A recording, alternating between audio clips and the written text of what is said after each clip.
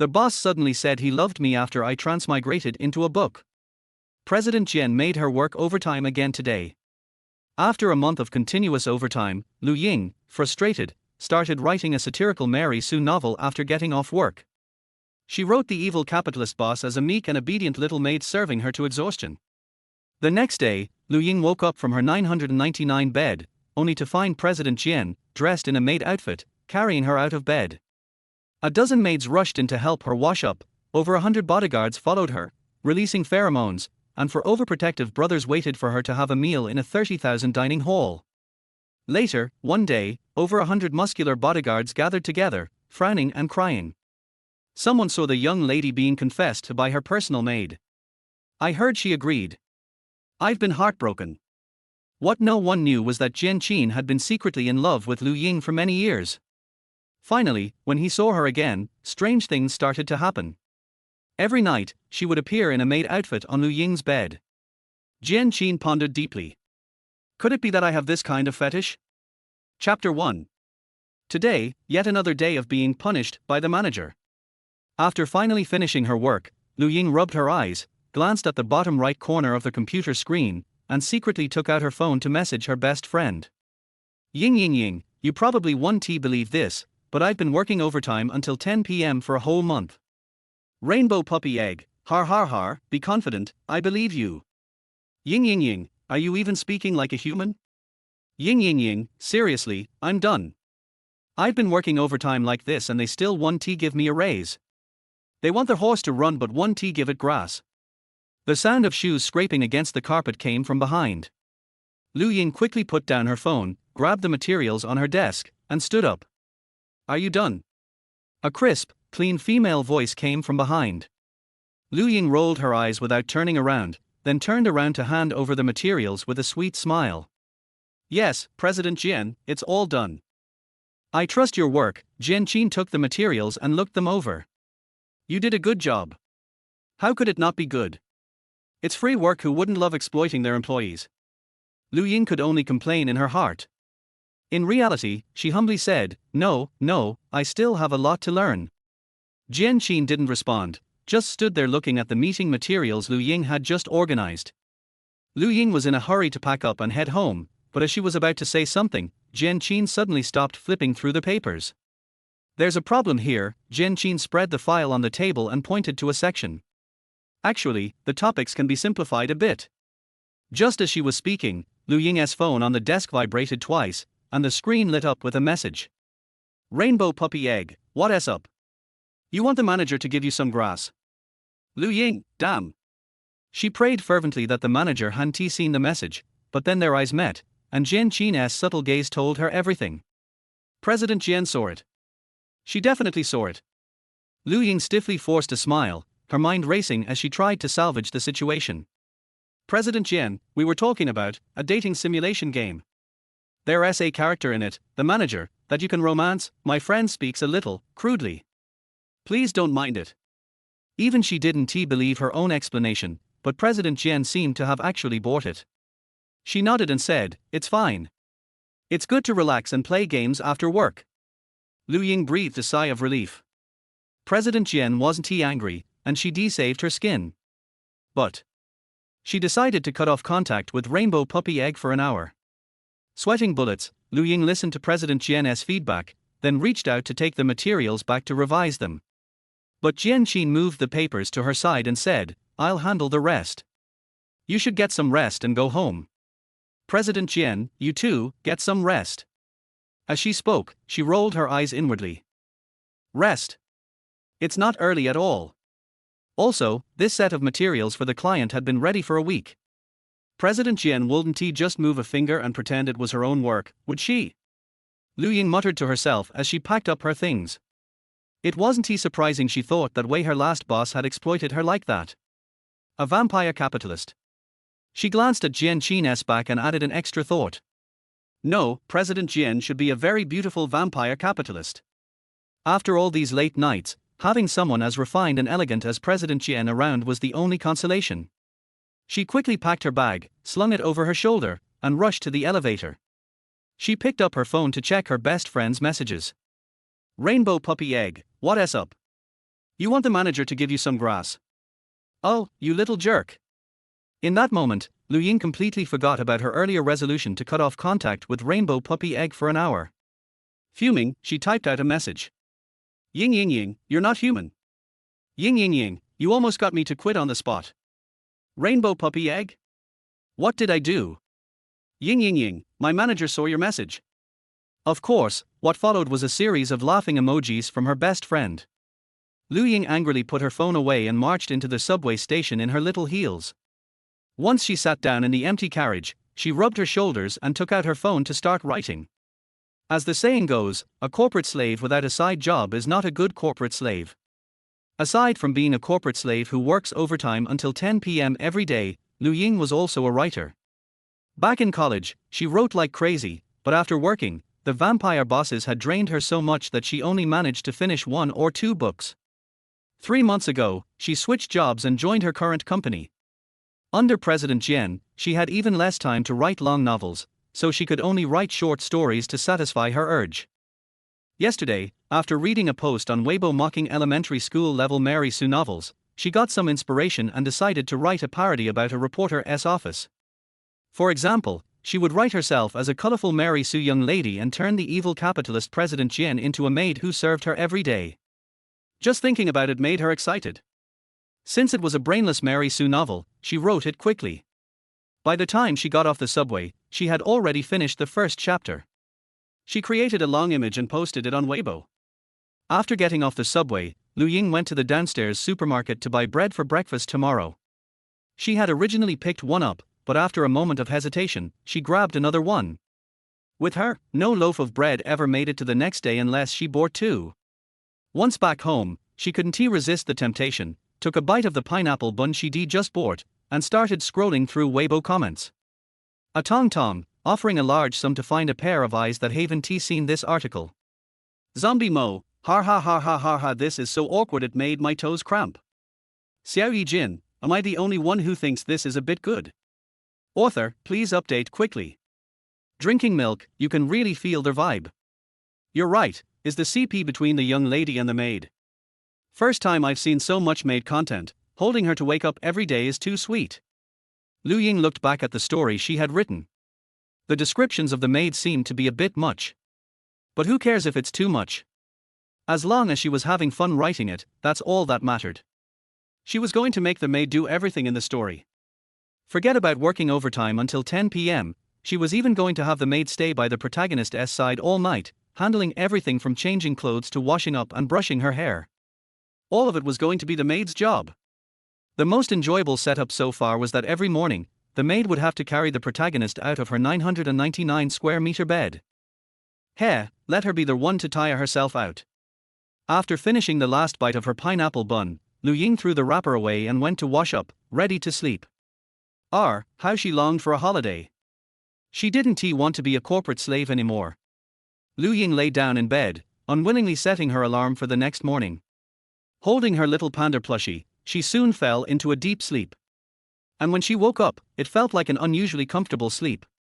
In the morning, soft sunlight streamed through the gap at the bottom of the curtains, casting a warm glow on the floor. She opened her eyes and saw a faint halo in the distance, feeling a bit disoriented. Why did it feel like the window was so far away from her? Not thinking too much about it, Ying rubbed her eyes, sat up in bed, and halfway through a yawn, a voice suddenly rang out beside her. Good morning, miss. Ying? Who's in my bed? The sleepiness was instantly scared away. She tried to hold back her yawn, but it got stuck in her throat. She hurriedly jumped out of bed, moving a few meters away before turning to look at the person. The room was dim, with no lights on. She wasn't sure if it was a hallucination, but she rubbed her eyes and looked again. No way. She understood the logic behind it. But why the heck was President Jian in her bed? And she was dressed so cute. The scene was so surreal, she opened her mouth, not even knowing how to ask. What was she supposed to ask? Why was President Jian wearing a maid outfit in her house? Just asking that made her think she might have lost her mind. How could President Jian be wearing a maid outfit? She was always in a blazer and skirt or pants, professional and straight-laced. She wouldn't be so out of character. Ying sat there stunned, too nervous to move. Without realizing it, she had grabbed the bedsheet. Wait a minute. She was 2 or 3 meters away from this person who looked like President Jian, but why was she still on the bed? This wasn't her usual 1.5-meter small bed, and the bedsheet felt smooth and soft, unlike the cotton sheets she had at home. Lu Ying was completely dumbfounded, and the person who looked like President Jian suddenly started moving toward her. A beautiful woman dressed in a black and white maid outfit had a face that seemed to scream, humiliated but enduring, as she spoke in slow, deliberate words, "Good morning, miss. I'm here to carry you out of bed." Lu Ying's expression went from dazed to shocked. Those lines sounded so damn familiar. The tone of the maid wasn't as gentle as she had written it, though. This was exactly the setup she wrote in her Mary Sue short story yesterday. So, did she somehow enter her own novel? And who was the person in front of her? Did President Jian also somehow enter the novel, or was it just someone who looked exactly like her? Is the power of character archetypes this strong? While she was still in shock, the maid-like figure who resembled President Jian was already reaching out to carry her. Lu Ying jumped in surprise, desperately waving her hands and shouting, "Sister, stop! Stop! Stop!" What was wrong with her yesterday? She had been so excited by this idea, but now she realized that having someone who looked like President Jian carry her like a princess was far from exciting, it was terrifying. She was running out of the bed, but she suddenly realized the bed beneath her was the 999 square meter bed she had described in her novel. Looking around, she saw that the bedroom was far bigger than she had imagined. Case solved. She had entered the world of her own story. This was really something else. But as the creator, she felt like she still had the upper hand. Lu Ying snapped out of her daze, quickly regained her composure, and shouted at the person in front of her, "Wait a minute."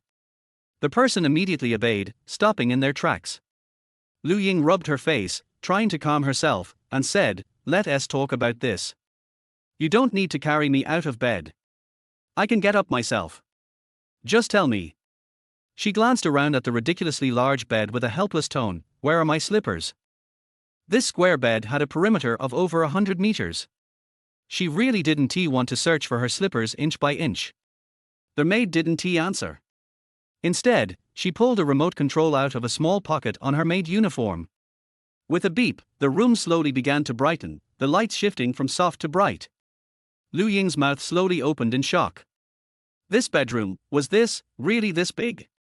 She was slightly nearsighted, so she couldn't make out things too far away, but she could tell that everything in the room was luxurious.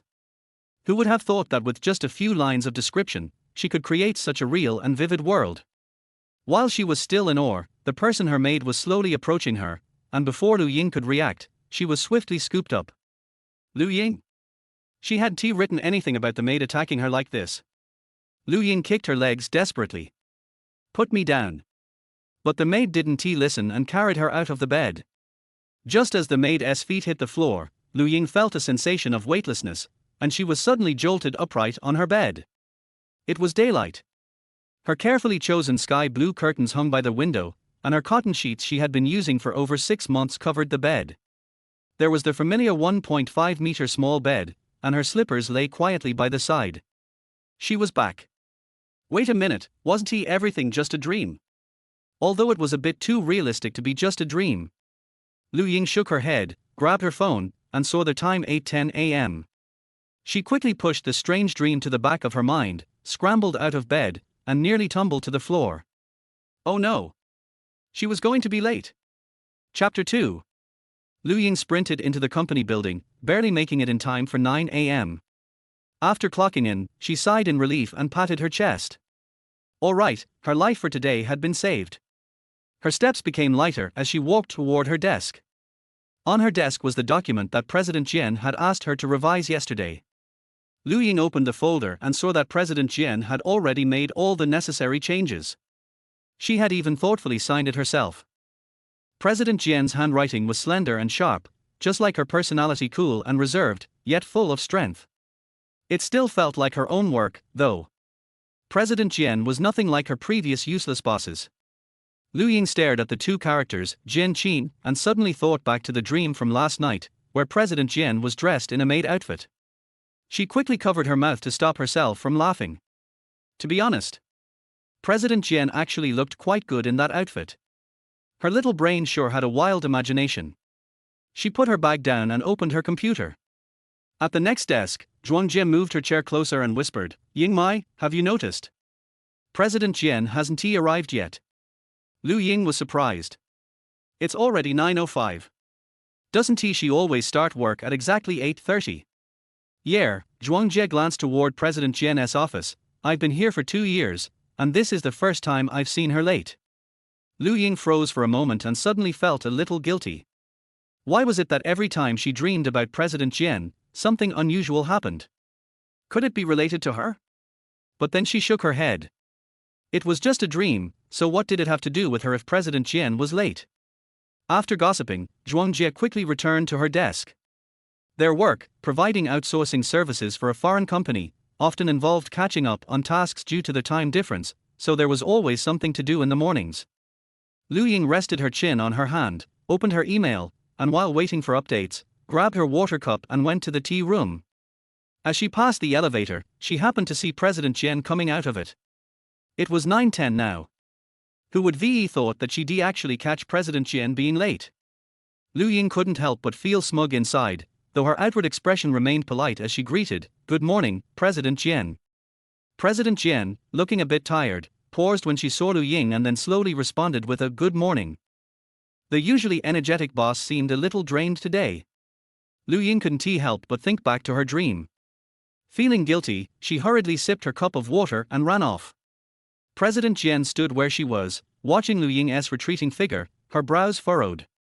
Could everything that happened yesterday really have just been a dream? Or was it? Seeing someone coming, President Jian quickly looked away and walked briskly into her office. Time at work passed quickly, as if the day had been fast-forwarded. Lu Ying felt like she hadn't done much, yet it was already time for lunch. Zhuang Jie shut her computer and waved her phone in front of Lu Ying. Ying Mai, I found a new Hyun restaurant that just opened. I heard their braised meat rice is amazing. Want to go try it? Sure, let us go. Lu Ying saved her files and grabbed her bag as she followed Zhuang Jie to the elevator, listening to her talk about the restaurant's signature dishes. Zhuang Jie's real name was Yu Linchuan. She was slightly chubby, kind-hearted, and easygoing. During her job interview, she had introduced herself by saying she was like a brick wherever there was a need, she would move there. Later, when they became friends, everyone started calling her Zhuang Jie. When Lu Ying joined the company, it was Zhuang Jie who guided her. At first, she took her out for lunch every day, always picking a different place, each one better than the last. As their friendship grew, Lu Ying started clinging to her, asking her to continue taking her to sample new foods. Having a friend like Zhuang Jie made lunch a worry-free affair. Lu Ying wasn't picky about food and always said yes to wherever Zhuang Jie wanted to take her, and Zhuang Jie loved taking her out to eat. The two food buddies, full of excitement about the new Hyun restaurant, got on the elevator, chatting and laughing. Suddenly, they heard a familiar voice behind them, wait a second. Lu Ying turned around, immediately pressed the button to open the elevator doors, and flashed a professional smile. Good afternoon, President Jian. President Jian walked into the elevator, observing the contrast between Lu Ying, who had just been talking enthusiastically about food with her friend, and her now stiff, polite demeanor. Her lashes fluttered, and she simply responded with a soft hum. Yu Linchuan also greeted President Jian, then showed Lu Ying a food photo on her phone. It looks so delicious. Lu Ying lowered her voice, pointing at the screen excitedly. I want this. Yeah, I heard the portions are big. We can pack some to take home and save it for you to eat later during overtime. Lu Ying wanted to say, can't you wish me some good luck, but considering the workload today, she probably would have to work overtime. Lu Ying, standing behind President Jian, gave her a helpless look. Just then, President Jian turned around and said, Lu Ying, you don't need to stay late at the office tonight. Come with me. I have something to take care of. Lu Ying's eyes widened in shock, and she froze for a moment. Why wait until she was about to enjoy a meal to tell her this? She felt completely deflated, now lacking the appetite for food. Great, overtime used to be at the office, but now she had to go out. Could it be some kind of drinking event? Lu Ying had chosen this job because it dealt with foreign clients, so there was no need for wine-drinking banquets. After all, it was her bottom line. She didn't immediately agree, but asked, President Jian, is it a drinking event? No. Well, that's a relief. Since she did have a beautiful woman accompanying her, she could go along with it. When the elevator reached the ground floor, Lu Ying, still thinking about the restaurant, quickly said, "President Jian, we'll go ahead," and then rushed off. Yu Linchuan was dragged along by her, and the two of them squeezed through the gate meant for single-file passage, earning a loud warning sound. Once outside, Yu Linchuan asked, "Why didn't you ask where we're going tonight?" Lu Ying grinned, "I'll think about the unhappy stuff after I'm full. Let us eat first." Yu Linchuan laughed along. A big reason she enjoyed being friends with Lu Ying was because of her optimism. Being around someone like her was like having a little sunshine by your side, making even the hardest obstacles seem like nothing. The braised meat rice was indeed delicious. Lu Ying stopped eating just before she felt like her stomach would burst and slowly gave Zhuangjie a thumbs up, making her laugh even harder. After lunch, Lu Ying returned to the office, rubbing her stomach as she worked on cases. Zhuangjie was a bit worried about her. Normally, Lu Ying only ate half a bowl of rice, but today she ate 2.5 bowls. She was probably really stuffed. Lu Ying secretly regretted it. It was like she wouldn't be able to eat it again. Why did she push herself to eat so much all at once? An hour later, the feeling of being too full still hadn't gone away, and her stomach seemed to be protesting. Hearing that black tea helped digestion, Lu Ying held her stomach and went to the tea room to make some tea. But when she arrived, she saw President Jian, who was there to grab a coffee. At her previous job, directors and managers always had assistants to do all the trivial tasks, but here, seeing President Jian handle everything herself made her feel much more grounded. "Good afternoon, President Jian," Lu Ying said, dropping a tea bag into her small Shiba Inu mug and going to fill it with hot water.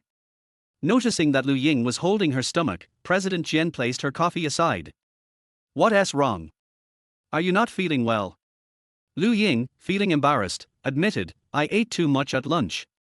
She saw President Jian pause for a moment, and Lu Ying herself felt a little embarrassed. She smiled awkwardly to ease the tension. President Jian hadn't expected that to be the reason for her discomfort. She hesitated for a second, then picked up her coffee and said, "Come to my office." Lu Ying stood there, holding her small cup in a daze. Wait, what?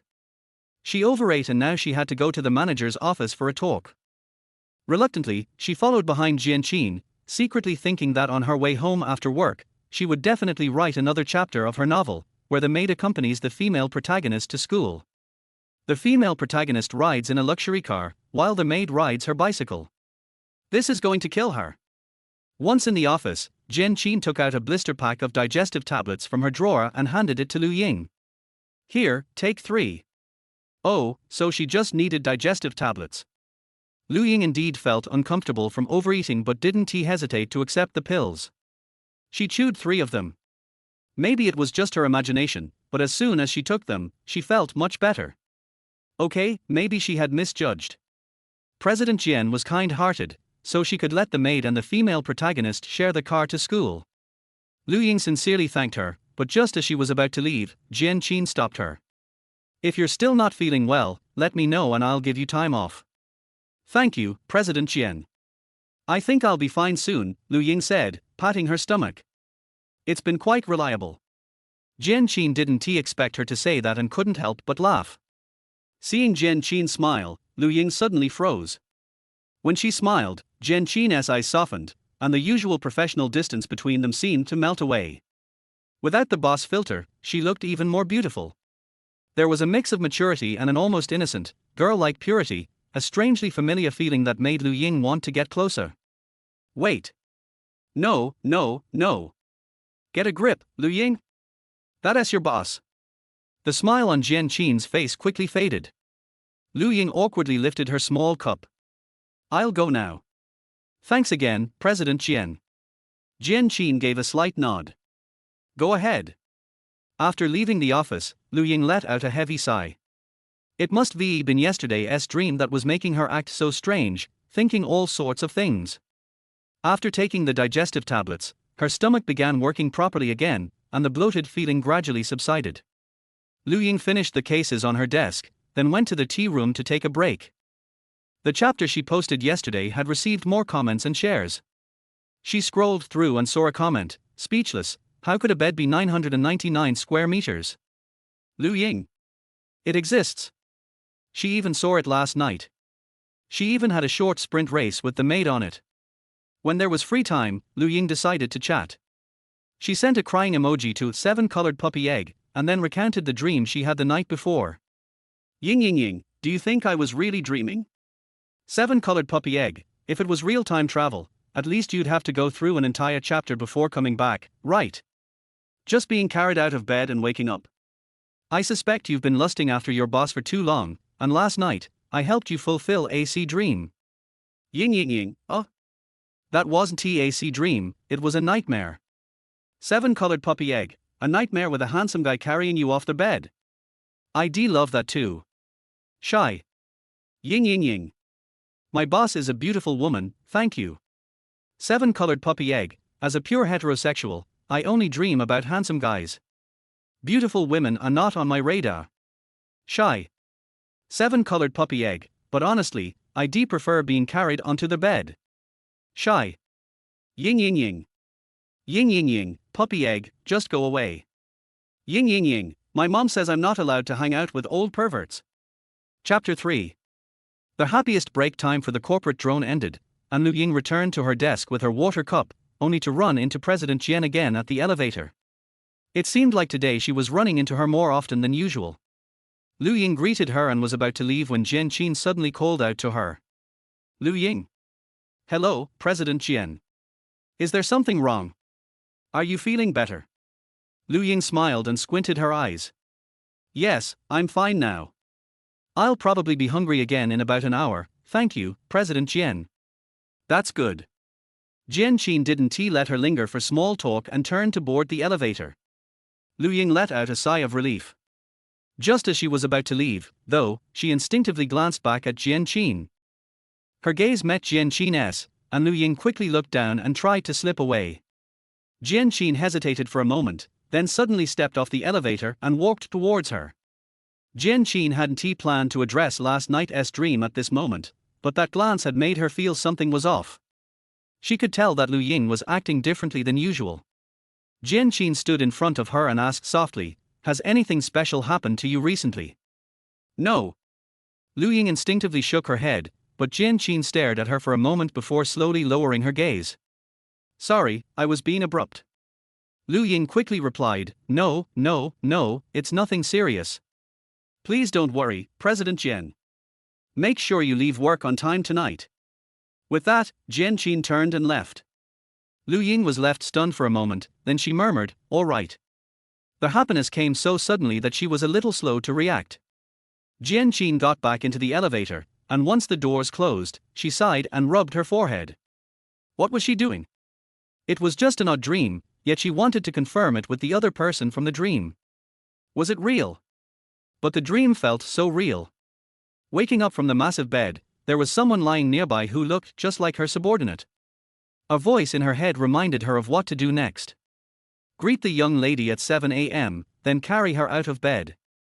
She had tried to disobey their voice, intending to wake the person up directly, but the moment she did, everything went black.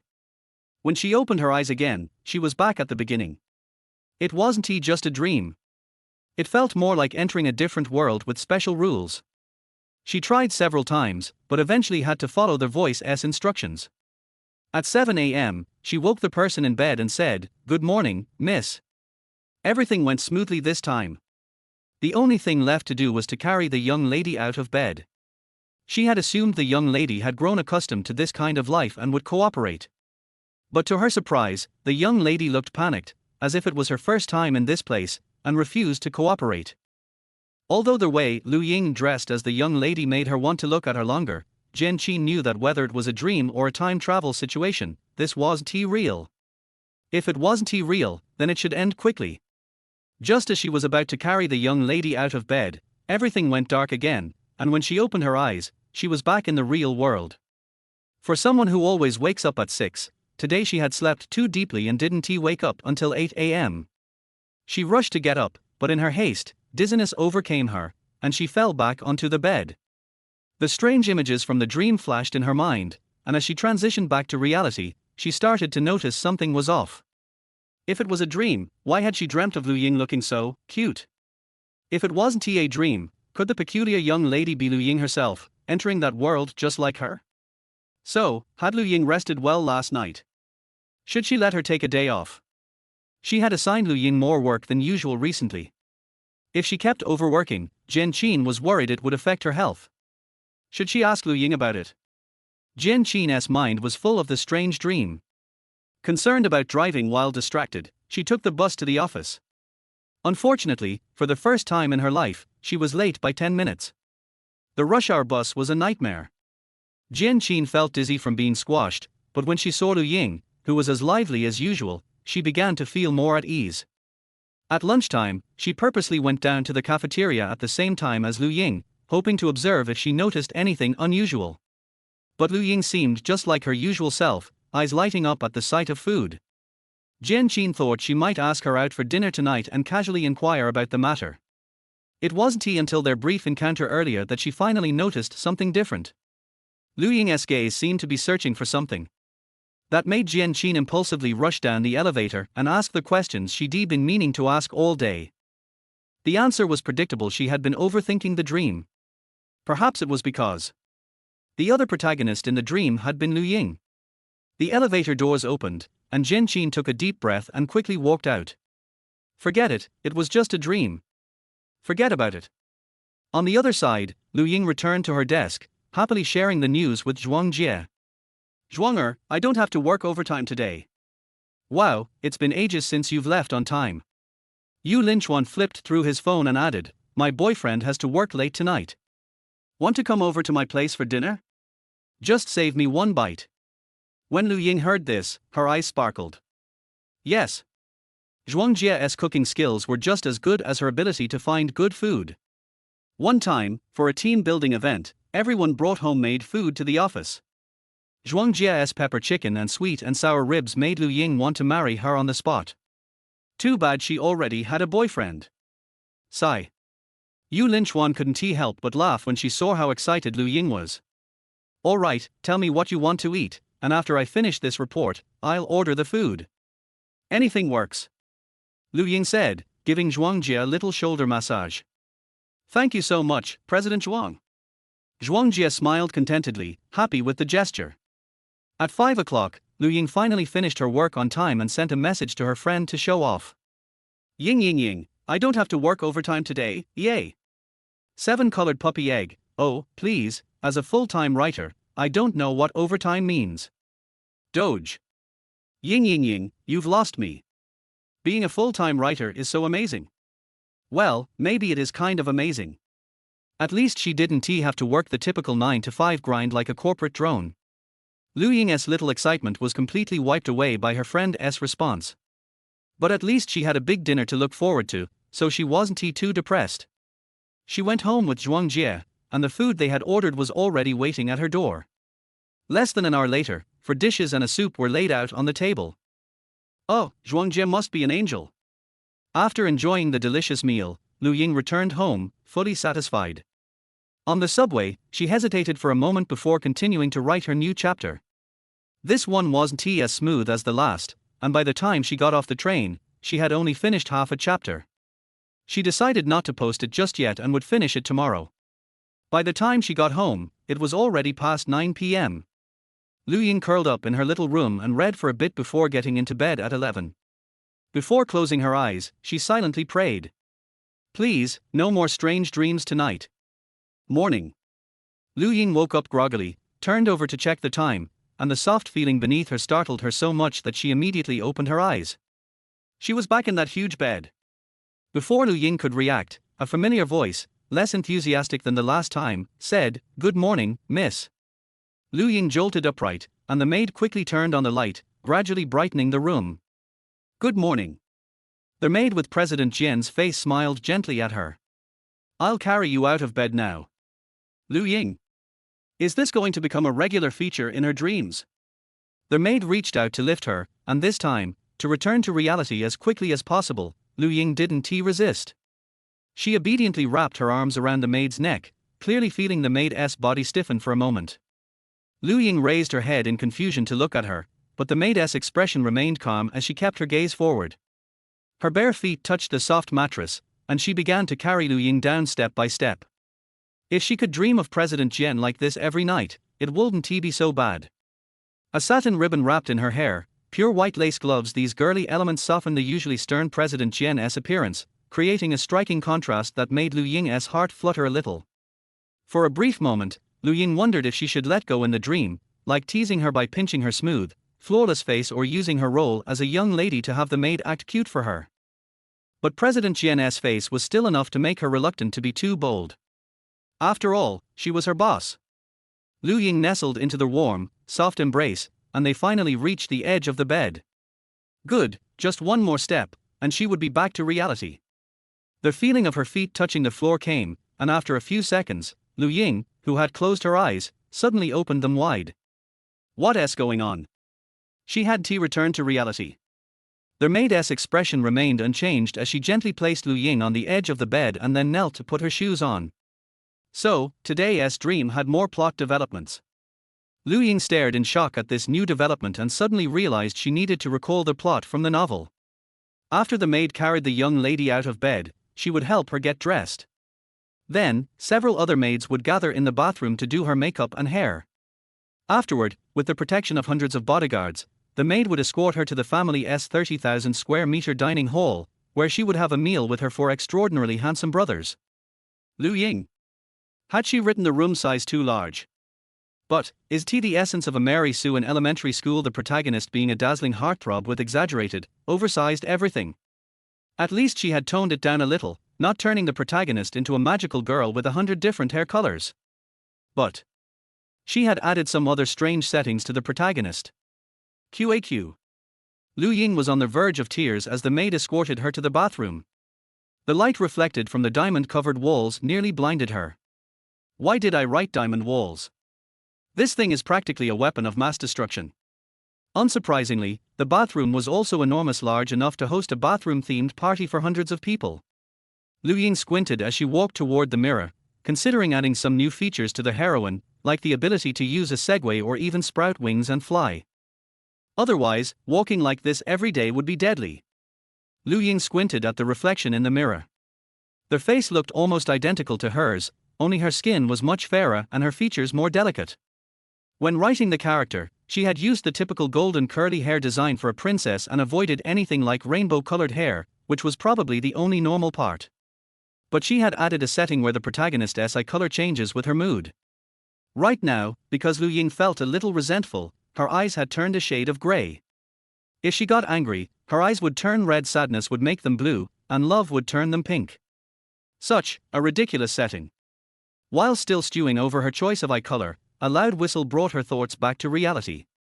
Accompanied by synchronized footsteps, the previously empty bathroom was suddenly filled with a dozen people. Lu Ying, remembering what she had written, nearly let out an "Oh my God."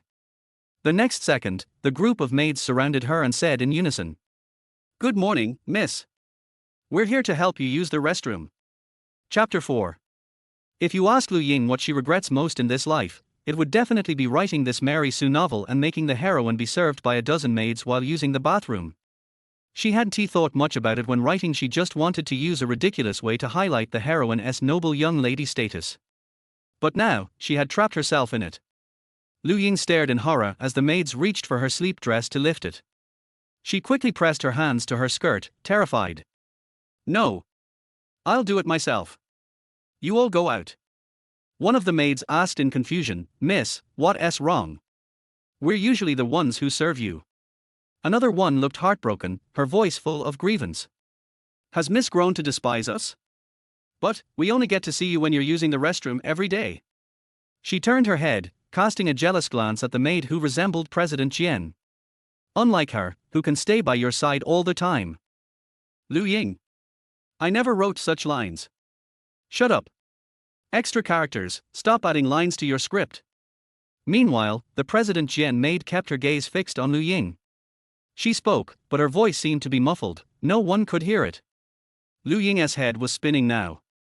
She really wanted to solve this physiological problem, but her dignity wouldn't allow so many people to watch her use the bathroom. Refusing to give up, she asked, "Do you really have to accompany me to the bathroom?" The maids replied in unison, "Yes, miss." She's committing sins. Lu Ying pressed her hands to her head, desperately thinking of a way to solve this problem.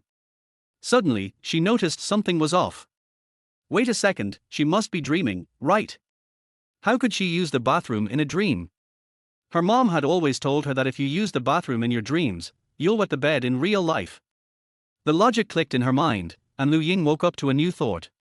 I suddenly don't need to use the bathroom anymore. You all go out. I'm going to wash up. The maid who had just added extra lines to her role clutched her heart, looking even more heartbroken. Miss, are you not going to leave us even this tiny bit of happiness? I told you, extra characters, stop adding lines. Besides, how is watching someone use the bathroom considered happiness? A dozen maids reluctantly turned around, glancing back with sadness as they left. Lu Ying sighed in relief and turned around to see President Jian still standing there. Why aren't you leaving? Lu Ying asked. I still need to help Miss with her washing up. The maid version of President Jian lowered her eyebrows, her face seemingly holding a smile. Lu Ying covered her face, thinking, well, serving for washing up is better than watching her use the bathroom. The maid, President Jian, took out a controller from her pocket and pressed a button. In front of the large sink, a throne-like luxurious chair rose.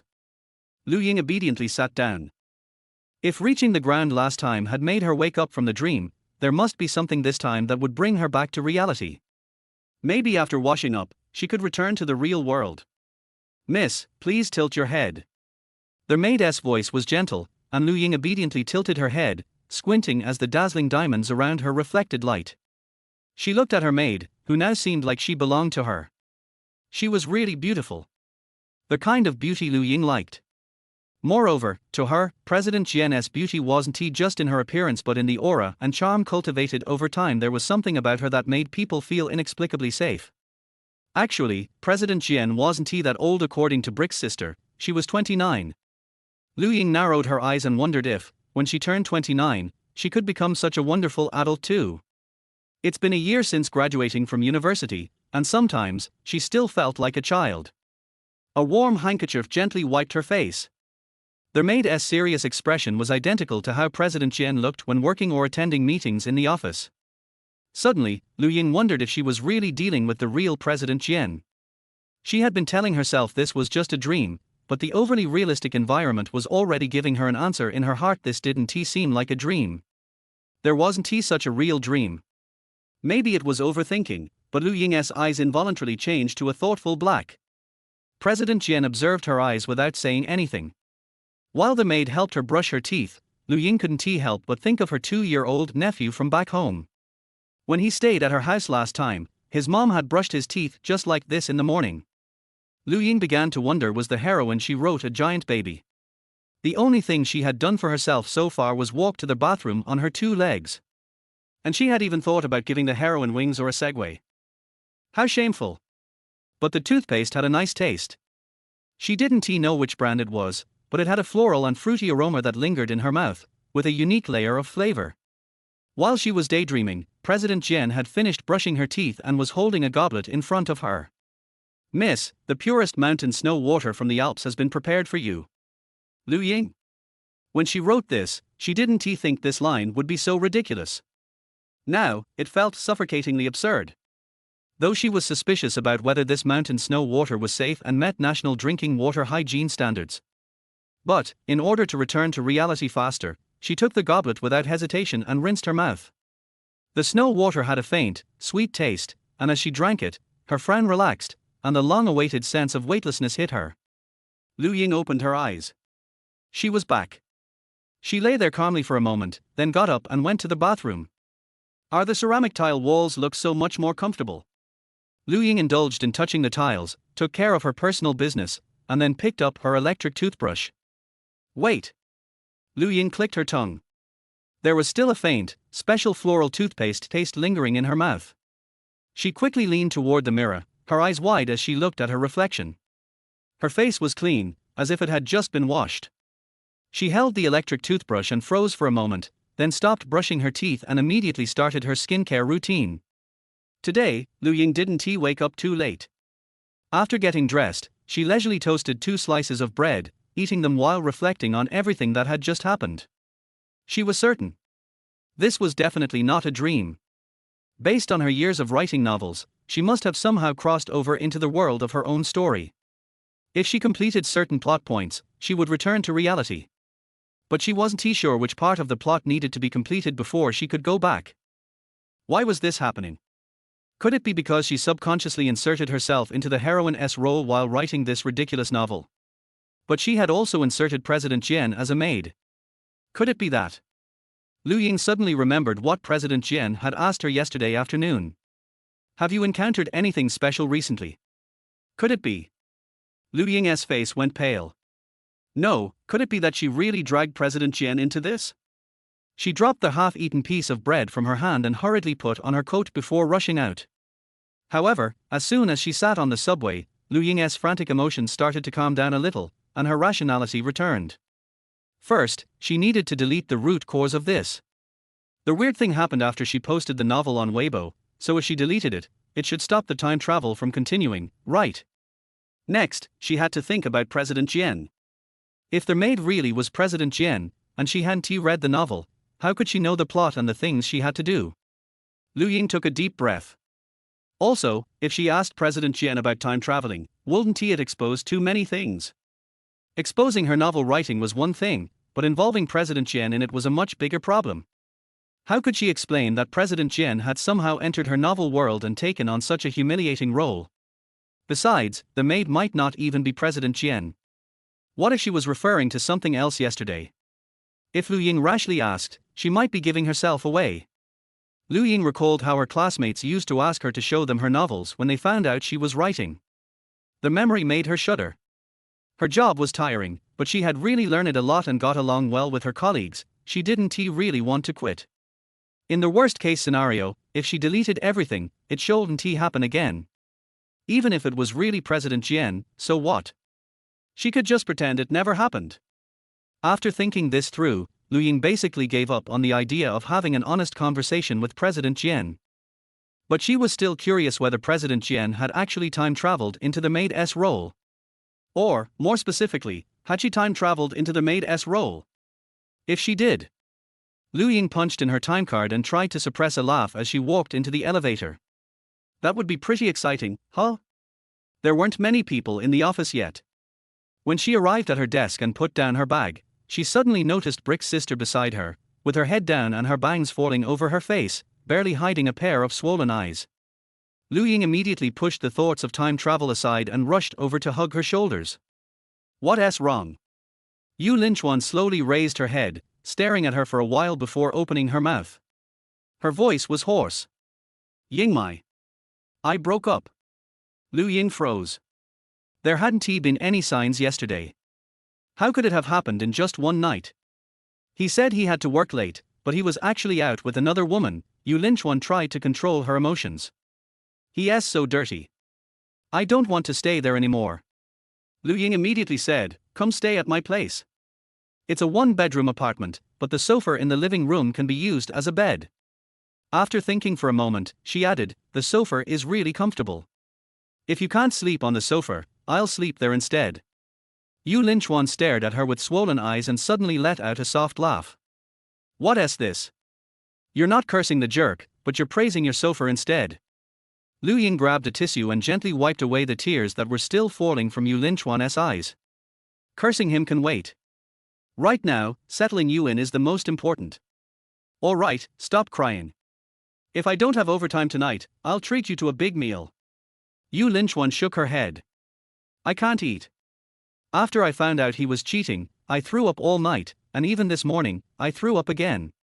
The topic of vomiting was a sensitive one, and Lu Ying hesitated, unsure how to respond. Yu Linchuan, sensing her discomfort, said, it's not what you think. I just finished my period the day before yesterday. Well, there's still pregnancy-related bleeding. Lu Ying muttered under her breath. Yu Linchuan knocked her lightly on the head. Can't you hope for something better for me? I'm sorry. Let's just have something light today. Have you packed your things? Seeing how Lu Ying was pretending to be meek while covering her head, Yu Linchuan wiped her eyes and laughed. I've packed, I even brought everything to the office. I was planning to just stay in a hotel for a couple of days, but thankfully, you're taking me in. Lu Ying raised her fist. Okay, then you'll stay at my place, and tonight, I'll help you curse out that jerk. Just then, the office door opened. Lu Ying patted Yu Linchuan on the shoulder. All right, no more crying. If it really gets too much, take a day off and rest at my place. I'll help you with work. Yu Linchuan shook her head. It's fine, I can handle it. Before Lu Ying could say anything else, a voice came from behind them. What happened to Linchuan? Do you need to take a leave? It was President Jian. Yu Linchuan forced a smile, her eyes still red. It's nothing, just broke up with a jerk. It's fine, President Jian, no need to take a leave. President Jian still looked a bit concerned. Do you want to come to my office and talk about it? Yu Linchuan politely declined, and Lu Ying, caught in the middle, instinctively shrank back and tried to lower her presence. How should she put it? She still felt a little guilty when facing President Jian. However, her efforts were all in vain.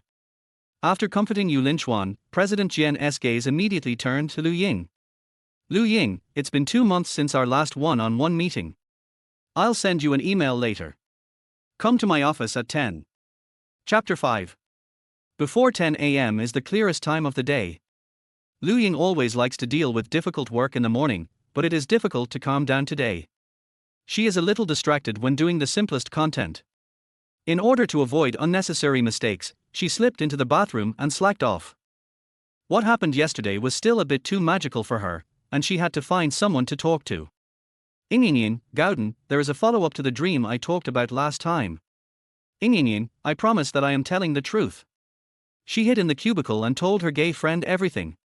Soon, her gay friend sent a long string of question marks. Colorful puppy egg, what the hell? Colorful puppy egg, you are still wearing? Did you look in the mirror? Ying, you look similar to me, but a little whiter and with a different hairstyle. Colorful puppy egg. I decided to go and read your article. Ying, QAQ, it has been deleted. I was afraid that I would be transported through time again today, so I deleted the article immediately. Colorful puppy egg, are you sure that deleting it can prevent the time travel from happening? Ying, I'm not sure, but I can't think of any other way. Colorful puppy egg, that's right, I can only do this first. Then do you want to ask your boss? Ying, I'm definitely curious about this kind of thing. But it's unrealistic to really ask, I still want to continue working and making money. Colorful puppy egg, yes, you've had it hard. Ying, this story tells us that when writing novels, we should not take ourselves or people around us as prototypes. Colorful puppy egg, you're kidding, I've put myself in the heroine of every sweet pet novel, and I haven't traveled through time yet. Ying, meow? Do you accept the time travel so quickly? Are you looking forward to it? Colorful puppy egg, of course. And you have strengthened my determination to continue to put myself in the heroine of the next novel. The prototype of the hero will be Li Zian, he tilde. Ying. Okay, you are worthy of being her gay friend. However, after talking with Gauden, her panic about the unknown did dissipate a lot. What's left now is mostly the nervousness of the 1:1 meeting with President Jian. With 10 minutes left before 10 o'clock, Lu Ying went to the bathroom again. After coming back, Sister Zhuan said with disdain, it's just a 1:1 meeting with the manager. You went to the bathroom 3 times in an hour. Lu Ying wanted to cry but had no tears. You don't understand. I'm too nervous. I didn't see you so nervous last time in the 1:1 meeting. Yu Linchuan raised his eyebrows and looked at her. You look like you've done something wrong. What's wrong? Did you embezzle? Lu Ying rolled her eyes at her. Can we embezzle in this job? What? Snacks in the tea room. Yu Linchuan laughed. Indeed, we can only embezzle snacks. Time was getting closer and closer, and Lu Ying was extremely nervous, afraid that President Jian would ask something and expose her. 9:58, Lu Ying finally raised her but reluctantly, took a deep breath, and headed for President Jian's office. Can't let it out. Must not let it out. Calming herself, she knocked on the door and entered the office. President Jian was answering a transatlantic call and signaled her to sit down first with her eyes. Lu Ying sat down on the other side of her desk, not daring to look at President Jian. She lowered her eyes and stared at the abstract metal ornaments on the table. President Jian's voice was very nice, clean and clear, like a spring, but not as gentle as running water, more crisp, spring water. Every word can knock on Lu Ying's heart. Her spoken English is really good. Lu Ying sat and listened for a while, feeling like she was listening to English listening. It was still the level 6 English listening test where she could only understand the key words. Finally hearing the word bye, Lu Ying sat up immediately. Jian put down his phone, looked at the girl who had been staring at the metal ornaments since entering the door, and said helplessly, "Lu Ying, you don't have to be so nervous, let's chat casually, and by the way, tell you a good news." Lu Ying stretched her neck. I'm not nervous." Jian's eyes also fell on the metal ornaments. She was a little confused. "Is this thing so beautiful?" Jian coughed lightly and returned to the topic. "Okay, sorry for the sudden call from the headquarters just now. I kept you waiting for a long time. So let's start now." "Yeah. As before, first talk about whether you have encountered any problems in your work or life recently. It's just a conversation between the two of us. Don't worry about it." Lu Ying's two paws blocked by the desk have been tangled into a ball. She is naturally relieved about President Jian. In the few months since she joined the company, although she often complained about her making her work overtime, she has been convinced of President Jian's work ability in her heart and has a good degree of trust. It's just that she really can't say this. Lu Ying's eyes moved to Mr. Jian's face and she shook her head slowly. "No problem." Jian didn't expect her to say anything, but she was still a little disappointed when she heard this. Yesterday, in that strange world, she couldn't help asking, "Are you Lu Ying?" but it was as if it was muted and no one heard it. She knew clearly that she was talking, but even she couldn't hear the voice. Talking about topics related to reality will be muted, which was her new discovery yesterday. After 2 days, Jian felt that this was a bit like the game she played when she was in school, constantly completing tasks and advancing the plot. The eldest lady who looked very much like Lu Ying was probably just an NPC who made her tasks difficult. However, the plot of the tasks that had been completed before would become simple the next day. For example, she had to work hard to carry the lady off the bed last time, but this time she could carry her directly. But why did this NPC look like Lu Ying? Jian felt a little guilty for some reason. Retracting her thoughts, she put on a professional smile and said, "Okay, let's get straight to the point. This year's salary increase has just been allocated. Based on your excellent performance during this period, the managers and directors are very optimistic about your future development and have decided to increase your salary by 8%. The salary increase came unexpectedly, and Lu Ying's eyes lit up. She suppressed her inner excitement. "Thank you, President Jian. 2 days ago, she said that President Jian would not give her horse grass, but now he has given it to her. For the sake of grass, she can continue to work overtime. You should thank yourself.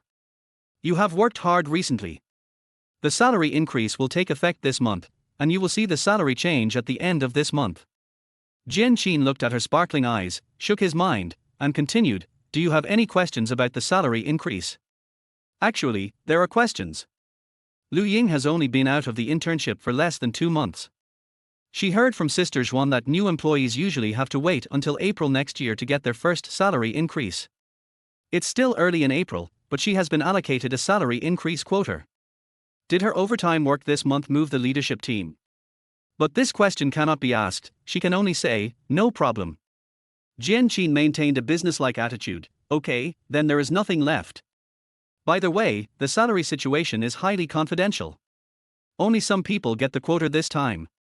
Don't cause unnecessary trouble." Lu Ying said obediently, "I know, thank you for reminding me, Mr. Jian." The 1:1 with the manager was easier than she thought. Lu Ying quickly left the office.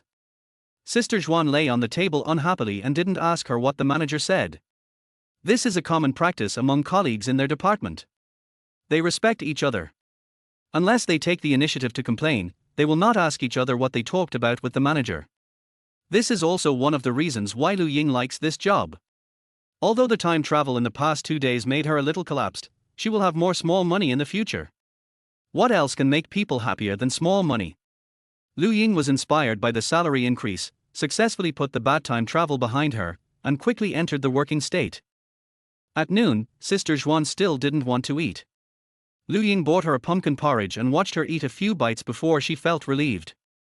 The workload today was not heavy, and Lu Ying was on guard against what new tasks Mr. Jian would suddenly assign her in the afternoon, and she was on guard until the end of the day. After working overtime for a month, Lu Ying suddenly stopped working overtime for 2 consecutive days. She was a little uncomfortable, and felt a little sorry for the new food from above. She was probably a workaholic. Lu Ying complained about herself while taking Sister Jian home, and bought some vegetables at the small supermarket downstairs. After settling Sister Jian down, Lu Ying went to make a quick and simple boiled lettuce and egg soup, and steamed 2 baskets of shrimp dumplings. Sister Jian ate a lot of food and was very considerate. When she was about to wash the dishes, Lu Ying stopped her and said, "Don't bother. I'll wash them. Hang up your clothes first.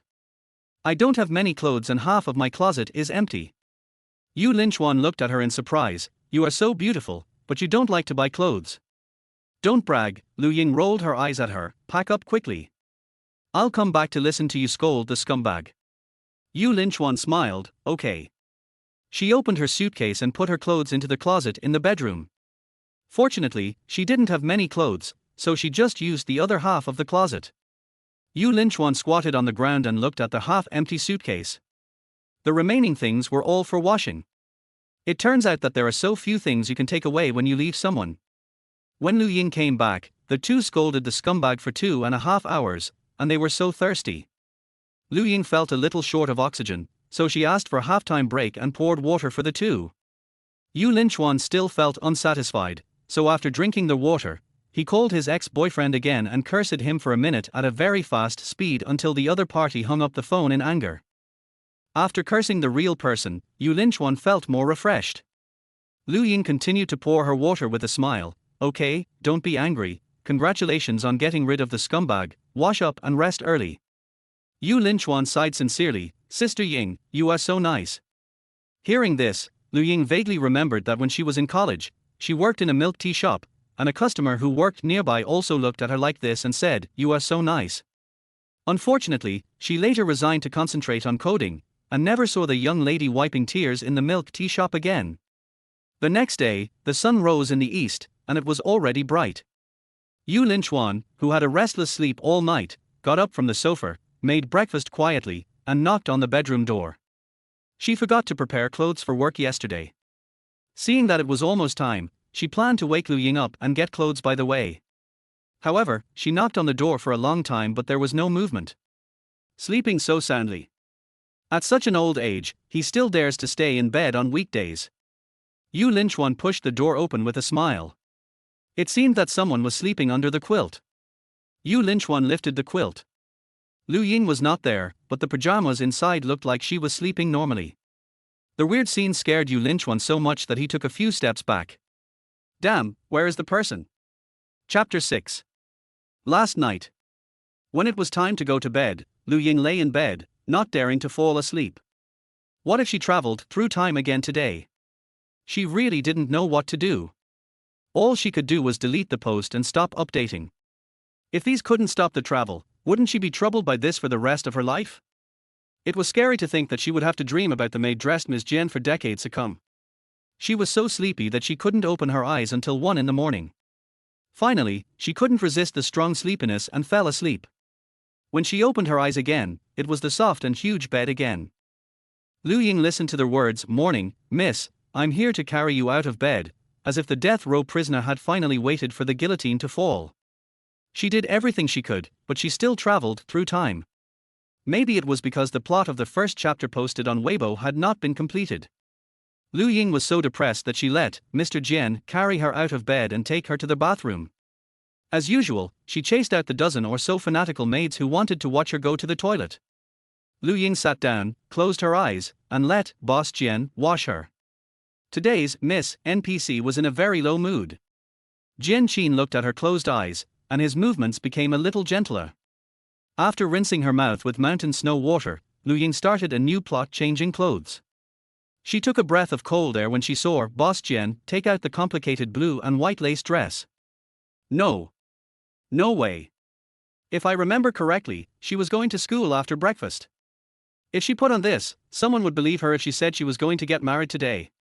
More importantly, she could never do it alone if she wanted to change into this dress. Lu Ying subconsciously covered her chest, with resistance written all over her face. Jian Qin looked at her expression and understood this was a dilemma from the NPC. She was used to the difficulty of the new task, and said softly, "Miss, is there any problem?" Knowing that she might not be able to refuse this exaggerated dress, Lu Ying still asked, "Can I not wear this one? Is there a casual, loose one? Sports-themed ones are also fine." Jian Qin smiled and said, "Miss, your outfit this week was decided by the housekeeper last week, and you can't change it at will." Lu Ying struggled to death. "Can't I play freely for once?" In order to complete the task and return to reality as soon as possible, Jian Qin tactfully refused. "Miss, there are only 25 minutes left before breakfast time, would better hurry up." A mere character in a novel dared to disobey the author's order.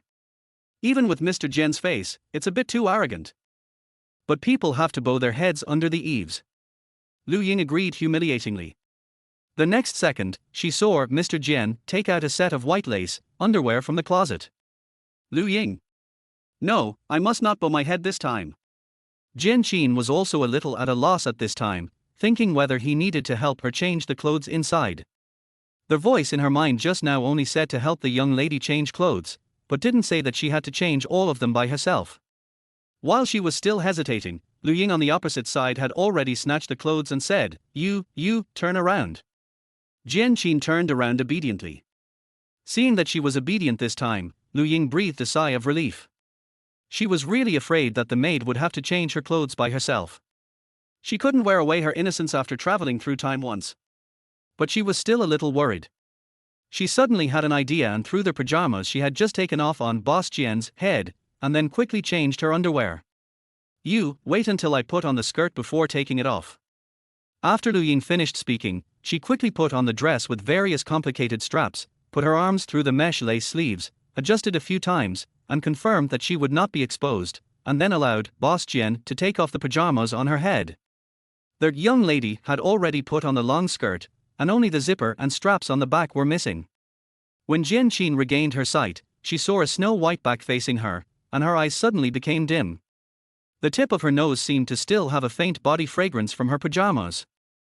Jian Qin thought of one day when she worked overtime. Lu Ying was probably too sleepy and fell asleep on the table. She walked over to ask her to go home and sleep, but somehow she approached quietly and looked at her sleeping face.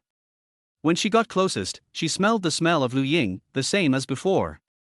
Is it really not the same person? Jian Qin's heart beat very fast. This young lady may not know that when people lose their vision, their other senses will be more sensitive. For example, her smell, such as the rustling sound. Jian Qin took a deep breath and threw the bad idea behind her. The method of wearing a dress has been loaded in her mind. She lowered her eyes and quickly dressed the young lady. Successfully keeping her innocence, Lu Ying breathed a sigh of relief. At the same time, she began to believe that this maid could never be President Jian himself. After all, there are no system prompts in this world. How could President Jian know what to do at each step of the plot?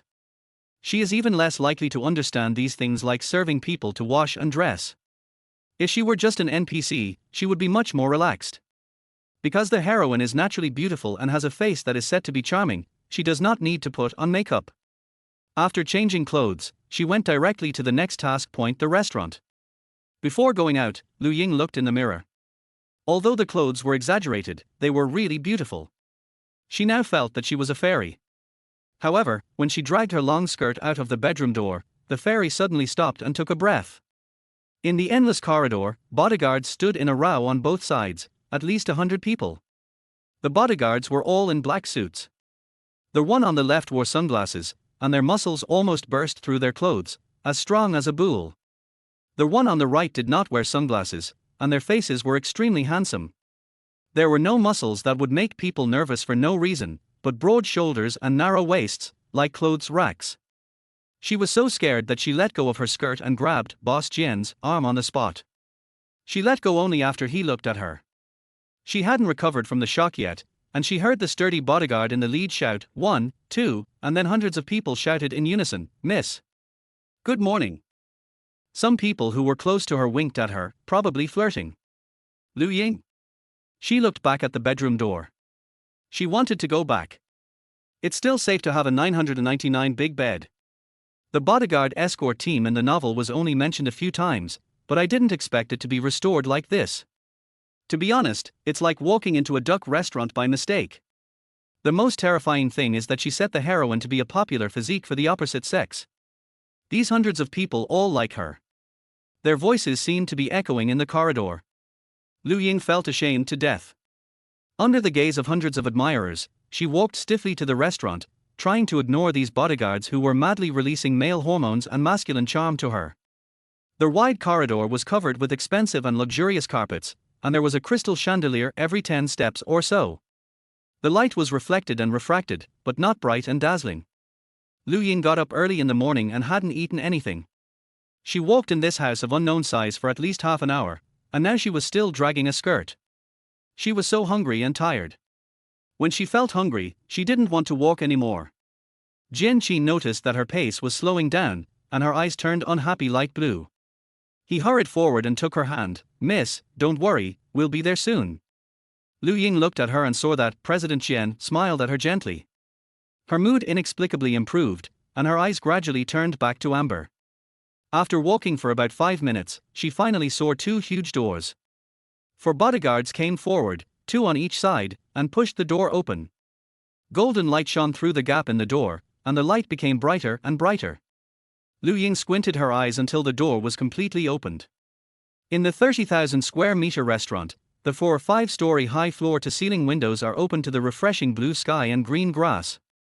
The room is full of sunshine, and there is a long table in the middle, which is roughly estimated to be 200 meters long, but it doesn't seem big in such a room. Lu Ying looked at the seats that were dozens of meters apart. When she wrote about the restaurant, she set it up that this family was allergic to their own family members when eating. Right. Good guy, it's unreasonable not to equip everyone with a walkie-talkie when having a meal here, and it would be better to equip a telescope for a myopic patient like her. She almost laughed out loud when she imagined the scene of using the walkie-talkie while eating. Their President Jian, next to her, took out the headset from his pocket and gently put it on her. "Miss, you can sit down and communicate with the young masters." Lu Ying. It really exists. However, she had never written this plot.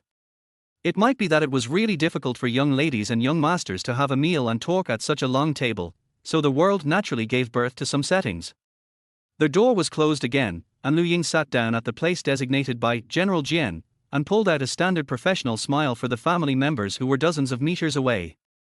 Sitting around the table were her 4 brothers who were extremely handsome and her parents who were said to be young and beautiful.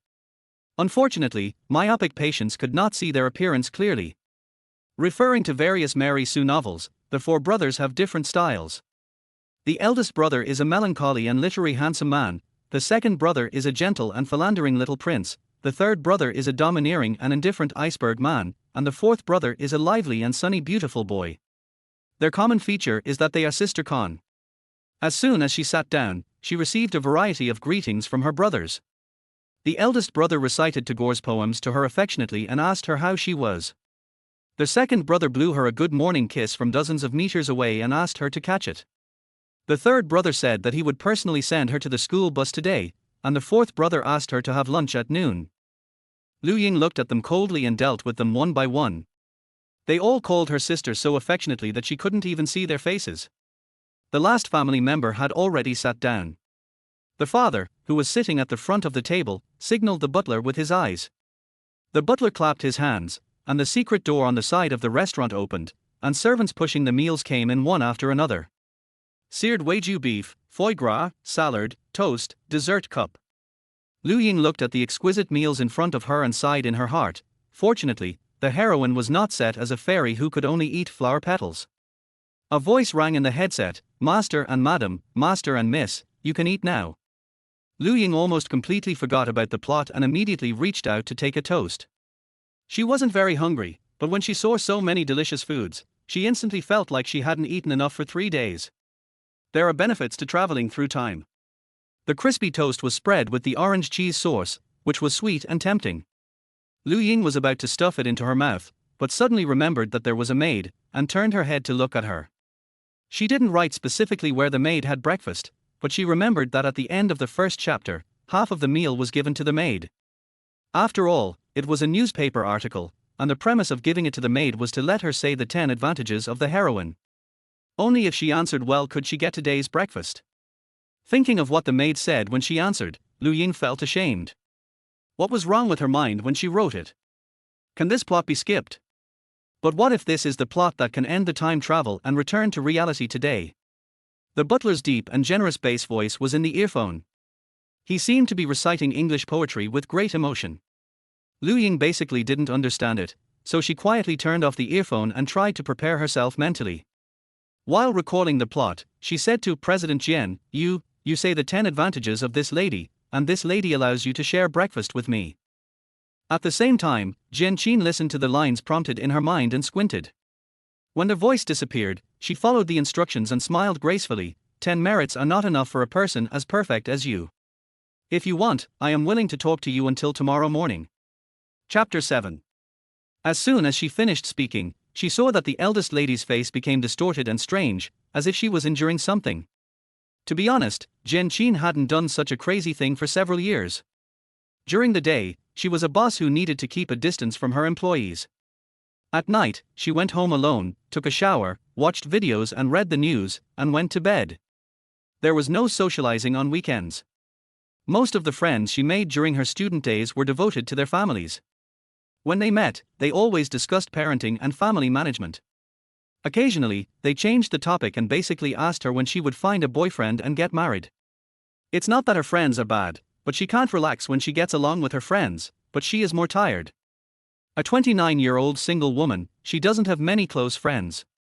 Except in the company, she hardly talks in her private time. She doesn't hate this kind of life, but she feels lonely occasionally. And now, she has traveled to a wonderful world. In this world, she is doing things she can't do and saying things she can't say. On the first day of the journey, she was instinctively nervous and terrified about unknown things. Now it's the third day, and she actually feels a long-lost sense of ease in this world. No need to think about employees and difficult work all the time, no need to live a monotonous life after get off work, everything she does is novel and interesting. When she finished speaking, the eldest lady handed her the toast. The moment the bread came into her hand, a familiar feeling of dizziness came over her. Lu Ying opened her eyes. She lay quietly for 2 seconds, then covered her head with the quilt in pain. She was so angry, so many delicious foods, but she didn't eat a single bite. It was okay that she couldn't eat the delicious food in her dreams before, but she couldn't eat it after traveling through time.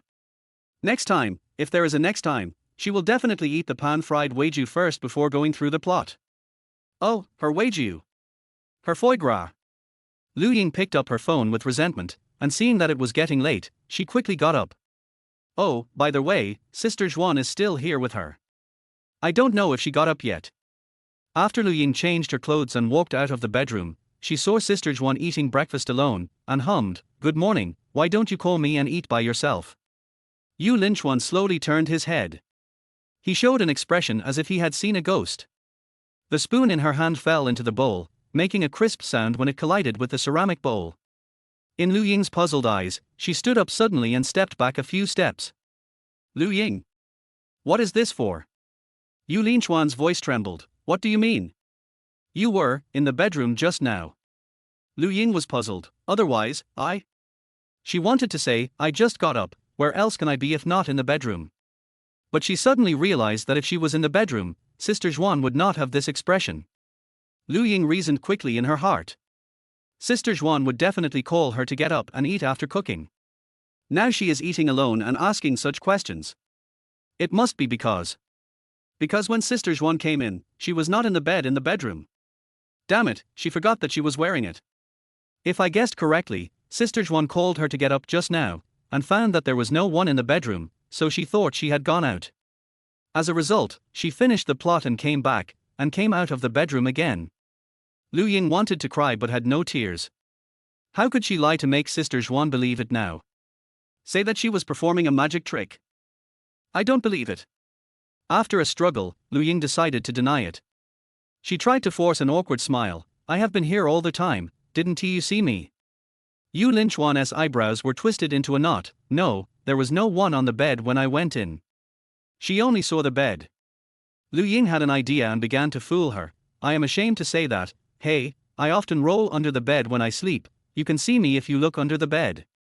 Yu Linchuan believed it a little, but still felt strange. You roll under the bed when you sleep, why do you leave your pajamas on the bed? Lu Ying. I was careless. I didn't expect that I still wore it naked. Lied to the end, she immediately pretended to be shy. Sleeping naked is good for your health. You lynch one. Sleeping naked on the ground. Sister Ying's sleeping habits are a bit beyond her cognition. Looking at her expression, she should have believed her lies. Lu Ying breathed a sigh of relief and walked to the dining table to take a look. Clear porridge, side dishes and 2 eggs. Although it is not as good as the Weiju foie gras dessert bowl just now, this is what she can really fill her stomach now. Lu Ying has already washed up over there. After going to the bathroom to solve personal problems, she pretended to make some washing sounds and took out the skin care products. After having dinner with Sister Jian, the two took the subway to work together. Yu Linchuan was still thinking about what happened in the morning and said, "Your sleeping habits are terrible. I am scared to death." Lu Ying laughed dryly twice. "It is quite terrible. I don't know if she can travel through time only when she sleeps at night, or when she takes a nap during the day. Fortunately, she didn't have the habit of taking a nap, otherwise she would lie down on the table these 2 days, and only one set of clothes would be left after a while, which would probably alarm the whole company." Thinking of this, Lu Ying tried to cheer up. In the future, she would not sleep in the company even if she was sleepy or tired. The subway was so crowded that a seat finally appeared next to her. Lu Ying immediately held Sister Jian down and sat down. She cried yesterday, and her head was still dizzy today. It would be better to rest more. Sister Jian's head drooped not long after she sat down. Lu Ying stared at the top of her head for a while, and silently added a rule in her mind: you can't sleep on the subway. If she couldn't help falling asleep, she had thought about the follow-up. In the crowded subway, there was suddenly a space, and there were clothes with body temperature on the ground.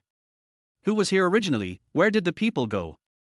Why did a living person disappear out of thin air? Please watch Approaching Science. It was her first time on TV in her life. It was really great.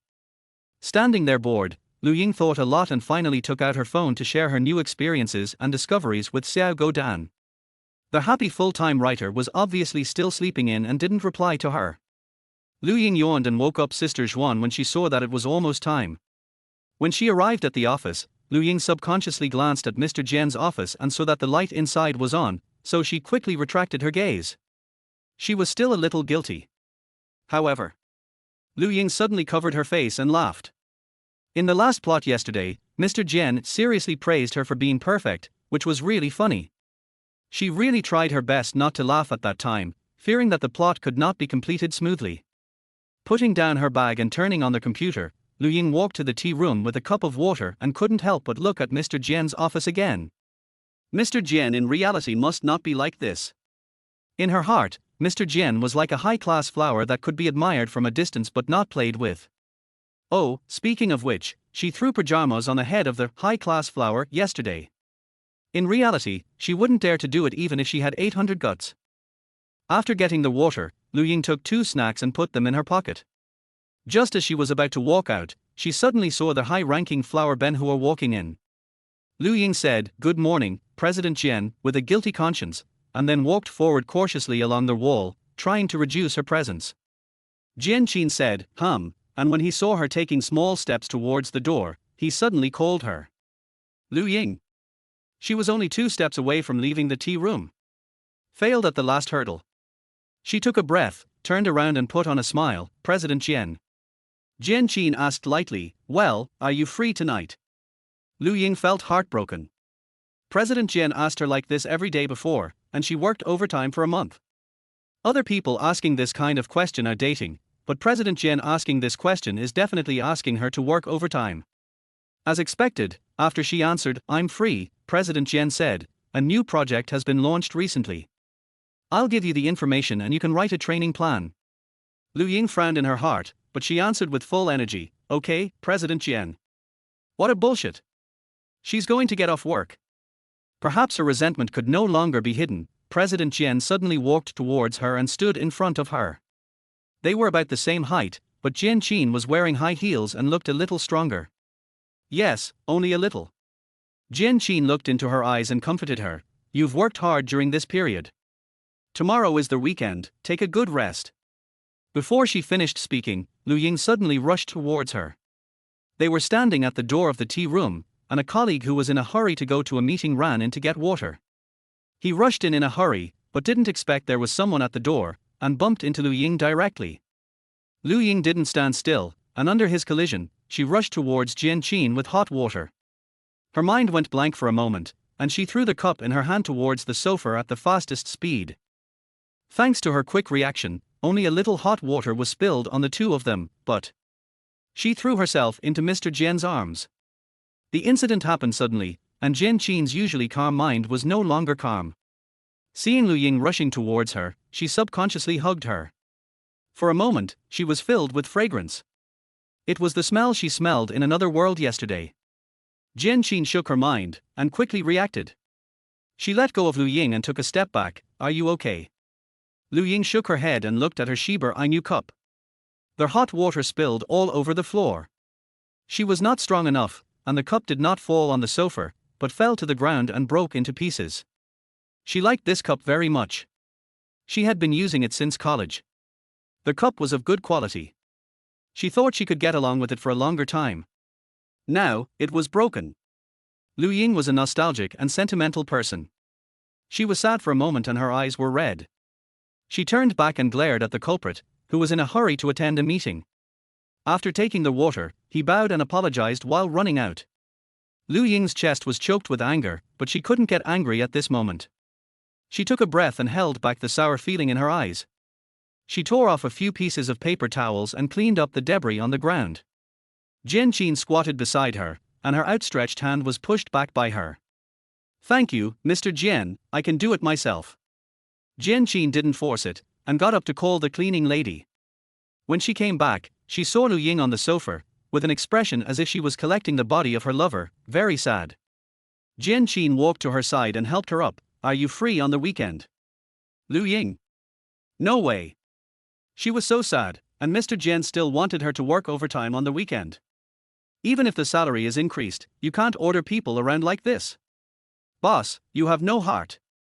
Boss, you are not a human.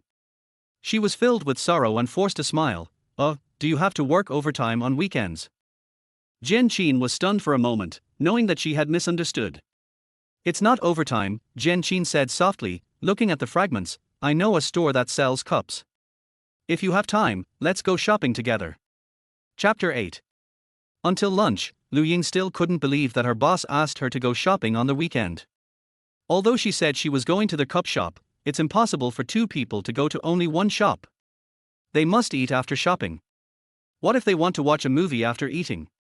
Her plot arrangement seems a bit wrong.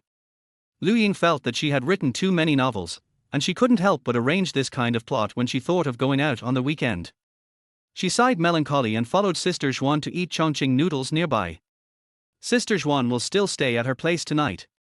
She has already found a house online. Tomorrow, Saturday, she can go to see the house with the agent.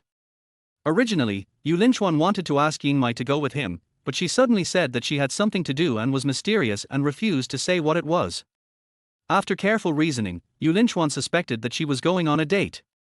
And Ying was afraid that she would be unhappy if she mentioned such a thing, so she kept it secret. But in fact, Lu Ying just felt that going shopping with her boss on the weekend was too scary and she didn't want to tell anyone at all. When Mr. Jian invited her, she wanted to refuse, but she couldn't say it when she saw Mr. Jian's sincere eyes. The 3 recent time travel trips made her feel closer to Mr. Jian, as if the person in the other world was really Mr. Jian. Although she knew that this kind of closeness shouldn't happen. But she was a sentimental person who couldn't control herself at all. That night, before going to bed, Lu Ying told Sister Zhuan that she would sleep in on the weekend, and then secretly locked the door. That kind of thing this morning couldn't happen again. If she unfortunately traveled through time again, Sister Zhuan would go under the bed to find her and find that she was not there, and she couldn't find a new reason to lie. However, the first chapter she posted on Weibo has already been completed. Will she travel through time again? What plot will she go through when she travels through time? Will she have to play the first chapter again?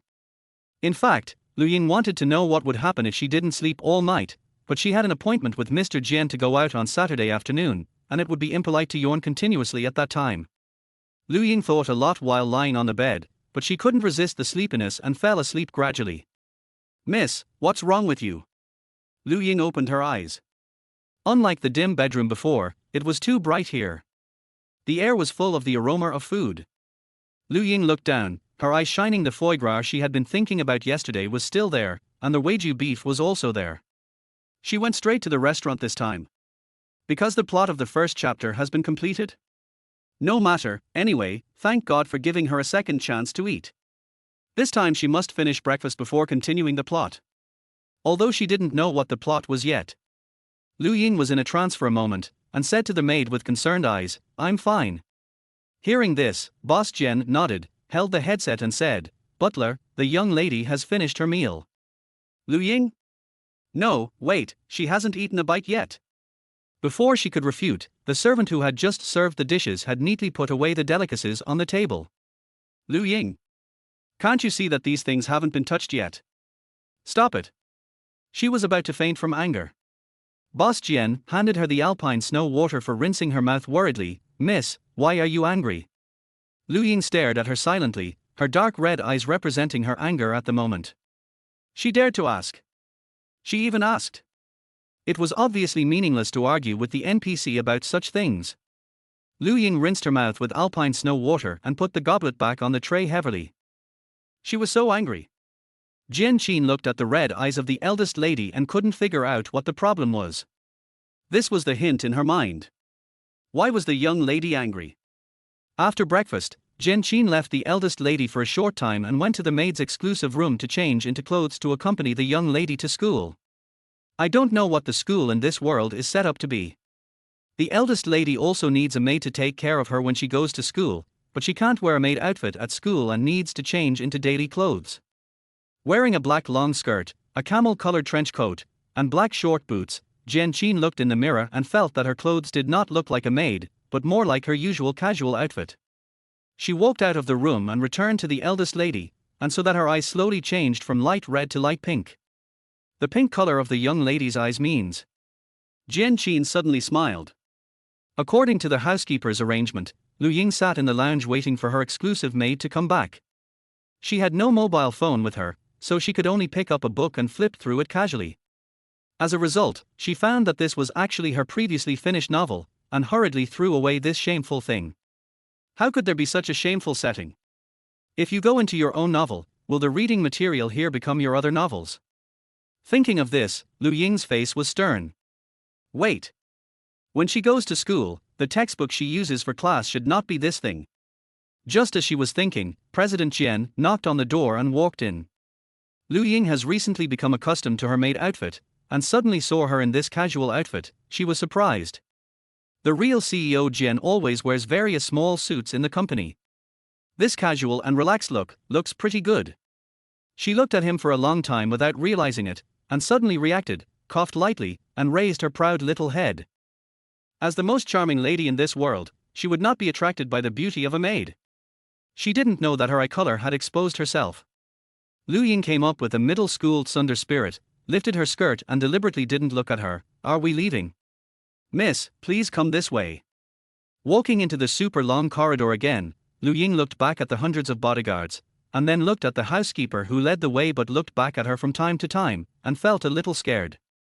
Why does this housekeeper look so weird?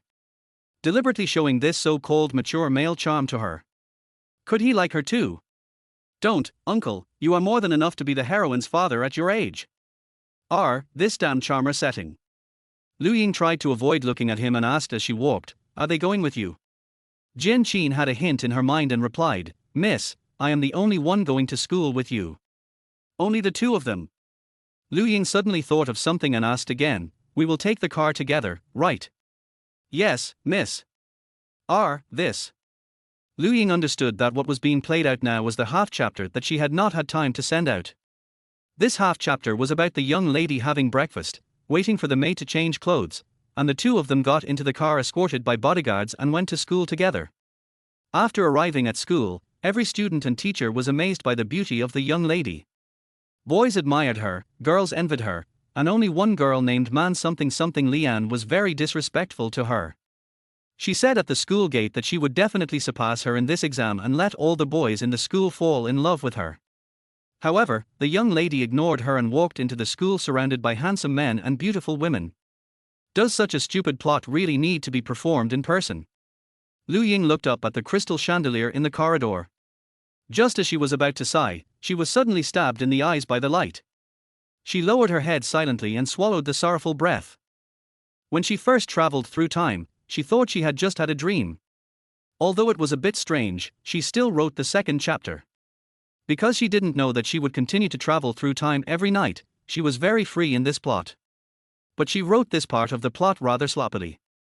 How can she complete the plot point and return to reality? Lu Ying felt like she was playing a game without system prompts, and only a maid NPC could help her with the plot. However, if she remembered correctly, she didn't have much maid's role in the plot on campus. It was sad. She subconsciously began to rely on the maid NPC. When the housekeeper turned around and smiled at her again, Lu Ying grabbed President Jian and pulled her in front of her. The place where her wrist was pulled was a little painful. Jian Qin inevitably frowned, shrank her hand, and hid back. You should walk in front. What's wrong with you? Lu Ying was giving her an order when she suddenly noticed that her expression was not right. Seeing her arm retracted, she stepped forward and pulled up her sleeve. The maid was wearing lace gloves before, and Lu Ying hadn't noticed that there was a small red burn mark above her wrist, and there was a blister in the middle. How could this happen? She didn't write about the maid being injured. Lu Ying was scolded once while cooking. At that time, only a few small blisters appeared. She didn't care. Later, the wound festered and she was in pain for a long time. Recalling the pain at that time, her heart was suddenly pulled up. Just now, Boss Jian retracted his hand, which shows that NPCs can also feel pain. She didn't continue to move forward, but asked the maid what was going on. But her words seemed to be muted, and no one heard them, not even herself. So strange. Lu Ying frowned. Although this world itself is supernatural, this is the first time such a weird thing has happened. Why is it muted? Shouldn't her words appear in this world? She changed her angle and asked the maid if she wanted to treat the burns, but she was still muted. How could this happen? Jian Qin in front didn't expect that her injuries in reality would be brought here. Looking at the worried eyes of the young lady, she smiled gently, pulled down her sleeves, and held the young lady's hand to comfort her. She just wanted to hold it, but the other party didn't mean to let go. Jian Qin had no choice but to lead her forward. Along the way, she thought, it's a good thing that this young lady NPC has Lu Ying's face, otherwise she might not have so much patience. At this time, Lu Ying behind her was feeling more and more complicated. The maid held her hand, and she couldn't tell what she was thinking. She felt that the hand was thin and smooth, and it was very comfortable to hold, and she didn't seem to want to let go. When she first held her hand, she was wondering why the sound was muted and why the maid was burned. She held her hand unconsciously. When she came to her senses and felt a little strange, the maid had already led her almost to the gate. They had already come here, so they only had a few steps left. So the two of them walked hand in hand to the luxury limousine that would take her to school. The domineering and indifferent third brother was already waiting in front of the car. This iceberg man really kept his word. He said he would take her to school and waited for her at the door of the car, and did not say that he would walk with her after dinner. The third young master's frosty face melted instantly when he saw her, as if ice and snow were exposed to the warm sun. He smiled gently and said, "Sister, you are here." Finally able to see him up close, Lu Ying stared at his face, calm on the surface, but suddenly gave a thumbs up in her heart. He is indeed a handsome man in Mary Sue's novel. He is so handsome. Jian Qin, who was standing beside her, saw the eldest lady staring at the third young master, and felt a little unhappy for no reason, so he let go of her hand. The warmth on her hand disappeared, and Lu Ying looked at her, and suddenly felt empty. To be honest, when she held hands with the maid, she seemed to feel particularly at ease. One should not treat oneself badly. Lu Ying looked down at her hand, and her heart was about to move. Or, she held it again. Chapter 9. When Lu Ying was thinking about whether to continue holding her hand, her extremely handsome third brother blocked the car door. He was very frugal with words in front of others and gave her a lot of advice.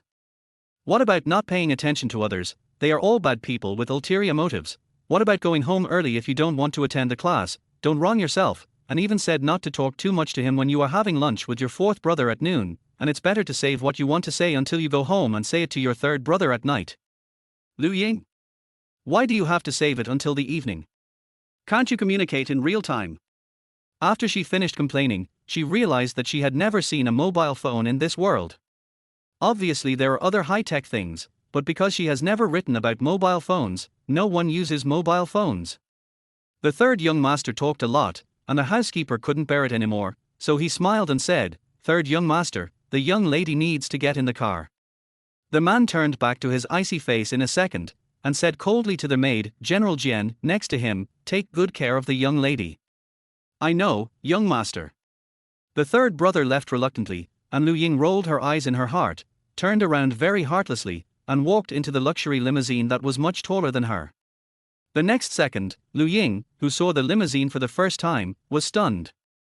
She understood the sofa seats, the gorgeous ceiling lights, and the wine cabinet bar. What the hell is the double bed and the strange steel pipe in the back? The circle of atmosphere lights next to the steel pipe makes it difficult for people to think in a pure direction. Lu Ying was full of resistance to the design of the rear of the car, and sat on the sofa on the side in front with disdain. General Jian stood beside her and asked her if she wanted to drink something. Lu Ying thought that since she didn't have any good food, it would be nice to have something good to drink, so she asked, "What are they?" "Miss, there are only various kinds of wine." "But you have to go to school, so you can't drink." "Lu Ying.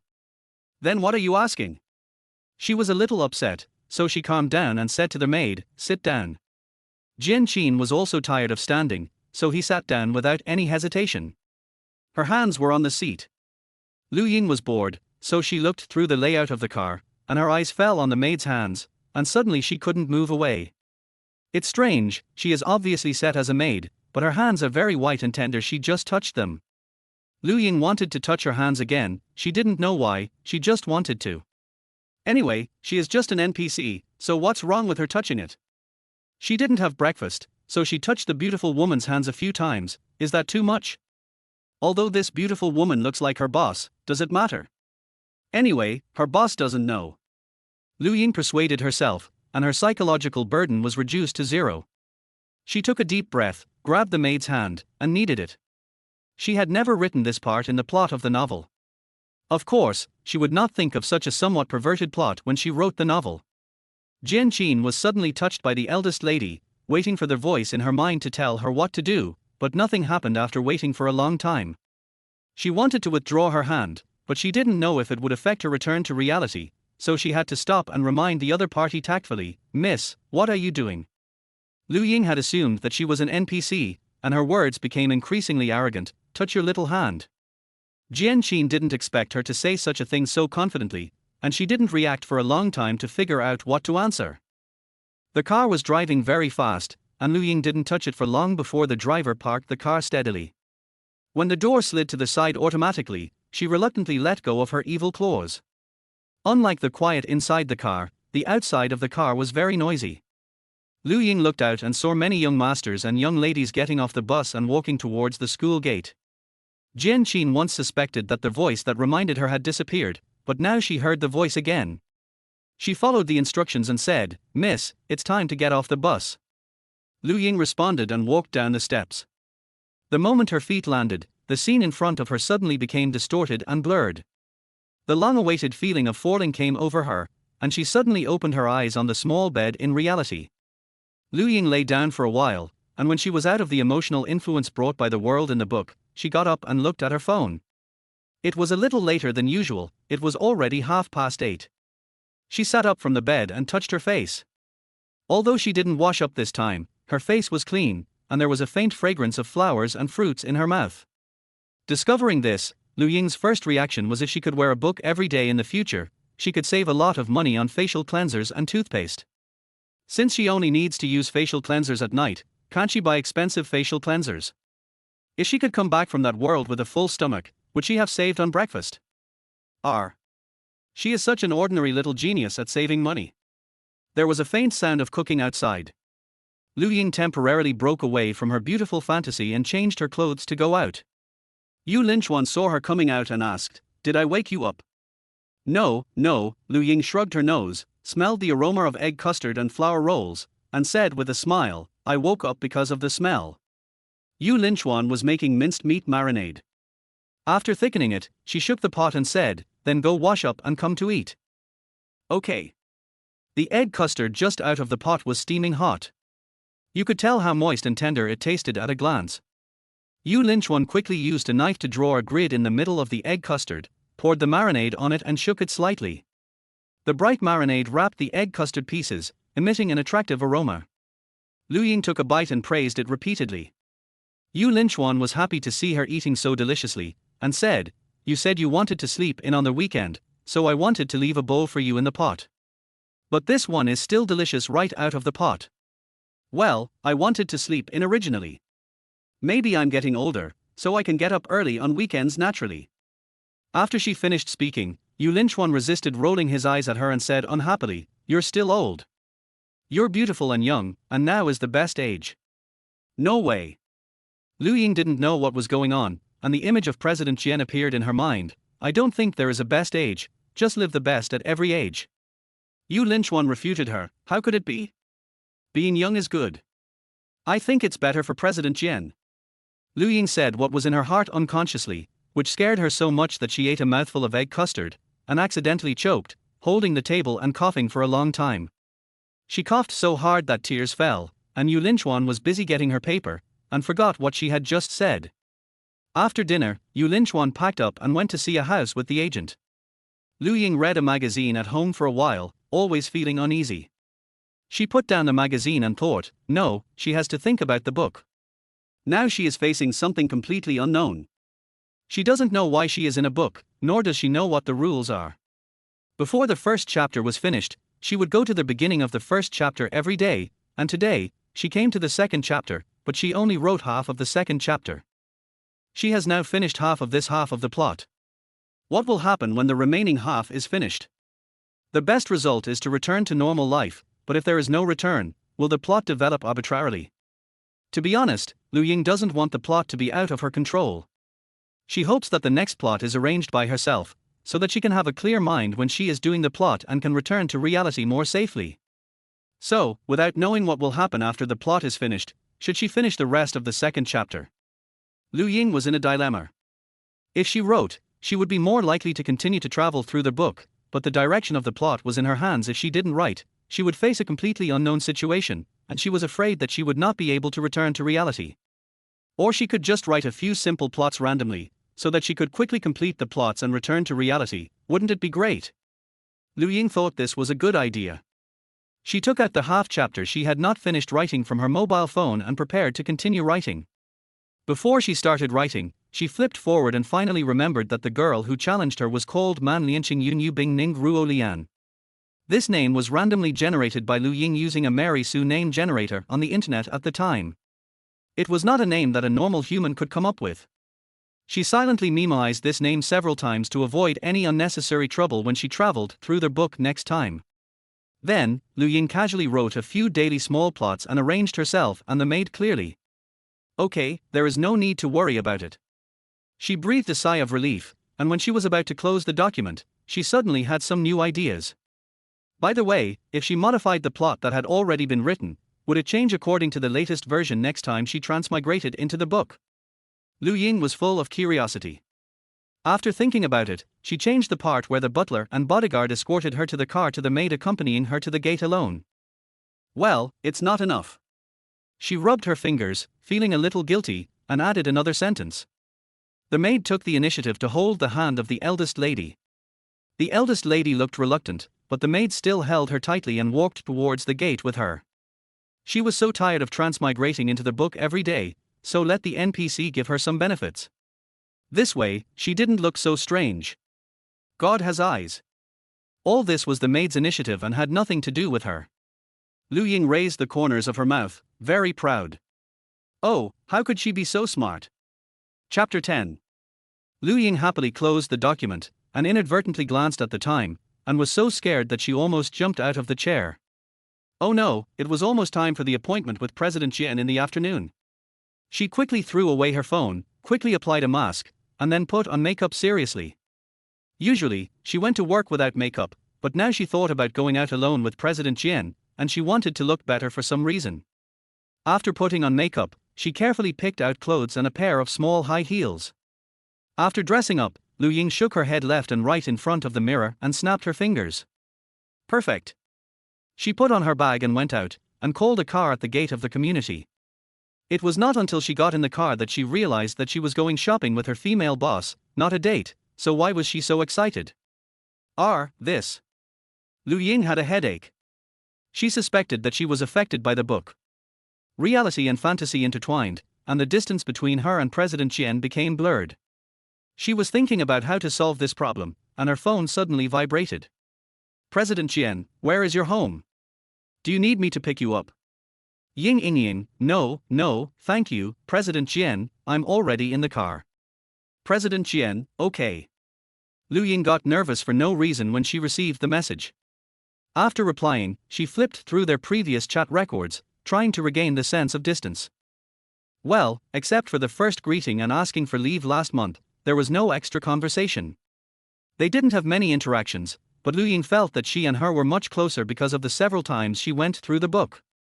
In fact, their relationship was indeed closer, at least she had never thought of shopping with President Jian before. Why did they suddenly become close? Lu Ying couldn't figure it out, so she could only attribute it to coincidence. When she arrived at the entrance of the mall, she saw the tall and outstanding President Jian at a glance, and she thought she was back in the book in a trance. Is it her illusion? She felt that President Jian's casual and elegant outfit today actually had a bit of the flavor of the maid accompanying her to school. It should be just a coincidence, this kind of dress is still very common. In late summer and early autumn, many women on the street wear such slim-fitting long windbreakers. Relax, Comrade Lu Ying, don't talk nonsense and give yourself away. Lu Ying prepared herself mentally and walked quickly to President Jian to say hello, President Jian. Jian Qin, who was originally facing another direction, turned around and stopped his gaze on her face. He seemed to be stunned for a while, then smiled politely and said, "We are not in the company, so you don't have to be so polite." Lu Ying looked at President Jian's face, and for some reason, her heartbeat suddenly accelerated. This feeling is not like being nervous, but like being struck by her beauty. What's going on? Isn't President Jian usually beautiful in the company? Why does she become more beautiful when shopping on weekends? Is there any justice in this world? Lu Ying coughed uncomfortably and said, "Okay, then President Jian, you lead the way." "Let's go." Jian Qin looked at her helplessly. "Don't be so polite, just call me Jian Qin." Lu Ying imagined the scene of calling her Jian Qin, and felt that it was a bit arrogant. She thought about it and said, "I always feel that it's not polite to call her by her full name. How about calling you Sister Jian?" Sister Qin. Jian Qin. She didn't know whether to be angry or laugh for a moment. After calling her these two names, she felt that she was already approaching 50. Jian Qin walked into the mall gate and sighed, "You should call me President Jian." It can be heard that President Jian was not very happy with the name she proposed. Lu Ying shrank her neck and followed her silently. The atmosphere was a bit awkward, no one spoke, and passers-by who didn't know probably thought they were just strangers who walked closer. Perhaps she could ask President Jian about the new project. She wrote a summary on Friday night, and she was not very satisfied. But today is a day off. Talking about work on a day off, will it make people feel uncomfortable? Help, she really doesn't know how to get along with her boss outside of working hours. If she is too warm, her colleagues will probably think she has ulterior motives if they know. If she is too distant, she will feel sorry for Ms. Jian's kindness and may even make him unhappy. If it is the maid, Ms. Jian, in the book who accompanies her shopping, she should be more comfortable. Lu Ying followed Ms. Jian and went up the escalator one after the other. They were only one step apart and were very close, so close that Lu Ying could smell the fragrance emanating from Ms. Jian's wrist. The clear fruit wood smell seemed to be mixed with a faint milk fragrance, gentle and delicate, like a cup of non-greasy milk tea. I didn't expect Ms. Jian to use such a sweet perfume. She suddenly had an idea to break the awkwardness. Why didn't I think of it just now? When two women don't know what to talk about, as long as the other party usually dresses simply, they can talk about topics such as perfume and cosmetics. Lu Ying cleared her throat, walked down the escalator and took the initiative to walk to Mr. Jian's side and asked, "Hey, what perfume are you using? It smells so good." Jian Qin replied, "I went to my friend's perfume studio last time and made it casually. Do you like this smell?" "I like it, Mr. Jian, you are really amazing." Lu Ying slightly widened her eyes. This time she was not being polite, but she really didn't expect Mr. Jian to have such a magical skill. "Not amazing, if you are interested, I will take you there next time. Jian Qin smiled and pointed to the store in front. We are here, it's that store, there are a lot of cups. Lu Ying followed her into the store, still interested in her perfume, and continued to ask, did you name this perfume you made yourself? Jian Qin paused for a moment, turned his head and smiled at her. Yes, it's called White Moonlight. Sorry. Lu Ying suddenly felt like a thief who was prying into other people's minds, and quickly changed the subject. There are glass cups here, let's go over there and take a look. She forced a big smile and walked to the other side. Jian Qin looked at the curls of hair that fell on her shoulders, and suddenly curled up the corners of her lips when she thought of a certain scene. Lu Ying fled to the shelf and pretended to look at the cups, feeling a lingering fear. Damn it, how could such a topic that could not go wrong be brought up to the emotional topic of Bai Yueguang? Asking about the boss's emotional affairs, the embarrassment index went from 3 stars to 5 stars. But it was really unexpected that a mature woman like Jian, who looked rational, would do such an emotional thing. Mix a perfume for the Bai Yueguang in her heart, and there was a kind of sad romance when she thought about it. Her damn curiosity. What should she do? She actually wanted to know who Jian's Bai Yueguang was. Thinking of this, Lu Ying secretly glanced at Jian.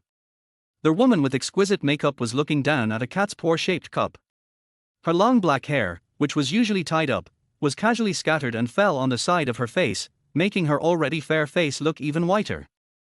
Just standing quietly like this, Jian's temperament and beauty could kill everyone in the store in seconds.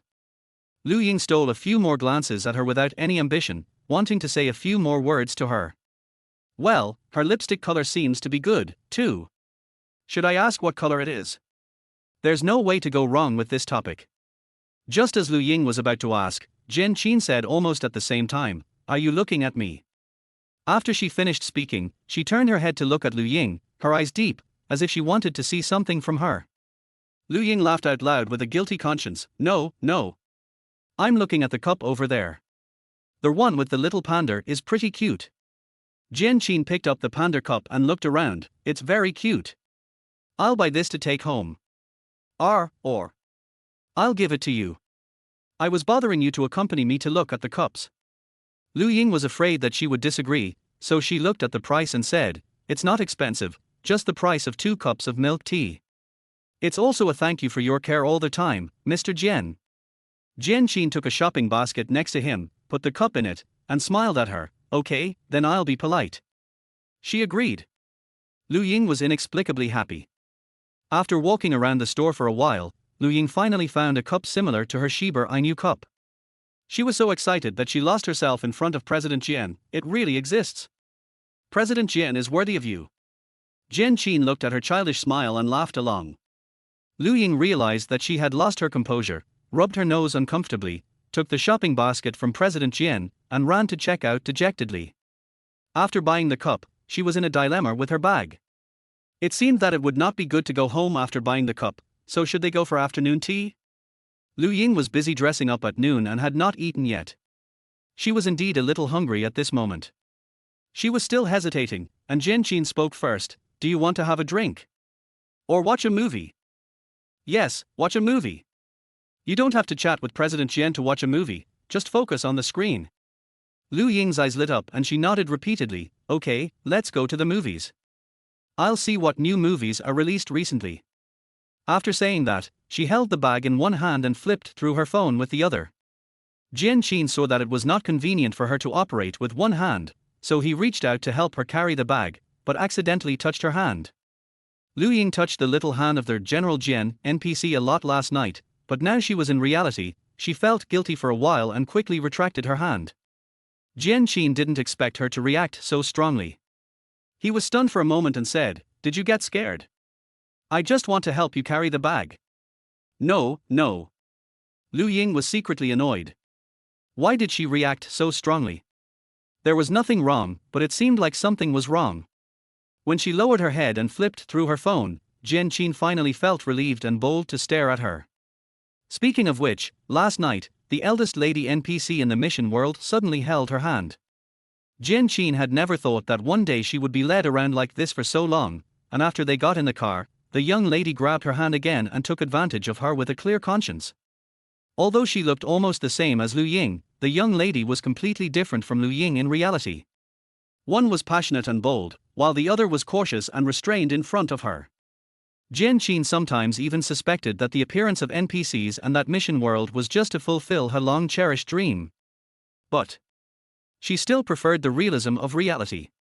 Ying had been picking for a long time and didn't know what to watch, so she had to ask Mr. Jian for help. Jian thought about it and asked, "Want to watch an old movie?" "That's fine, where can we watch it?" Jian took out his mobile phone and booked a room in a private cinema, then shook his mobile phone at her. "It's nearby, follow me." Ying was stunned for 2 seconds, as if struck by lightning. No way. She wanted to watch a movie because there were many people in the cinema, and it wouldn't be so embarrassing for them to concentrate on watching the movie. Now that she has done this, she will have to stay alone with President Jian in a small room to watch a movie. The two of them will have to choose a movie together, sit on the sofa together, and eat snacks together. Help, the embarrassment index is more than 5 stars, it's about to explode. Chapter 11. Now that the room has been booked, it's a done deal. Ying shed a few bitter tears for herself in her heart, and then went to buy drinks and snacks with Jian. When the two passed by a milk tea shop, Jian stopped and asked, "Do you drink milk tea?" Ying shook her head. "No, I worked part-time as a clerk in a milk tea shop in college. I got tired of it during that time. Now I like lighter ones." Hearing this, Jian's thoughts suddenly drifted to a long time ago. She seemed to see the short-haired girl wearing a little yellow duck hat, who waved to her enthusiastically when she came in. "Hi, you're here. How was your work today? Did it go well? Do you want caramel pudding milk tea or lemonade today?" Jian was distracted for a while, then glanced at the menu and asked, "How about lemonade?" "Yes." Jian nodded and bought 2 cups directly. 20 minutes later, the two went to the private cinema with lemonade, popcorn, potato chips and small cakes. The room was bigger than expected. There were a few heart-shaped pillows on the sofa in the middle, and a few white roses in the vase on the coffee table. To Ying, the atmosphere was a little weird. Maybe only couples usually come to this kind of place. She pretended not to notice these strange elements, put down the things in her hands and went to choose a movie. Jian watched it next to her for a while, pointed at the screen and asked, "Is that okay?" She was referring to a time travel love comedy. Ying wanted to watch it a few years ago, but couldn't for various reasons. She was quite interested in this movie and agreed happily, "Okay, I've wanted to watch it for a long time." Jian suddenly raised the corners of his mouth and looked in a good mood. The movie started playing, and the lights in the room were turned to the darkest. Ying was nervous at first, afraid that the atmosphere would be too awkward, but later she became more and more involved in the movie, and her mind completely followed the plot, so she didn't remember anything awkward. At the end of the show, the male and female protagonists who traveled through time and space experienced all kinds of hardships, and finally met in reality, smiling at each other across the street. Lovers finally get married. The sentimental Ying couldn't hold back her tears and started to cry. Jian silently handed her a tissue box. "Isn't it a happy comedy? Why did you cry?" Ying felt a little embarrassed after crying.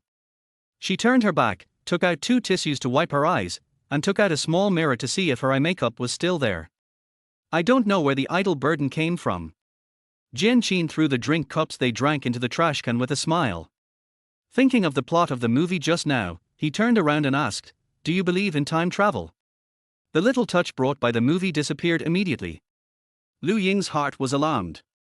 She took out a popcorn from the paper tube to calm her down, and said with a fake smile, "Don't believe it. It's unlikely to consider time and space. I still believe in science." She pretended to be a firm scientific supremacist, and even she herself believed it. Jian looked at her and said, "Well, I don't believe it either." Ying breathed a sigh of relief. Jian's words made her believe that the person in Mary Sue's world was just an ordinary NPC. After buying the cup, they also socialized appropriately. Today's task was successfully completed. Ying suggested that Jian go back to rest early. Jian nodded and agreed, saying that he would take her home. The space of the private cinema was already small enough. When Ying thought about being with Jian in the car, she would be embarrassed to death. So she quickly lied and refused, "Thank you, Jian, but I may have to go to Yulinchuan later. She went to see a house with the agent today and should be back soon." Jian wanted to say something,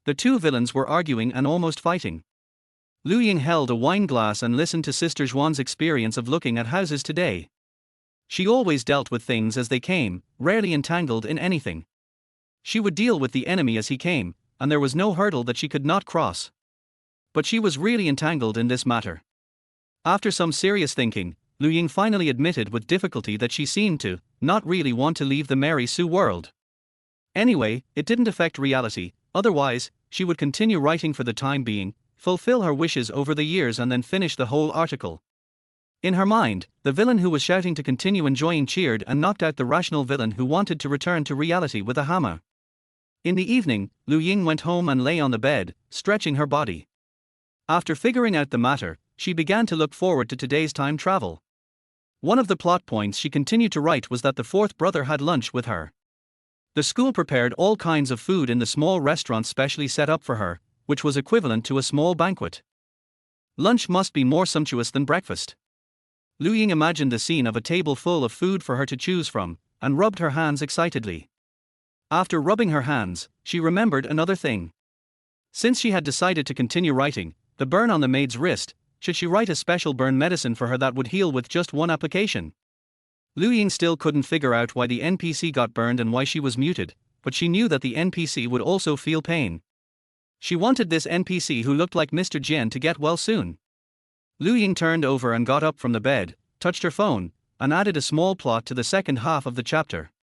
At 11 o'clock, she lay down on time, brewing sleepiness. Perhaps because of drinking some wine, she fell asleep faster than usual. When she woke up again, there was Wei Ju foie gras in front of her, which was the scene at the beginning of the second chapter. This time, Lu Ying was no longer angry about missing breakfast, and was looking forward to having a good lunch. Just like yesterday, after the maid changed her clothes, Lu Ying went to school with her. It was a pity that the plot did not change because of her modification this morning. Boss Jian did not take the initiative to hold her hand, and the bodyguard and butler still followed her. Alas, then she would take the initiative to hold the maid's hand again. Lu Ying was now broken and had completely let herself go. She only hesitated for a little while before holding her hand. Jian Qin. She always thought that after completing a task, she would not be embarrassed by the NPC when she went through this plot again. Thinking of Lu Ying's hand that had shrunk back because of her touch during the day, she pursed her lips.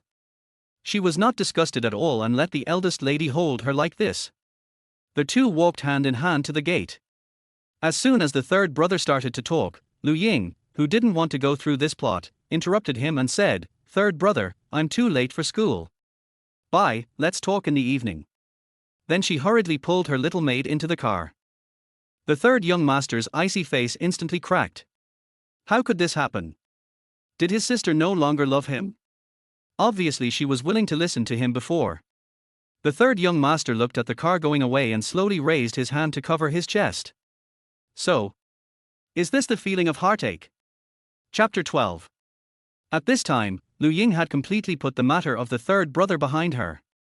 While touching the maid's hand, she was looking forward to her lunch happily. The car stopped, and when the door opened, Lu Ying let go of the maid, jumped down the steps in 2 or 3 steps, and looked at the school gate. It's so big. It's more like a luxurious castle than a school. Outside the castle, the tall stone archway that serves as the school gate is engraved with exquisite reliefs, and the guards on both sides are wearing exaggerated armor and standing straight. If this scene were in reality, Lu Ying would definitely take a tourist photo on the spot. She stood in front of the car to enjoy the scenery. Unconsciously, the noise around her seemed to be much quieter. Lu Ying looked around and suddenly found that many people around her stopped and looked at her. Here it comes, the embarrassing plot is coming. The other young masters and young ladies gradually approached her and looked at her with admiration. The family behind this young lady is rich enough to rival a country. The property of all the people in the school combined is not as much as a fraction of her family's property. The good things in the young lady's family can't be described in 3 days and 3 nights. In short, all the best things in the world are in her home. The most beautiful clothes are hers, and the most shining jewelry is also hers. These young masters and young ladies from aristocratic families can only be regarded as ordinary people in front of this young lady. And she, who is so noble, doesn't despise them and is willing to attend classes in the same school with them. What an honor! Also, she is not only rich and beautiful, but also the smartest student in the school. She always gets full marks in exams and no questions can stump her. Every smile of hers can melt the ice and snow, and every word of hers can make people's hearts surge. Almost no one hates her. In everyone's mind, she is the synonym of perfection, as if everyone should like her.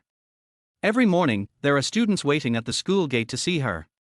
Boys and girls gather together, constantly praising Lu Ying's beauty, her figure, and her character. Some people take the opportunity to confess to her, hoping that she can give them a chance to get along. One of the blue-eyed boys who is very close to her can't help himself, and he covers his chest and says, "Oh God, how can there be such a perfect girl? I feel offended when I just look at her." Lu Ying found that people will gradually calm down after being embarrassed to a certain extent. At this moment, she could even calmly complain, "Then don't watch it." Jian, who was watching the show silently, almost laughed. "Oh my God! She responded to me. She responded to me." The boy's lips trembled with excitement and he almost forgot to breathe. He didn't care about her venomous tongue at all, and pulled his male servant to cry with joy. "Lu Ying! These cannon fodder passers-by are too sincere." She tried to look straight ahead and walked forward, trying to ignore these confessors who didn't seem to expect her to respond. Until the girl named Man. Something appeared. Supporters gathered on both sides of Lu Ying, leaving a way for her to move forward. And the girl was very arrogant, standing directly in front of Lu Ying to block the road, and said loudly, "I, Man Lianqing Yun Yu Bing Ning Ruolian, will formally challenge you today." Lu Ying. "Okay, I remember it. Man Lianqing Yun Yu Bing Ning Ruolian." Lu Ying then realized that her code name throughout the book has always been Miss, and she has not yet had a formal name. Why don't she give herself a name when she continues writing tomorrow? Well, she can also give the maid a name. Although this is the only NPC with a name in the book, Lu Ying still doesn't bother to pay attention to her and continues to move forward. Man Lianqing Yun Yu Bingning Ruolian opened her arms unconvinced to stop her. "What are you proud of? When I pass you in the exam this time and become the first in the school, you will not be the smartest one. By then, all the boys in the school will fall in love with me, and you will become a loser, and no one will pay attention to you, a loser." Lu Ying. Little friend, who gave you the courage to challenge the heroine's halo? Oh. This plot seems to be written by her herself. Lu Ying felt that there was no need to care about a character NPC who could change her fate with just a stroke of the pen, and was about to bypass her and leave. The people around her suddenly spoke up. Jian didn't know what was wrong with her, maybe she was too immersed in the role. She actually said, "Dream." "Oh, I didn't expect the maid would defend her." Lu Ying couldn't help laughing. Her bright smile made the boys and girls around her scream. Seeing Man Lian's face twisted with anger because of the maid's words, she tried to hold back her smile and echoed her lovely maid, "Well, dream on." There was laughter all around.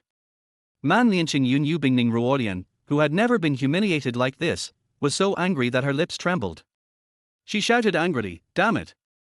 Just wait. Man Lianqing Yun Yu Bingning Ruolian is just a commoner in front of the young lady. The young lady always gets full marks in exams. How could she be surpassed by a commoner like her? Yes, I heard that her family only has a few hundred billion in income every year, and even the toilet at home is made of gold. Unlike the young lady's family, the bathroom is inlaid with South African diamonds all over the wall. A girl from a poor family dares to challenge the young lady. Lu Ying. Why do they know the situation of her bathroom? Wait a minute, it seems that something is wrong. They just said that Man Lian's family income is only a few hundred billion every year? Only a few hundred billion. Poor. Lu Ying looked at her back as she ran away with her skirt lifted, and suddenly realized. The clown turned out to be herself QAQ. Lu Ying, who only had an annual income of hundreds of thousands, listened to everyone's ridicule of the annual income of hundreds of billions, and walked into the castle-shaped teaching building with mixed feelings. The moment she walked in, she finally got over the blow of hundreds of billions and began to think about more important issues at the moment. She seemed to have forgotten which classroom she was going to. Lu Ying walked down the steps to the castle hall and looked up. The spiral staircase was carved with exquisite patterns, which would bring a slight dizziness if you looked at it for a long time. The top floor was a skylight, shining brightly, and other places were lit with orange lights, making the castle mysterious and charming. It was beautiful. Which floor should she go to? While Lu Ying stood there blankly, the students around her did not stop. No matter how beautiful the young lady was, they had to go back to their classes after watching. Only those in Lu Ying's class stayed with her. Seeing that she was reluctant to move, a girl with pink curly hair blinked and asked, "Miss, aren't you going to the classroom?" Lu Ying grabbed the straw and immediately said, "Take me with you." Getting the response from the noble lady, the pink-haired girl happily ran to her to lead the way. The group walked along the spiral staircase for a long time and finally stopped on the third floor. 3 floors don't sound high, but because each floor is exaggeratedly high, 3 floors are almost as high as a normal dozen floors. Lu Ying, who was panting with her skirt lifted, slapped herself in her heart. Knowing how to write such a tall building, don't you know how to write an elevator? She was so tired that she almost vomited blood. She glanced at the maid next to her who was breathing smoothly, and suddenly thought that it seemed okay to let her carry her upstairs just now. This NPC carried her out of bed every day, so he must have good arm strength. If it was Lu Ying before she crossed into the book, she would definitely let the maid carry her to the classroom without hesitation, but after looking at the maid's gentle eyes for a second, she couldn't bear to let her go. Forget it, let's just climb by ourselves, just as a physical exercise. Under the leadership of the pink-haired girl, they successfully reached the classroom. Lu Ying stood at the door and took a look, and couldn't help but be amazed. She obviously didn't describe the school and the classroom in detail, but the items loaded here still meet the setting of Mary Sue's novels Super, Level, Invincible, and Big. The classroom is as big as an auditorium, with only 10 long desks scattered around.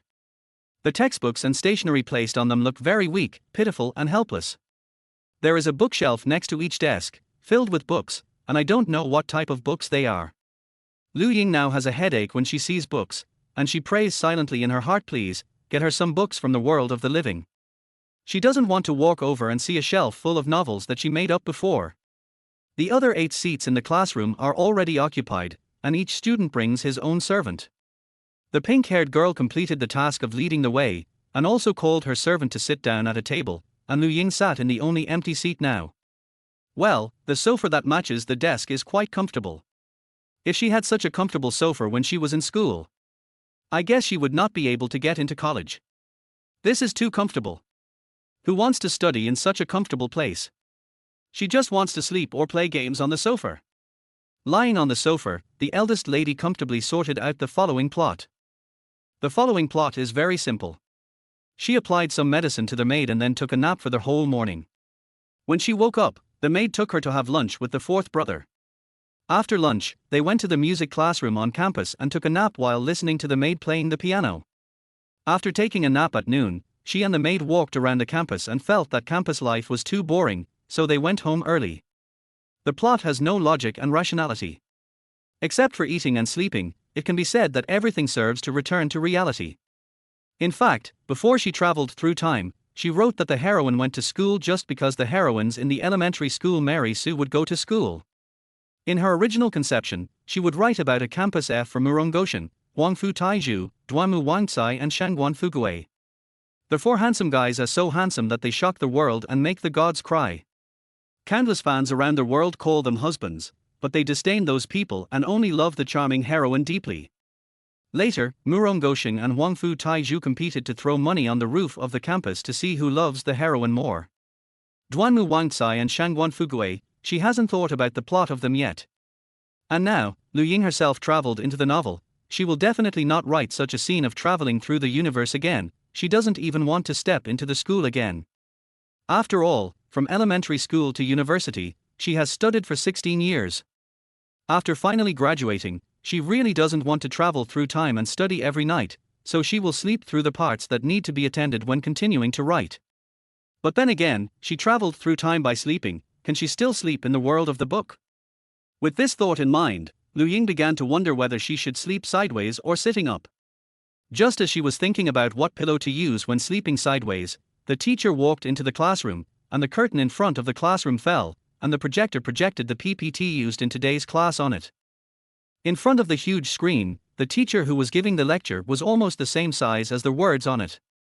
Even if Lu Ying was nearsighted, she could still see the words on such a large PPT in front of her. She squinted her eyes and took a closer look. Cultural appreciation class. Oops, I have a bad feeling. Sure enough, the next PPT appeared. Lu Ying rolled her eyes, and almost died on the spot. Fuck cultural appreciation class, isn't this an excerpt from her last novel? Chapter 13. Interstellar food article, I Make Money in Interstellar by Cooking, is a story about a time-traveling heroine who conquers all the big guys in the interstellar world with food, earns countless small money, and has a love-hate relationship with the interstellar leader. Her novel is at most a life condiment. How can it be called cultural appreciation? The sense of shame rushed straight to the top of her head, and Lu Ying's toes scratched the ground frantically. She even suspected that this castle was scratched out by her feet. Other people in the classroom listened very seriously. Lu Ying listened to the teacher's explanation of the heroine's ideas for making money and the relationship between the financial industry, and slowly covered her heart, wanting him to shut up. It's all her nonsense. Please stop talking. Jian noticed that something was wrong with the lady. Although there was no prompt sound, he still took the initiative to ask, "Miss, what's wrong with you?" Lu Ying looked at her and felt that it was awkward to let someone who looked like President Jian listen to this kind of novel explanation, so she pulled 2 soft tissues from the table, rolled them into earplugs, and stuffed them into her ears. While plugging the ear, she kept muttering, don't listen, it's a turtle chanting." Jian. Should she tell the young lady that this thing doesn't seem to be very soundproof? Lu Ying plugged her ears and finally felt better. The next plot was specially added by her before going to bed. However, when Lu Ying looked at the desk, she found that the things she needed were placed in the middle of the desk, 2 meters away from her. She looked at the length of her arms, and then looked at the location of the thing, and she felt tired again. So why is the desk so big? She can't reach it even if she is beaten to death. If she had known, she would have written the magic burn ointment and put it on the side of the desk. What to write in the middle? It's just asking for trouble. There is no way, she can only crawl over. Lu Ying stood up suddenly. The teacher looked at her, said nothing, and continued to teach. She took a deep breath, picked up the gorgeous and expensive skirt with one hand, supported the table with the other hand, and tried to climb onto the table. The young lady suddenly climbed onto the desk. Jian didn't know what she was going to do, so she could only stand up with her. Not only did the teacher stop teaching, but other students in the classroom also looked at them one after another, whispering to the servants around them in surprise. Fortunately, everyone was far away from each other, and Lu Ying couldn't hear what they said to the servants. If they didn't hear it, just think they were praising her for her agile posture. Anyway, it's more than one embarrassing moment today, so what's the big deal if it's more embarrassing? Lu Ying ignored these voices, crawled to the middle of the desk, picked up the ointment and turned around to crawl back. Back on the ground, Lu Ying took President Jian's hand and sat down under the gaze of teachers and classmates. She tried to ask, "Does it still hurt here?" but was muted again, so she had to roll up her sleeves and get down to business. When she saw the burn, Lu Ying was stunned. Is it her illusion? Why does she feel that the blisters have disappeared a lot, and the color of the burned skin seems to have turned into a dark red as time goes by? Is this scar linked to reality? Lu Ying looked up at the President Jian, who was also looking at her. No matter how she thought about it, this person could not be the President Jian in reality. The only possibility was that President Jian was scolded in reality, and the President Jian in the Mary Sue world would inherit her physical condition. So this position. Lu Ying suddenly remembered that the water cup was knocked off on Friday. Could it be that she was scolded at that time? If that was the case, why didn't President Jian say a word, and didn't even know to rinse it with cold water? Lu Ying felt a little guilty and a little inexplicably angry. She held the maid's hand and was in a daze. When she heard the other party ask in confusion, "What's wrong with the lady?" she reacted and quickly squeezed out the ointment and applied it to the wound. After applying it, Lu Ying blew it twice gently, and quietly prayed that the special effect magic burn ointment she wrote could quickly make the maid's forearm white, tender, smooth, without any scars left. She stared at the skin nervously, and saw that the red color faded at a speed visible to the naked eye after the ointment was applied on her forearm for only a few seconds, and the blisters gradually disappeared. Lu Ying's eyes lit up and she almost cheered out loud. It really works. This feeling of being a creator is so cool. Will she be able to be Dora A. Ying in the future? No matter how magical something is, as long as she continues to write it in the real world, she can experience it in the Mary Sue world at night. Lu Ying couldn't help grinning and happily put the ointment aside. Jian, who was sitting opposite her, finally understood what she was doing and subconsciously said, "Thank you," but was muted. Topics related to reality will be muted, and Jian has long discovered this rule. But she couldn't figure out why the eldest lady suddenly thought of applying the ointment to her. Why was there such a magical ointment in the middle of the desk? Jian was puzzled and slowly moved her eyes from the eldest lady's face back to her arm. Just now, the young lady's pink lips came close to her and exhaled gently. When the cool air brushed over her skin, she felt numb and tingling. For a moment, it seemed as if an electric current was transmitted from her forearm to her brain, which made her mind go blank. At that moment, Jian even thought that it was just her dream anyway, and it didn't matter if she acted recklessly once. If she couldn't complete the task, wouldn't it be better to start over? Fortunately, she finally regained her sanity, and reality and fantasy were torn apart. She still stood on the side of reality. Having too many beautiful dreams in the fantasy world, she was afraid that she couldn't bear the feeling of loss after waking up from the dream. On the podium, the teacher saw that they had stopped here, so he continued to teach, leading the students to analyze why the author wrote that the heroine made spicy hot pot in the kitchen of an upper-class dinner party, and why the spicy hot pot could attract the hero. Ying sighed heavily. Because she went to eat spicy hot pot shrimp with her friends that day, and it tasted delicious, so she wrote it into the novel after returning home. What's even more outrageous is that the teacher asked the students to analyze after the analysis. Ying wanted to stand up and shout, "Please stop analyzing." She rubbed her face, unable to bear this mental torture, and continued to study sleeping positions. This sofa is soft and comfortable to sit on. Because there is no support for the neck when sleeping, it feels uncomfortable to lie down for a few minutes. She must find something to sleep on. What should she find? How about she take out 2 books from the bookshelf? Hey, I should have written a sofa with a built-in pillow. While she was thinking frantically, Jian had heard the prompt in her mind and knew that the young lady was going to sleep in class. In fact, she didn't quite understand the logic of this plot. The young lady got up and tossed for a long time to go to school. She thought something special would happen at school, but in the end, the young lady just changed her place to sleep. If this is a reflection of reality, is it because she often asked Ying to work overtime, causing her to be so tired that she could fall asleep on her stomach at the company, so this plot appeared to warn her? Jian silently watched the young lady who kept adjusting her sleeping position but still felt uncomfortable, and began to hesitate whether to help her fall asleep as soon as possible. She was struggling internally here, and Ying was tossing back and forth on the sofa. Sitting to sleep hurt her neck, and it was uncomfortable to use her arms or books as a cushion. Ying was almost worried to death. She wanted to fall asleep quickly now and didn't want to listen to the teacher bragging about her literary creation. Seeing that she couldn't find a suitable sleeping position for a long time, after struggling for a long time, Jian finally pointed to her shoulder. "Miss, you can sleep on my shoulder." Ying was stunned. She had never written this plot.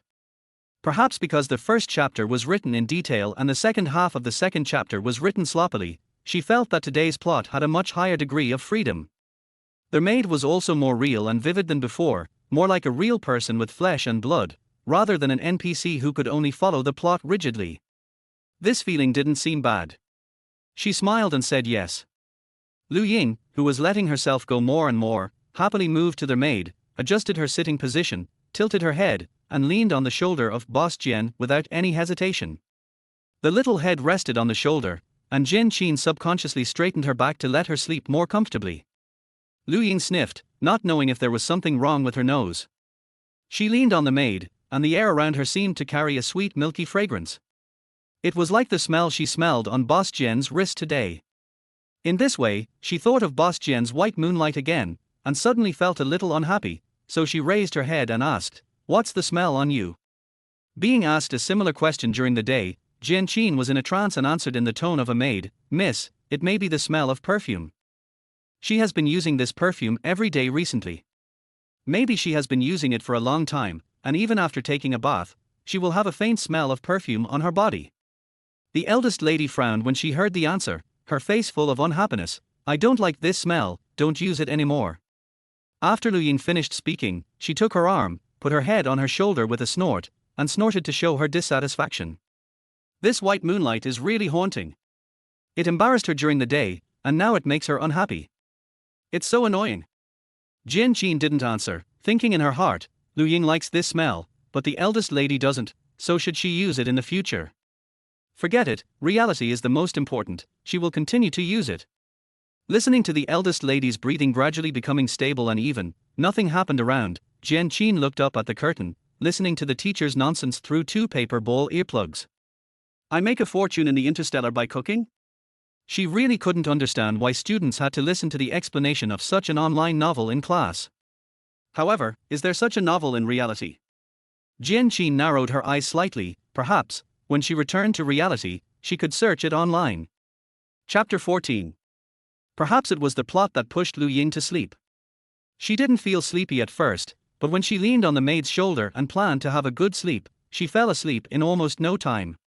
When she opened her eyes again, she was back to her rented cottage. The feeling of sleeping in the Mary Sue world was that there was almost no sense of disobedience when she woke up from reality, just like the feeling of waking up naturally before. She took a break and suddenly realized that the long-awaited lunch scene had not yet been staged. Damn, I have to wait another day. Lu Ying kicked her legs in anger on the bed, and then she got up reluctantly. Today she was going to look through her previous Weibo posts to see if there were any wishes she wanted to realize, and sort them out and write them in this novel. But before that, she had to help Sister Juan pack up and move. The ex-boyfriend still had some appliances that Sister Juan bought. Sister Juan didn't plan to give that guy a discount, so she was going to move the appliances to the new house today. Lu Ying volunteered to help. Sister Juan has woken up and prepared breakfast. Lu Ying can have a delicious breakfast as soon as she comes out. In the past, she could only enjoy this kind of ready-made breakfast when she went back to her parents' house. These days, thanks to Sister Juan, she can eat well every morning. There will be no such treatment tomorrow. Lu Ying was disappointed for 3 seconds, but she cheered up again when she thought that she could eat well in the Mary Sue world when she went to bed today. She doesn't need to eat breakfast in the real world in the future. After dinner, Yu Linchuan went into Lu Ying's bedroom, took out the clothes in the closet, and packed the luggage. Finally packed, Yu Linchuan exhaled, patted the suitcase and said, "Let's go directly with the suitcase, and then call a car to transport the appliances."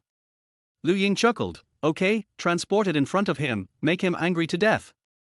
"That's right, make him angry to death." Yu Linchuan gritted his teeth and said, pulling Lu Ying's arm and shaking it, "But Sister Ying, the place I moved this time is very far from you, it will not be convenient for you to eat for free in the future." Lu Ying patted her shoulder and said earnestly, "Young man, there is more than one way to eat for free, don't stick to the form." Yu Linchuan immediately listened attentively. "Excuse me, what other ways are there?" Lu Ying laughed at her, "You can bring it to the company when it's ready." Yu Linchuan rolled his eyes, "You are dreaming, there are all kinds of things in dreams." Hearing this, Lu Ying nodded solemnly. There is indeed everything in her dream. She laughed mysteriously a few times, and Yu Linchuan glanced at her. "Why are you laughing so foolishly? Are you daydreaming?" Lu Ying ignored her, holding her own little secret, and happily put on her coat. The two of them ordered a small van and went straight to the place where Zhuan Jie and her ex-boyfriend had shared a house. Back here again, Yu Linchuan was a little dazed. After getting on the elevator, he said, "It feels like a dream. Last week I still regarded this place as my home. I came home from work and cooked for him. We would watch movies and play games together in the evening." Lu Ying pulled her sleeves, "Don't think about it. The past is over. Let's look forward. I know, I'm a normal person, okay, I won't go back to eat garbage." Yu Linchuan smiled, walked down the elevator, took out the key and opened the door. There was a smell of a mixture of various takeouts in the room, and it smelled a little sour if you smelled it carefully. Lu Ying pinched her nose and stood at the door in disdain. "Is this where people live? Hurry up and move quickly and leave." Yu Linchuan also frowned, looking around the living room, feeling that it was terribly unfamiliar. Even though she had only been away for a few days, the bouquet on the dining table that should have enjoyed the sunshine had lost its vitality, and the dry and yellow flowers drooped their heads, like the love she had decided to forget. The air was no longer fresh, and it smelled nauseating. Yu Linchuan walked to the kitchen in silence and asked Lu Ying to move out a series of electrical appliances such as the small oven and electric kettle. The man in the bedroom was originally sleeping, and he woke up when he heard a sound from outside. He comforted the woman next to him who was half asleep and half awake and asked about the situation, got out of bed, put on a pair of pants, and walked out in slippers. Lu Ying happened to be holding the oven and walked to the bedroom door. The door suddenly opened. She turned around and saw a half-naked man. The little strawberry on the man's body was too obvious. Lu Ying immediately put on a painful mask, frowned and turned her head to the other side. Damn it, I have to go back and see the beautiful women and handsome men to clean my eyes. The ex-boyfriend didn't expect to see a strange beauty when he opened the door. He was stunned for a moment, didn't ask anything, turned around and put on a t-shirt, and when he came out again, the beauty had left, and he became his ex-girlfriend who looked much lower in class. The ex-boyfriend frowned. What are you doing here? Yu Linchuan subconsciously looked into the room and saw long hair scattered on the pillow. His stomach twitched and he almost vomited. How could it be so disgusting? She was so disgusted that she didn't want to say anything more. She walked out holding the induction cooker. When her ex-boyfriend saw what she was holding, he couldn't help but raise his voice. Yu Linchuan, what do you mean by this? At the door, Lu Ying, who had just put down the oven, heard the voice. She was afraid that Sister Jian would be bullied by him, so she got up and ran into their house. What do you mean? Can't you see yourself with those two little eyes? Let's take our own things and go back to sleep. You can also avoid being scolded. Although Lu Ying was completely without makeup today, she looked really pretty, with soft features but not weak, and generous. She looked good even with such fierce eyes. When the ex-boyfriend saw the beautiful woman, he couldn't say anything harsh for a while, so he had to yell at Yu Linchuan, we bought the things together, why did you take them away? Yu Linchuan was very capable when he scolded him on the phone, but he was actually a little speechless when they really met. Seeing this, Lu Ying stood in front of Sister Jian and said with her back teeth bitten, I am dying of laughter. Did you help to choose, help to buy, or help to get the money? You haven't even used it a few times. The things were bought by her, why can't I take them away? Even the sheets and quilts were bought by her. If it weren't for the dogs and men who slept with those things, we would not even want to get our hands dirty when throwing them away. Let's take them all away for you. If you have the ability, don't eat other people's things and dare to go out and cheat. If you don't have the ability, shut up and don't let us scold you together. The woman in the room was finally woken up by them, but she shrank into the quilt with a guilty conscience and didn't dare to come out. The ex-boyfriend was scolded by her, knowing that he was in the wrong, gritted his teeth, and slammed the door and went back to the bedroom in anger. Lu Ying rolled her eyes and pulled Sister Jian out. Don't be angry about an enoki mushroom. You scold so happily, why should I be angry? Yu Linchuan was amused by her, put the things at the door, stared at her and sighed, how can you be so good? Lu Ying lifted her hair and threw a coquettish look at her, I can't help it, it's natural, everything is good. Yu Linchuan was dazzled by her narcissism and turned back to continue moving things. The two moved the things out, asked the driver of the van to bring a handcart to help, and transported them downstairs together. It's a long way from here to Sister Jian's new rental place. Sister Jian meant that Lu Ying should go back and don't need to follow, but Lu Ying was afraid that she would be sad, so she insisted on following her to the new home, saying that she wanted to get to know the way. The new community is really far away, and the car took more than an hour to get there. The two and the master moved the things upstairs together, and Lu Ying collapsed on the sofa, watching Sister Jian transfer money to the master. The sofa is quite comfortable, but it is not quite as comfortable as the Mary Sue world. According to her analysis, the main reason for the difference is that the sofa here lacks a lovely maid. Lu Ying inexplicably began to recall every bit of her time with President Jian. When Yu Linchuan came back, he saw her with a silly smile on her face and waved his hand in front of her eyes. What are you smiling at? Hearing this, Lu Ying immediately put away her smile and asked seriously, did I smile? Yu Linchuan nodded, yes. Lu Ying held her face in horror. What was she smiling at? It was just thinking about the little maid. What's so funny? No. Don't let the world of novels affect your real mood. She was panicking and changed the subject with a fake smile. Hey, your community is good, all new buildings, good security, and complete facilities. Yu Linchuan didn't ask any more questions and followed her topic to talk about the community. The two chatted for a while, and Lu Ying had lunch at her place, and then left and went home contentedly. This place is far from the subway station, and there is only a bus stop nearby.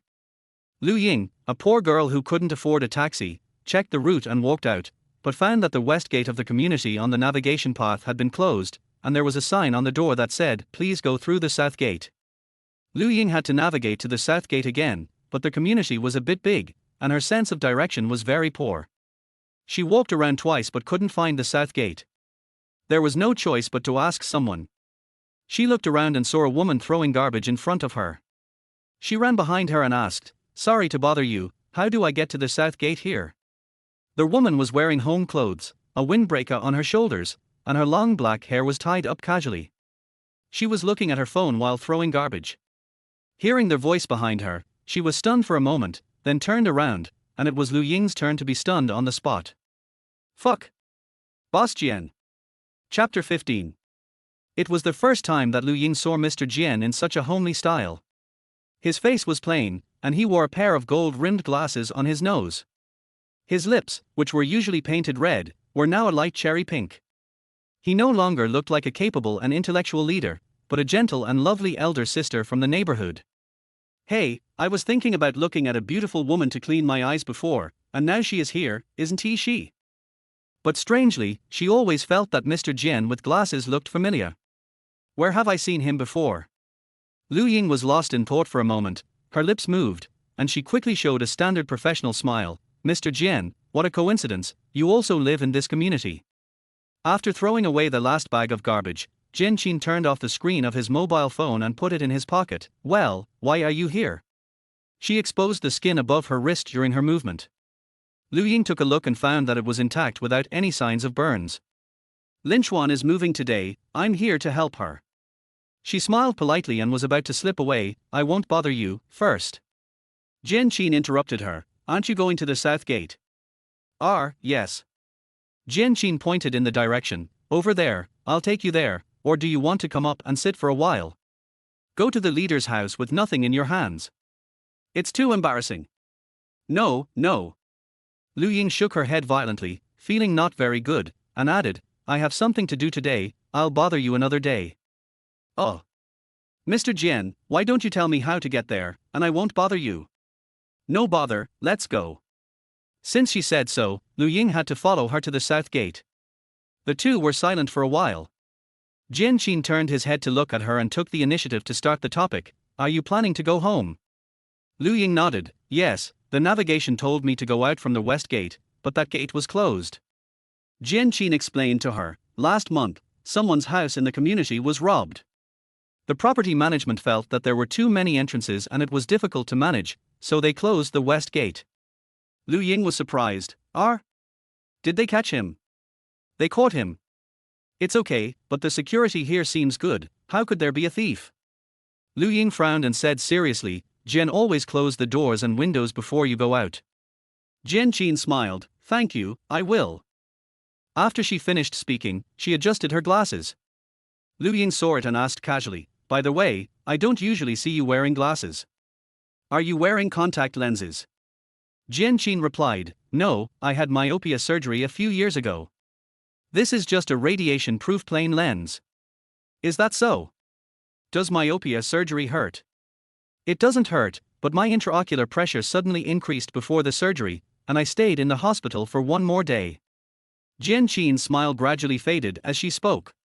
She glanced at the person next to her and her throat rolled.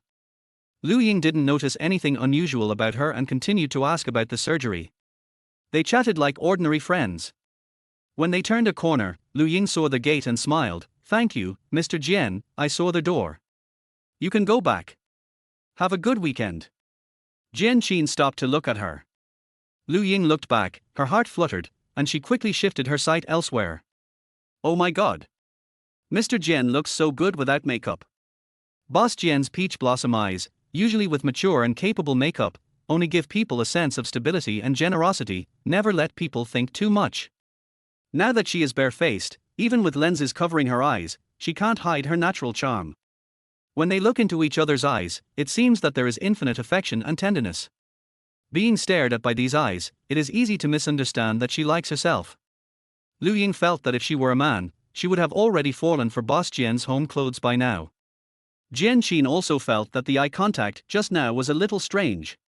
She pretended to look at her phone, then nodded and said, "Bye, have a good weekend."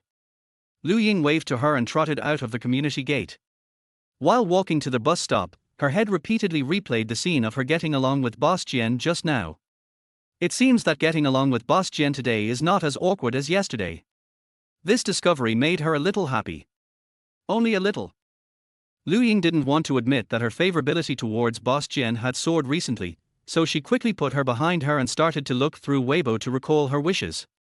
The wishes I made recently were basically to get rich, but the heroine's family is already rich enough to rival a country, and even the toilet walls can be covered with South African diamonds. Besides, no matter how rich the world of novels is, it has nothing to do with reality, so this wish can be ignored. Turn forward, on the Chinese Valentine's Day, she said she wanted a boyfriend. Well, now that I think about it, it seems that a girlfriend is not impossible. The image of Mr. Jian appeared in her mind, and Lu Ying suddenly had a dangerous idea, and then shook her head hard to throw this idea away. It's okay to dream, but you can't have such a crazy dream. Student Lu Ying, you can't lose yourself in the illusory world. She repeatedly warned herself, suppressed her restless thoughts, and took a long breath. Swiping her fingers, Lu Ying continued to flip forward. Last year, during graduation season, she was busy writing papers and looking for jobs, and her wishes were mostly to graduate smoothly and find a suitable job. Well, these two wishes have been fulfilled now, right? Lu Ying flipped through it again and found a forwarded Weibo. It was a photo posting and travel journal of a gay friend. She went to an amusement park with her boyfriend at the time, took a lot of beautiful photos, and had a super happy time. Lu Ying forwarded it and said, I am so envious QWQ, I also want to go to the amusement park with my little brother and let him take beautiful photos. Hey, this wish should be fulfilled. Isn't it just an amusement park? She can write about the most luxurious amusement park in the universe in a minute, with the most exciting projects and the most beautiful scenery. However, her wish has changed a little bit now. She doesn't want to write about a handsome guy playing with her, but wants a maid to play with her. Lu Ying thought about it and started writing immediately. She would feel dizzy if she looked at her phone for a long time on the bus. She wrote a few lines every once in a while, and she had finished half a chapter by the time she got off the bus. Their maid with full photography skills accompanied the eldest lady to the amusement park alone on the weekend. There was no bodyguard or housekeeper, only the two of them. The maid took many beautiful photos of the eldest lady, and the eldest lady also took her to take a group photo. It can be said that the wish at that time was perfectly fulfilled. Lu Ying also gave the two names in this chapter. She couldn't remember names like Man and Lian. So she chose two simple and easy to remember names. Her pen name is Ran Yufeng, so she named herself an Ling Ran, which has a meaning and is very Mary Sue, which fits the identity of a young lady. And Ms. Jian usually looks like an old flower, so she named her Hua Hua. I have to say that she is really talented in naming. After returning home, Lu Ying wrote the plot of going to the amusement park in chapter 3, and lay on the bed to continue thinking about other wishes. Maybe she was tired from moving and riding in the car during the day. She just wanted to lie down and rest for a while, but she accidentally fell asleep. When she woke up again, it was already dusk. Lu Ying rubbed her eyes and sat up, looking at the darkening night outside the window in a trance. She had just dreamed, not a time travel, but just an ordinary dream. She dreamed that she and Ms. Jian, who was barefaced, were sitting on the sofa in Sister Zhuan's new home. The two watched a movie. She was moved to tears by the plot. Ms. Jian wiped her tears and pressed her head on his shoulders. Don't be sad, lean on me. Boss Jian's voice was so gentle, like the gentle wind in the mountain stream, blowing up layers of ripples in the clear pond.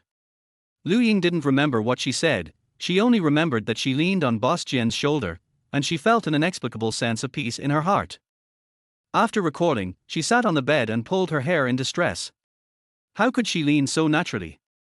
In her dream, she knew that the person was Boss Jian, not the maid, so how could she have the nerve to lean over? We must distinguish between reality and illusion. After pulling her hair, Lu Ying rubbed her face hard and tried to wake herself up.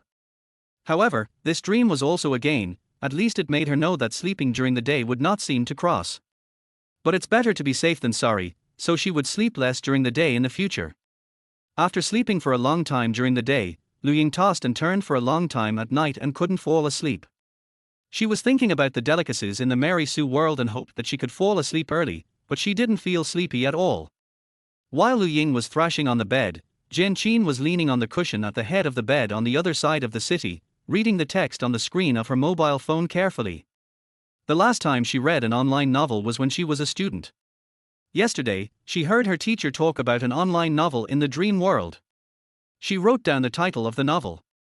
After waking up, she searched the internet without much hope, and she actually found this novel. I make money in Interstellar by cooking, author Phone. Will her time travel be related to this author? Jian Qin found the author's Weibo and column, wanting to see if there is any content related to the maid lady, but unfortunately she didn't find it. This author had a stable output in the past few years, but wrote very little in the past 2 years. In the past few months, she has not written anything, and even rarely posted on Weibo. Jian Qin flipped through the novels she had written. There were serious dramas and light-hearted sweet stories, and her writing was acceptable. In short, Phone looked like a normal adult, not like a primary school student who would write exaggerated and nonsensical novels. The clues were cut off here. She had no other clues, so she opened the Interstellar food article and started reading. I have been reading this since morning. It was getting late, and I had to go to work tomorrow. The self-disciplined Jian put down her phone and prepared to go to bed. She turned off the light and turned over. But she was a little curious whether the heroine could conquer the Admiral's little daughter with egg yolk pastry. Otherwise, I would just read one more chapter. Jian Qin had a strong execution ability. As soon as she had the idea, she sat up, turned on the nightlight, and continued reading. An hour later, Jian Qin read that the heroine was troubled by the Imperial Marshal, and the Admiral's little daughter, who had already succeeded in conquering the heroine, begged her father to help the heroine. Although she didn't know how the heroine would solve the problem next, she knew that if she didn't go to bed, she would have some trouble going to work tomorrow. Jian Qin put down her phone again and made up her mind to turn off the light and go to bed. The sequelae of reading novels before going to bed is that you can't help recalling the plot when you close your eyes. Jian Qin tossed and turned and couldn't fall asleep. Finally, she had no choice but to get up, pour a glass of water, and take pills that she hadn't touched for several months. This time, she went back to bed and fell asleep not long after. When she woke up again, she was not back in the restaurant, but in the classroom, with the young lady resting her head on her shoulder, sleeping soundly. Suddenly, the lunch bell rang, and at the same time, a reminder sound appeared in Jian Qin's mind. Attention, a new name setting has been added. The young lady's name is Ling Ran, and her family is the Yin family. Your name is Hua Hua. Now, wake up the young lady and take her to the cafeteria for dinner. Jian Qin. Let's not talk about why the new setting was suddenly added. Why does the young lady have a normal name, but she is called Hua Hua? Chapter 16. The little head on his shoulder suddenly moved. Jian Qin felt complicated and patted the young lady's hand. Miss, you should go to eat. In fact, Ying had woken up a long time ago, but she was too sleepy and fell on the maid, too lazy to move. Hearing her calling her, Ying yawned, opened his eyes, and supported his heavy head. It turns out that if you sleep too late in real life, you will feel like you didn't get enough sleep when you wake up here. She was very sleepy and wanted to say something to the maid, but she opened her mouth and yawned again. The eldest lady yawned several times in succession, and her eyes turned red. Jian Qin looked at her watery eyes and his heart softened. Or, let the young lady lean on her and sleep for a while. Just as she was about to speak, the eldest lady suddenly stood up, and Jian Qin had to stand up with her. Although Ying was sleepy, she was still looking forward to the delicious food and said energetically, "Let's go. Let's eat." Because it was written that the maid would take her to the restaurant, this time they didn't need to find someone else to lead the way. The maid took her directly to the destination. As a popular figure, she attracted a large group of fans on the road, all of whom followed her and chattered non-stop. Ying has now become accustomed to this kind of noise and is too lazy to pay attention to them. She walks forward very coldly. Fourth brother asked her to have lunch together at noon. Ying didn't write his story carefully. She was stunned when she suddenly saw a large group of people at the door of the luxurious restaurant. It turned out that her fourth brother was standing at the restaurant door waiting for her, unknowingly attracting a group of crazy onlookers. I don't know where all these crazy fans come from in the school. There are already so many of them behind her, and there are still so many people surrounding her fourth brother. When the fourth young master in the crowd saw her coming, the smile on his face became even brighter, like a little sun falling into the world. The crowd automatically made way for him. He jumped and waved, his golden curls flying as he moved. Sister. The boy's hearty smile was like the scorching sun in summer, warm and charming. The girls around him screamed, and the most exaggerated one was so fascinated by him that she cried out in pain, and after shouting heartbreakingly, "Please stop laughing, I can't stand it anymore," she tilted her head back and fainted. Ying. Wow, this is the first time I see someone who can be mesmerized by a smile. She had never written this plot, but Lu Ying had become accustomed to the naturally generated plots of the world, and they were all things that would reasonably happen under the Mary Sue setting. With her fourth brother's lively and sunny personality and handsome face, it is not an exaggeration to say that so many girls like him. At this time, the beautiful boy continued to exude that damn charm. He looked at the fainted girl with concern and asked, "How is she? Is she okay?" "She's fine, I'm fine." He's so handsome when he looks concerned. The screams of the fans gave Lu Ying a headache, and she quickly pulled her fourth brother into the restaurant. Jian saw her pulling the sleeve of the fourth young master, and saw the fourth young master looking at her with a doting smile, and her brows could not help but frown slightly, and she couldn't tell what she was feeling. When she reacted, the man had already stepped forward and held the eldest lady's hand. "Hey!" Lu Ying turned around to look at her, not understanding why the maid took the initiative to hold her hand. But I have to say, she benefited a lot from it. Lu Ying quickly let go of her fourth brother's sleeve and happily held hands with the maid. The fourth young master just started to enjoy his sister's coquettish pulling of his sleeves, but his sister was grabbed by the personal maid and immediately abandoned him. It's too easy to give up. The young master could hardly control his sadness, and the curly hair on his head seemed to droop down. "Sister, you obviously loved holding my hand when you were a child." Lu Ying relied on the fact that he was a paper man and lied to him seriously. "But brother, now that my sister has grown up, she likes holding my beautiful sister's hand more." Fourth young master. Something seemed wrong, but he couldn't put his finger on it. The luxury restaurant does not allow people with an annual family income of less than 100 billion to enter. Many of the siblings' fans were excluded, and they immediately became much quieter. A small restaurant exclusively for the eldest daughter was set up in the public restaurant. The two bodyguards brought by the fourth young master stood in front of the small restaurant. When they saw them coming, they first shouted to their eldest daughter, "Good afternoon, eldest daughter," and then opened the door together. The door of this restaurant is much smaller than the one at home, and Lu Ying was a little uncomfortable at first. The three of them walked into the restaurant. The dining table, which was only about 10 meters long, was placed in the middle, and two chairs were placed very close to each other opposite the door. Lu Ying squinted her eyes and took a look, probably guessing that this was fourth brother's arrangement, and he wanted to sit closer to her. "Oh, he wishes." She held the maid tightly with her backhand, trotted all the way to the two sofa chairs, turned around and shouted to her fourth brother who had already pulled away for a distance, "Brother, we will sit here, you find another chair." Fourth young master. That's where he and his sister are. The sunny and handsome boy turned into a sad little prince in an instant, and the sadness between his eyebrows almost became tangible. At this moment, Lu Ying only had food in her mind, and did not comfort his injured heart. After sitting down, she turned around and asked the servant beside her, "When can the food be served?" The servant looked at the fourth young master and asked for his opinion. Thinking of the meal he had carefully prepared for his sister, the fourth young master forced himself to cheer up a little and said, "Now." The chef received the message and immediately asked people to serve the dishes. As with breakfast, a procession of servants brought the meal to the table, placing it one by one on the dining table. Lu Ying's eyes lit up as she looked at the dozens of delicacies. It's worth it. It's worth it. Traveling through time every night is nothing. She is willing to travel for another 50 years with this kind of food. The last roasted lamb chops were served, and the servant shaved off the bones for her and put the meat on her plate. Mr. Jian, next to her, was forced to sit down. Of course, Lu Ying couldn't wrong her and had her shaved off. 3 servants stood beside Lu Ying. One introduced the meal to her, one peeled the shelled food for her, and the other took away the empty plate and replaced it with a new one. Lu Ying was about to cry with happiness. She took a bite of shrimps on one side and beef on the other. From time to time, a servant would feed her a mouthful of steak and tomatoes to relieve her tiredness.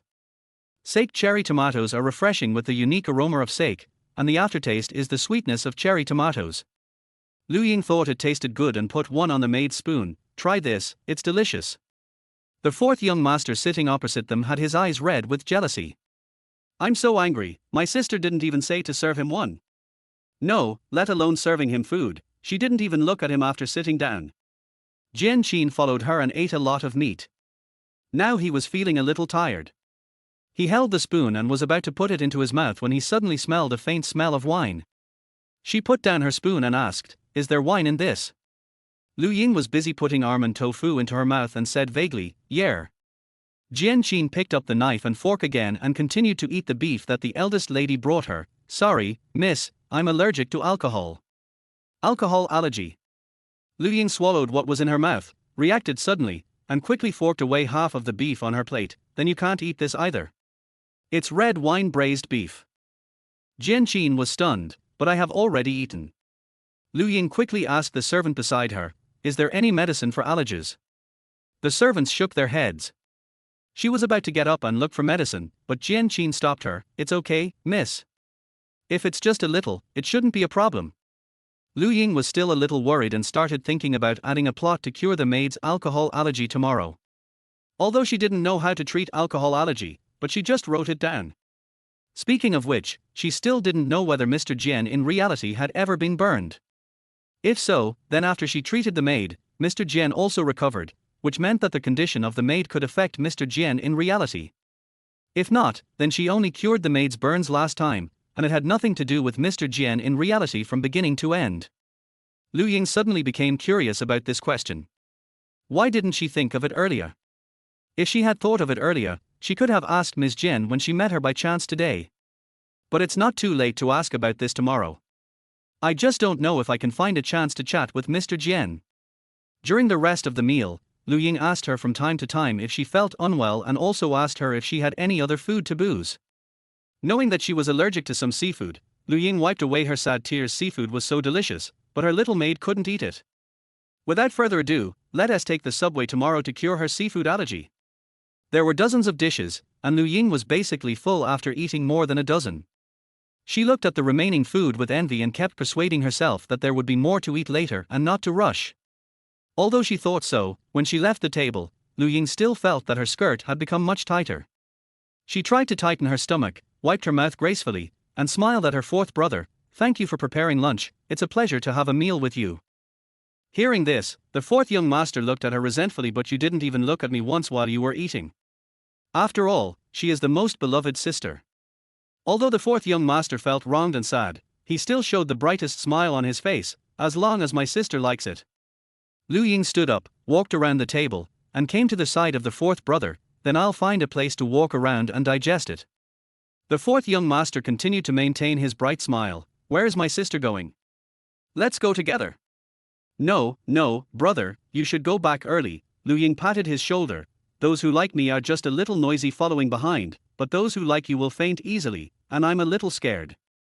Fourth young master. Is it his fault that he is handsome? In the end, the fourth young master, who lost the opportunity to tour the campus with his sister because his fan group was not liked by his sister, watched his sister leave with grievance. As soon as she left the cafeteria, a group of people gradually followed Lu Ying, admiring her beauty and praising her virtues. She was puzzled. Don't these people have anything else to do every day? Why do you have to follow the heroine and flatter her? This made her feel embarrassed to hold hands with the maid. Lu Ying was walking around the campus to digest her food. The chattering behind her gave her a headache, so she decided to continue with the plot and let the maid take her to the music classroom. The music classroom is on the 7th floor of the castle, which is about the 20th floor of a normal building. At the beginning, the group of fans behind her followed her to climb the stairs, but they chose to give up when they reached the 3rd floor, and while retreating they said, "Oh, we should go back to the classroom to study early, so that we can win the favor of the young lady." Lu Ying was so angry that she cursed in her heart. "You just can't climb anymore, what excuses are you making? If you have the guts, continue to climb with me." Lu Ying rolled her eyes at them in annoyance and continued to climb breathlessly, thinking about why she had to walk around the campus to digest her food. After climbing these stairs, she can eat 2 bowls of rice. Why should she go out of her way to digest the food? Also, all you do is eat. You only know how to write about food, but don't you know how to write an elevator for yourself? When she reached the 6th floor, Lu Ying could no longer climb. If the maid hadn't held her arm, she would have sat down on the stairs. Maybe it was because of her character, but Jian Qin, as a maid who carried the young lady out of bed every day, was not tired at all. She looked at the young lady who was almost exhausted and struggled internally. After a moment, she finally came to her senses. Since this was an imaginary world and what she wanted to do was not excessive, she might as well do it. Jian Qin took a deep breath, suddenly bent down, put one hand around the lady's legs, and with the other hand around her back, he picked her up horizontally. Lu Ying was startled and screamed, then she subconsciously hugged her neck and looked up at her. What is going on? Suddenly giving me a princess hug was kind of embarrassing. The eldest lady's eyes suddenly turned a faint pink, and Jian Qin's mouth curled up, and her voice was gentle. Miss, you have worked hard. There is still one more floor. Let me carry you up. Chapter 17. The long-awaited princess hug gave Lu Ying an inexplicable sense of pleasure. It was this faint scent of the white moonlight perfume that made her feel a little uncomfortable. She hummed softly, choosing to hug the maid tightly and rest her head on her shoulder. She is not a person who likes to have too much physical contact with others. She has no problem holding arms between ordinary friends, but she has never been able to do more intimate things like holding hands or hugging. But here, she turned into a weirdo who always wanted to take advantage of the maid. I want to hold her hand and like to lean on her, which makes her satisfied and at ease. When I climbed a flight of stairs by myself, it felt extremely long, but when I nestled in the maid's arms, I felt like I arrived in the blink of an eye. When they reached the 7th floor, the maid stopped and signaled her that she could come down, but Lu Ying didn't stay there long enough. She made up her mind and shamelessly hugged the maid's neck tightly, whining and kicking her calves to show that she didn't want to go down. Jian Qin was so touched by her cute behavior that he almost threw her to the ground. The furry little head rested on the shoulder, and the long golden curly hair scattered on her arms, which was a little itchy. Jian Qin looked down at her, his throat rolling slightly, then he raised his head and continued walking towards the music classroom. For the first time in her life, Lu Ying acted like a scabby and insisted on clinging to others. She only jumped down reluctantly when she reached the classroom door. She didn't react until she left the comfortable embrace, pulled the maid's arm and asked, "Are you tired?" Jian Qin shook her head and imitated the maid's tone and said, "It is my honor to serve the young lady. It is not tiring." After she said that, she opened the door of the music classroom and made a gesture of invitation. The eldest lady walked in holding up her skirt. Jian Qin turned back, closed the door, drew the curtains, and walked to the piano and sat down. Fortunately, the piano here is of normal size. Jian Qin breathed a sigh of relief, tried to play a few notes, and was amazed by the perfect tone of the piano. Lu Ying, who knew nothing about piano, couldn't tell whether the piano was good or not. She just thought that whatever the maid played sounded good.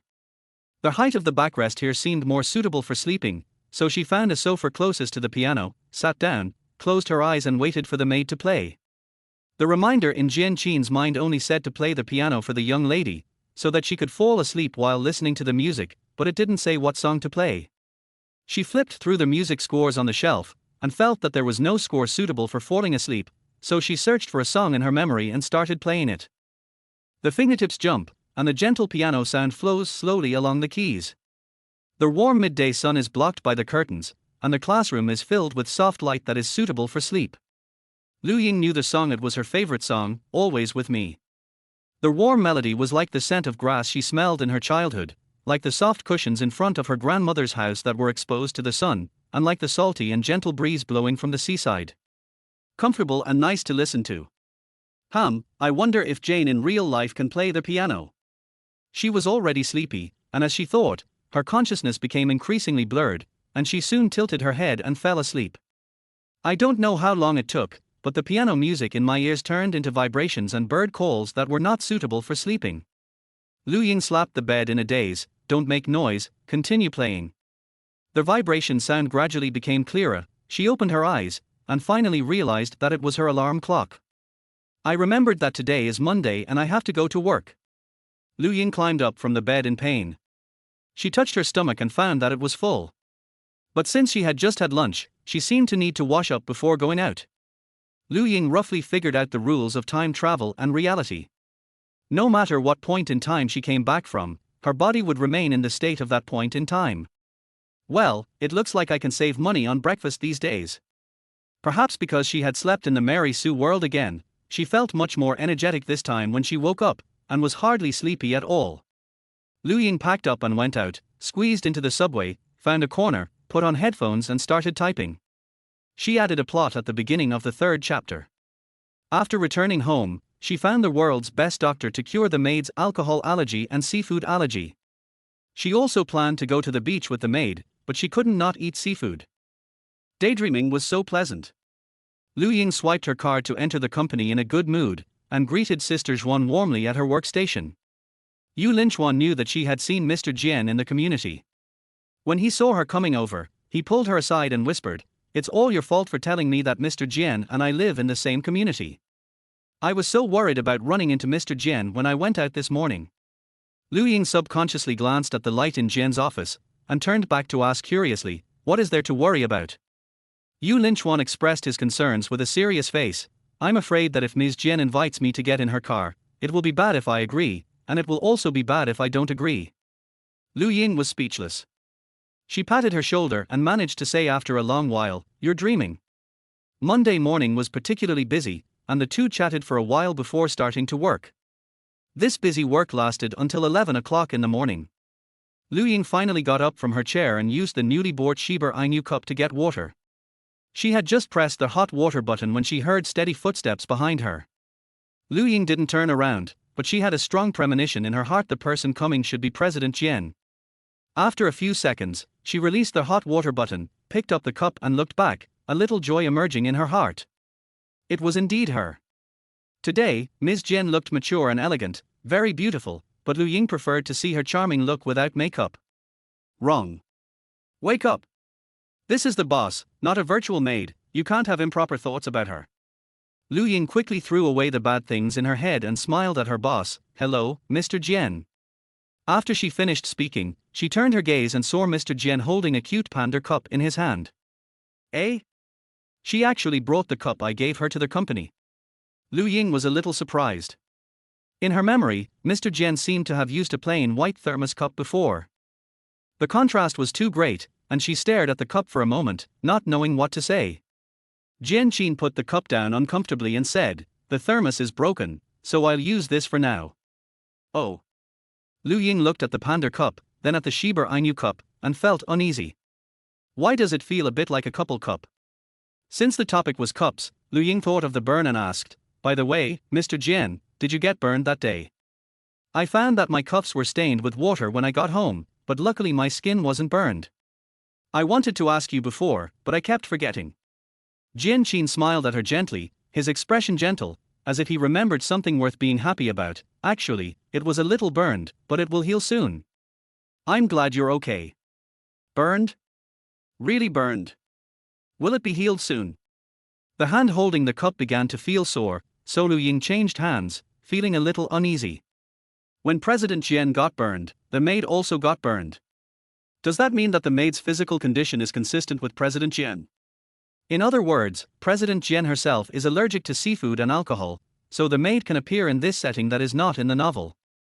So, since she wrote about the treatment plot, does it mean that President Jian can also solve this allergy problem in reality?" Lu Ying felt overwhelmed and bewildered for a moment as she realized that she had really changed reality through writing.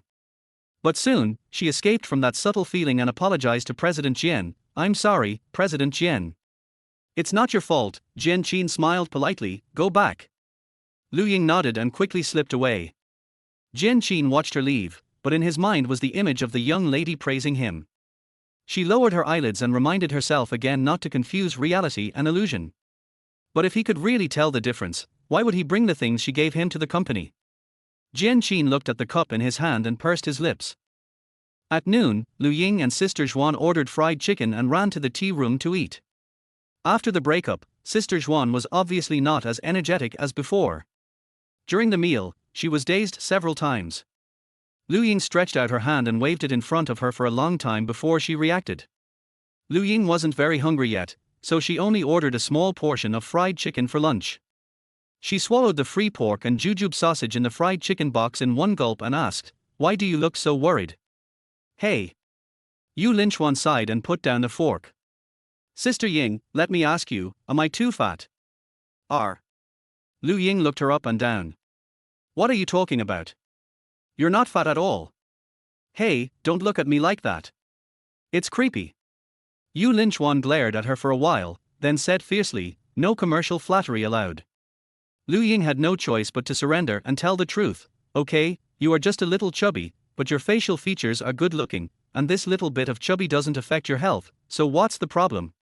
The way my boyfriend looked at me before I moved yesterday made me feel a little inferior.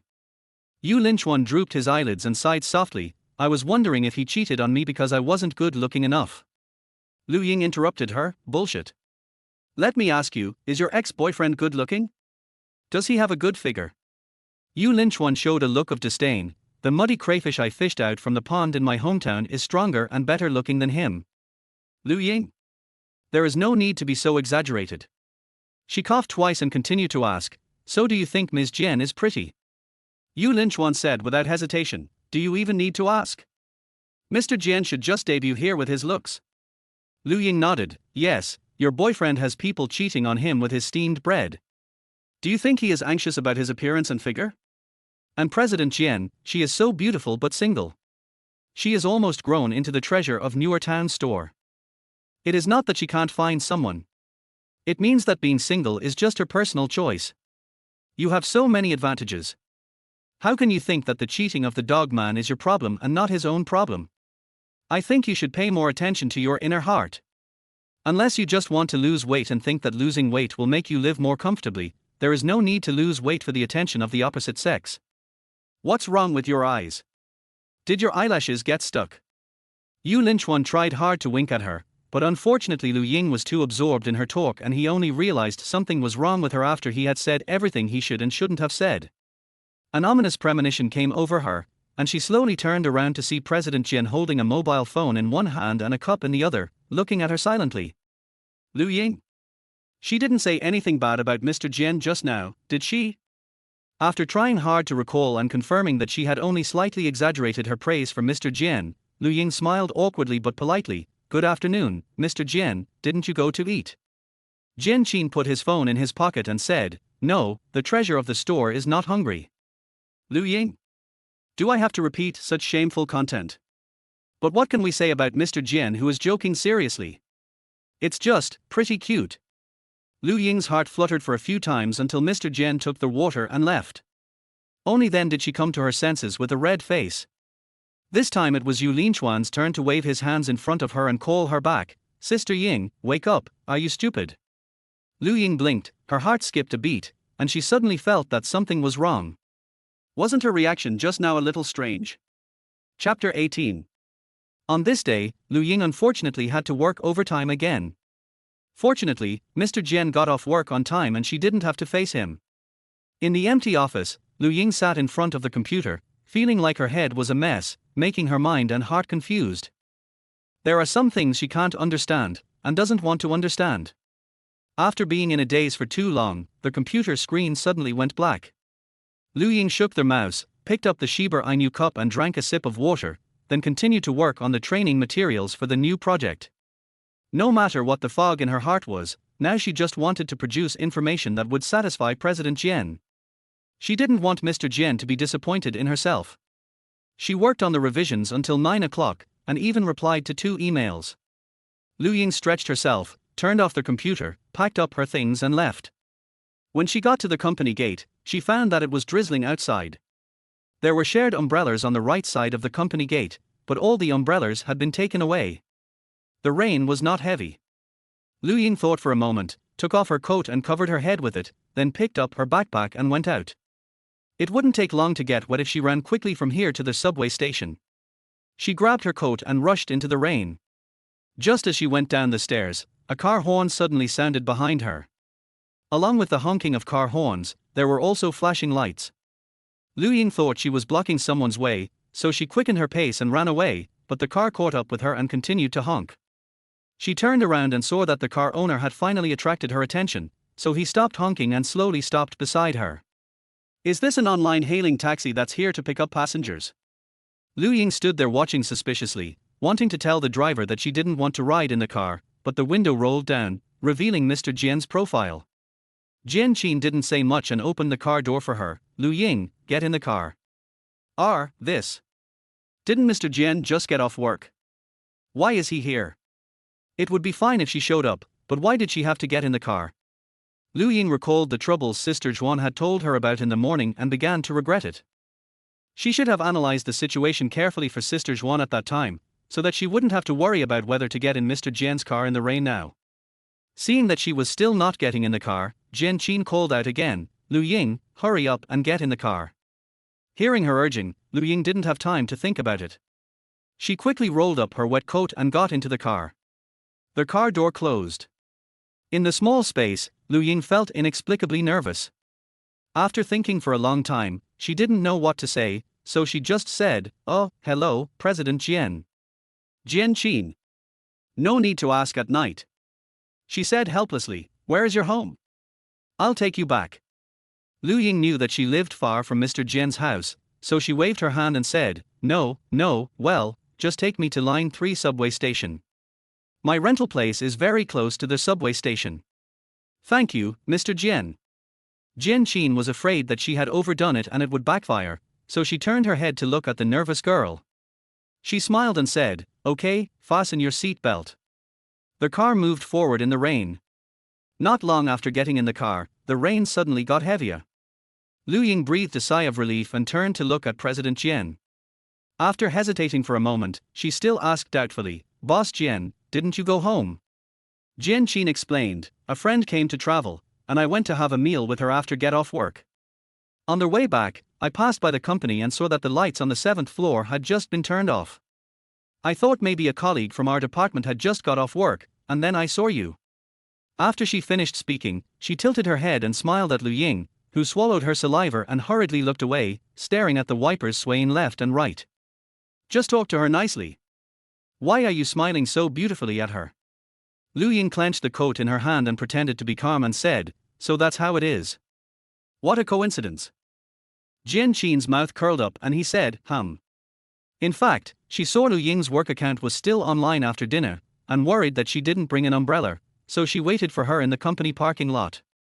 When she saw her profile picture turned grey after she replied to the email, she started the car and prepared to take her home.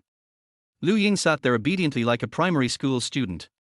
Jian glanced at her hands that were tightly holding her coat and laughed. After thinking for a moment, she asked, "Thank you for staying up so late. Are you working on the training materials?" Lu Ying replied in a serious tone, "Well, it's basically done. I'll revise it and send it to you tomorrow." Jian was silent for a moment, then said, "Why do I feel like you're a little afraid of me?" No, really not." Lu Ying quickly denied it but nodded frantically in her heart. Yes, she is so scared now. "I'm afraid that I'll have to remind myself all the time not to have any improper thoughts about Jane." Jian pursed her lips and said nothing more. The car stopped in front of the Line 3 subway station. Lu Ying thanked Mr. Jian again, unbuckled her seatbelt and was about to get off the car when Jian suddenly grabbed her wrist and said, "Wait." Lu Ying's eyes fell on the place where they were touching. She wanted to pull her hand away, but also wanted to continue pulling like this. She was almost torn apart by her own tangled thoughts, but fortunately, President Jian quickly let her go, picked up the folding umbrella from the back seat and handed it to her. "Take this, and be careful on the road." Lu Ying declined. "I can't walk a few steps after getting off the subway, so you should use it, Mr. Jian. I have another one in my trunk." In this case, Lu Ying had no choice but to accept the umbrella. "Okay then. Thank you, Mr. Jian, see you tomorrow." She said she was going to put on her wet coat and go out. Jian knew he shouldn't care about it anymore, but by the time she reacted, he had already grabbed Lu Ying again. She stuffed the coat on the back seat into Lu Ying's arms. "Wear this, don't catch a cold." The horns of other cars honked from behind, urging the people in front to get out quickly. Lu Ying didn't have time to refuse, so she held up her umbrella and got out of the car holding Mr. Jian's clothes. Just when she wanted to turn around and thank him, the car had already driven away. She looked down at the clothes in her arms and put on Mr. Jian's suit jacket with mixed emotions. Ms. Jian also used the white moonlight perfume today, and the scent stained her coat. After she took a few steps, her upper body was covered with the scent of white moonlight. Or rather, it's Mr. Jian's taste. There weren't many people at the subway station at around 9 o'clock. After entering the subway, Lu Ying found a seat by the side and sat down, leaning her head against the billboard. When she closed her eyes, all she saw was the scene of Mr. Jian's car. She was so scared that she suddenly opened her eyes, calmed down, and opened the chat box with her gay friend. "Ying, Gudanzi, something seems to be wrong with me. Colorful puppy egg, have you been feeling well recently?" Ying, be serious, there's really something wrong with me. Colorful puppy egg, okay, let me be serious. What's wrong with you? Ying, I like getting along with the maid in Mary Sue's world more and more recently. I want to have physical contact with her. Yesterday she hugged me like a princess and I actually felt so happy. QWQ. Colorful puppy egg, sister, did you travel through time and space and become a lesbian? Ying, I am indeed thinking about this question. But now there is a more serious problem than this. Recently, the emotions of fantasy and reality have become more and more confused, and I have become dependent on my manager in reality. Colorful puppy eggs. Ying, save the child doesn't he want to resign? Colorful puppy egg, how can I save you? Ying, hurry up and scold me to wake me up. Colorful puppy egg, okay, wait for me to think about it. Putting down the phone, Ying covered her head in pain. After a while, the phone vibrated again. Colorful puppy egg, wake up, your manager knows nothing about the Mary Sue world. If you are too close to her, she will just think you are weird. Also, if you are too attentive, your colleagues will definitely gossip about you, which is not good for both you and your manager. Colorful puppy egg, let's take a step back and let's say this ends in a happy ending, and your manager is interested in you and you start an office romance. You quit your job and go to another company, and continue dating your manager. But you are both women, so can this last? Ying, you are so realistic. Although I haven't thought about this much, thank you. My child has been awakened by reality. Colorful puppy egg, oh, you're not sure what will happen next. You are close to the manager, but he is not close to you. You just need to control yourself. No, Mr. Jian is also very good to her. Ying didn't know where she got the resentment from. She got excited and told him about how Mr. Jian sent her to the subway station and borrowed an umbrella and clothes from her. Colorful puppy egg. There is such a thing. Colorful puppy egg, I got it. Please continue to give me candies.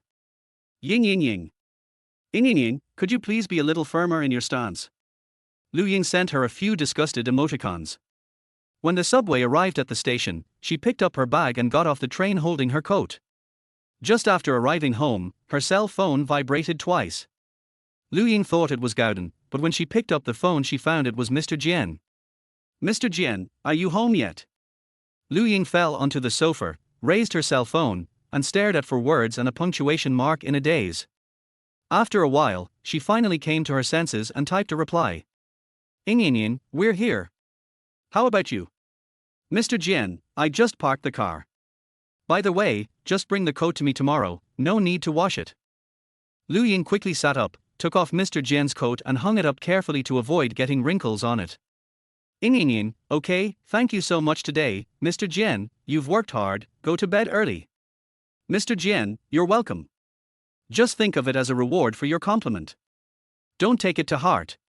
Go to bed early. When she said that, Ying thought about what happened at noon, and felt like laughing despite the shame. No, I can't think about it anymore. She lay down on the sofa again and reread the words that Gauden had just used to wake her up. After reading it, she took a screenshot of the 2 paragraphs, intending to take it out from time to time to remind herself. The weather became colder with each autumn rain. The thin quilt she had been wearing was no longer enough. Ying was too cold to sleep, so she took out a thick quilt from the cupboard and wrapped herself tightly before she finally felt sleepy. When she opened her eyes again, she was lying on the sofa in the music classroom, covered with a maid's windbreaker. The maid was dozing off beside her. Ying gently stood up and went over to look at her. The maid wore light makeup, and her appearance and temperament were more similar to President Jian, who went shopping with her last Saturday. She looked more embellished than her without makeup, and less distant than her in the office. In the quiet classroom, Ying's gaze slid from her plump forehead to her shiny lips, and she looked at her carefully. The maid who was sleeping with her eyes closed looked gentle and harmless. Somehow, Ying's mind suddenly appeared with soft and fluffy souffle, with berries scattered around, colorful. This existence is clearly illusory and can collapse in the blink of an eye, yet it is so fascinating. Ying looked at it for a long time and muttered softly, "How annoying. It made me feel distracted all day long." Before she finished her words, the maid suddenly opened her eyes. Ying was startled and stepped back guiltily. When did you wake up?" The maid picked up the coat on the sofa and put it on, smiling at her. "Good afternoon, miss."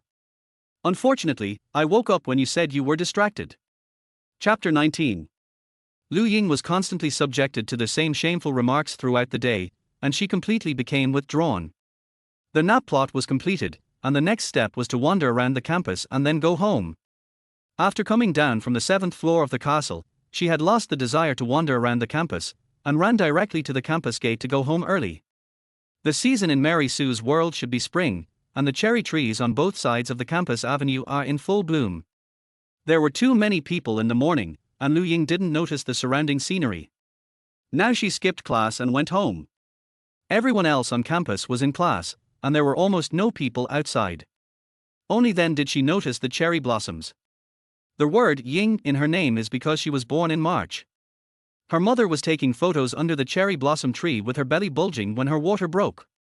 Her father rushed her to the hospital and gave birth to her the next morning. Her mother said that the child couldn't wait to run out when she saw the cherry blossoms, so she must like cherry blossoms, so she named her Lu Ying. Therefore, Lu Ying has a special liking for sakura. Walking under the cherry trees like this, with Mr. Jian by my side, the emotions that had been accumulated in my heart for a day were finally released. She took a deep breath and decided to temporarily forget about the problems that were bothering her and indulge herself here. Thinking of this, Lu Ying turned her head to look at the maid, saw cherry petals falling on her head, and gently pulled her sleeve. Jian Qin stopped and was about to ask what was wrong when she saw the eldest lady suddenly come closer and raise her hand towards her cheek. She subconsciously took a step back, but the eldest lady pulled her sleeve, led her towards her, and then took a cherry blossom from her head. Lu Ying thought she had scared her, and said with a smile, "Why are you hiding? Are you afraid of me?" Jian Qin shook his head. "In reality, it is you who is more afraid of me." She said nothing and continued walking forward. The eldest lady dropped Sakura and followed her, holding her hand. Her luxury limousine was still waiting at the door. The driver did not ask her why she wanted to go home early. After Lu Ying got in the car, the maid went over and gave her a few instructions, and the car drove towards home. Lu Ying collapsed in her chair. She didn't want to go to school anymore. She was so tired. After arriving home, as soon as Lu Ying got out of the car, the elegant uncle butler came to greet her. "Miss, why are you back so early?" The maid answered for her, "The young lady is tired and wants to go home to rest." The housekeeper smiled slightly and said to Lu Ying, "Miss, you don't have to study so hard. You are so smart that you can get the first place in the country even if you don't study at all." Lu Ying? This is such a bad flattery. How can you do the test without studying? You can't even recognize the characters. Lu Ying didn't want to pay attention to this uncle who always wanted to exude mature charm to her, but she added a plot to invite a doctor at the beginning of the 3rd chapter. In order to follow the plot, she had to say to him, "Please invite Dr. Murong over." The housekeeper was surprised with a hint of jealousy. "Dr. Murong? The world's #1 doctor who has been secretly in love with you for a long time." Question marks slowly appeared over Lu Ying's head, as she had never had a secret crush before. Is the setting for a heartthrob so overbearing that any man can fall in love with her? After a moment of silence, she said, "Yes, it's him." "What do you want to see him for? Are you not feeling well?" The housekeeper looked at her worriedly. "I need him, tell him to come quickly." Lu Ying didn't want to waste any more time talking to the housekeeper, so she pulled the maid up to the corridor. Unexpectedly, just after taking 2 steps, the maid suddenly whispered, "Miss, you are so popular. Everyone likes you." Lu Ying seemed to hear the same jealousy as the butler from her tone and couldn't help but smile. Oh, the setting of being a heartthrob is pretty good, and her little maid seems to like her quite a lot too. Lu Ying decided to indulge herself with a smile on her face, and couldn't help but say dirty words. "So what? They like me, but I only like you." Jian Qin knew it was fake, but her heart was still hit hard. She slowly turned her head and looked at the eldest lady. "Really?" The other person was smiling like a flower, and her eyes were faintly orange, which meant that she was very happy now. Lu Ying had long forgotten about the eye color change setting and nodded to the maid. "Really?" Jian Qin curled up the corners of his mouth along with hers. No matter whether it was true or false, as long as she was happy, it was fine. After sending the young lady back to her bedroom, she went to the dressing room to change back into her maid outfit, and then went back to change the young lady into a long skirt for her to wear at home. Lu Ying couldn't reach the straps on her back, so she called the maid to help her. The maid's fingers shuttled between the ribbons, and the complicated straps were untied and hung down one by one. Suddenly, warm fingers touched her back, causing Lu Ying to straighten her body and freeze in place, not daring to breathe. Jian tried her best to avoid touching her, but the straps were complicated and her fingertips still felt soft and smooth. Her eyes dimmed and her hands moved faster. Untying the last knot, she whispered, "All right, miss." Lu Ying was so nervous that her voice changed a little, but she still wanted to tease the maid. "Do you want to continue to help me change?" The maid looked indifferent. "Of course, if the lady needs it." Lu Ying immediately got scared and pushed her to face the wall. "I'm just kidding, turn around and don't look back." Jian held back her smile and went to face the wall. After Lu Ying confirmed that she would not peek, she quickly took off her complicated and gorgeous skirt and changed into a much simpler white gauze skirt. The gauze skirt is simple in style yet not simplistic. White, round pearls are embellished on the hem of the skirt and hang down at the ankles, spinning in circles like waves blown by the wind. After she changed her skirt, Jian turned around with permission and saw the young lady looking at herself in the mirror. She stared at the young lady in silence for a long time until a prompt sounded in her mind, and then she said softly, "Miss, Dr. Murong is here." So fast. Lu Ying was stunned for a moment, and forgot to ask her how she knew this, and followed her to the bedroom door. The distance from the cloakroom to the bedroom door was not far. Lu Ying felt a little out of breath as she walked. She covered the area under her ribs that was throbbing and opened the door for Dr. Murong with difficulty. Outside the door, Dr. Murong stood straight, with broad shoulders and a narrow waist. His handsome face was filled with a smile of joy at seeing the young lady, but his hairstyle was a little strange, like a torn chicken coop. Seeing that she was staring at her hair, Dr. Murong smiled uncomfortably and said, "I heard that the young lady needed me, so I hurried over by helicopter. This hairstyle may be a little messed up." Considering that he could cure the maid, Lu Ying gave him a polite commercial compliment. "Not messy, casual but not random. It matches your shocking face, Dr. Murong. It sounds like I'm being praised, but I don't seem to be happy about it." He scratched his hair and asked, "Why did you ask me to come? Are you feeling unwell?" "I'm fine," Lu Ying pointed to the maid next to her. "She's allergic to alcohol and seafood. Can it be cured?" Dr. Murong raised his mouth proudly. "Of course, I have absolute confidence in my medical skills." He paused, his eyes fell on Lu Ying's hand on her abdomen. "But before that, I want to ask, do you feel uncomfortable in your stomach?" Lu Ying waved her hand. "No, I just walked so fast that I got a stitch in the side. I feel much better now." Dr. Murong was slightly stunned, with shyness and joy flashing in his eyes. "I didn't expect you would go to this extent just to see me earlier. You are too narcissistic. It's obviously because the dressing room is too far from the bedroom door." Lu Ying was too lazy to explain to him. Let him think whatever he wanted. He was just a tool anyway and would not have many opportunities to appear in the future.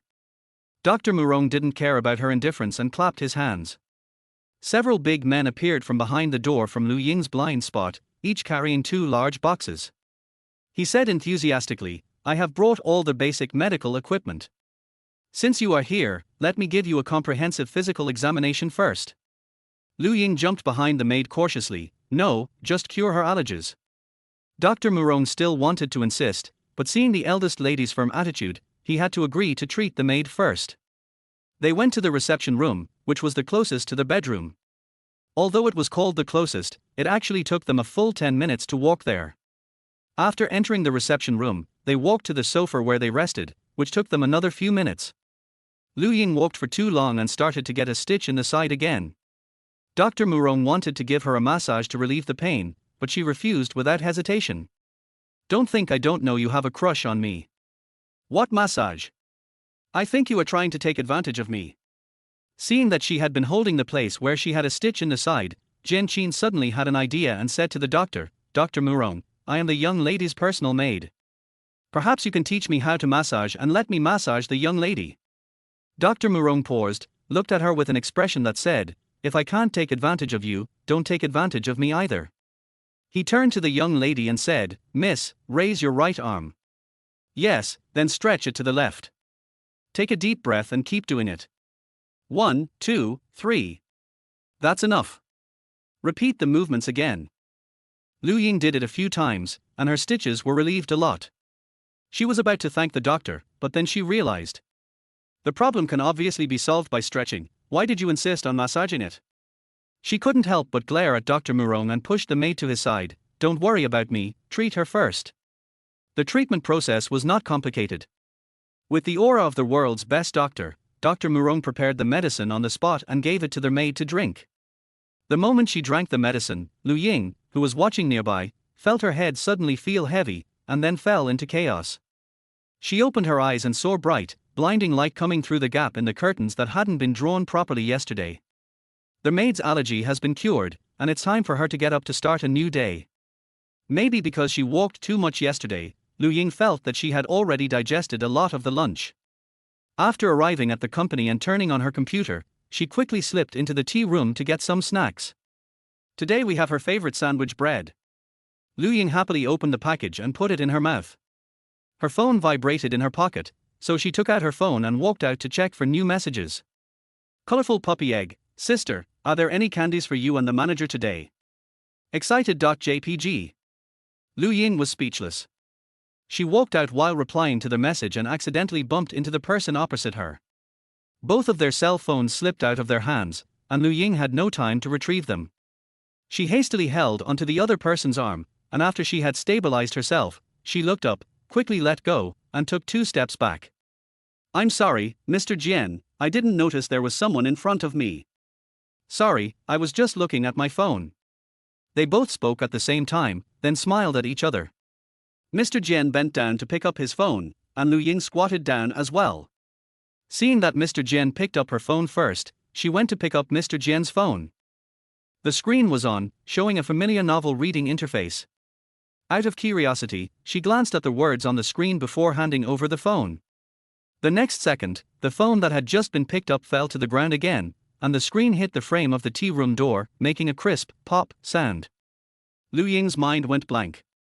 Holy shit! What's going on?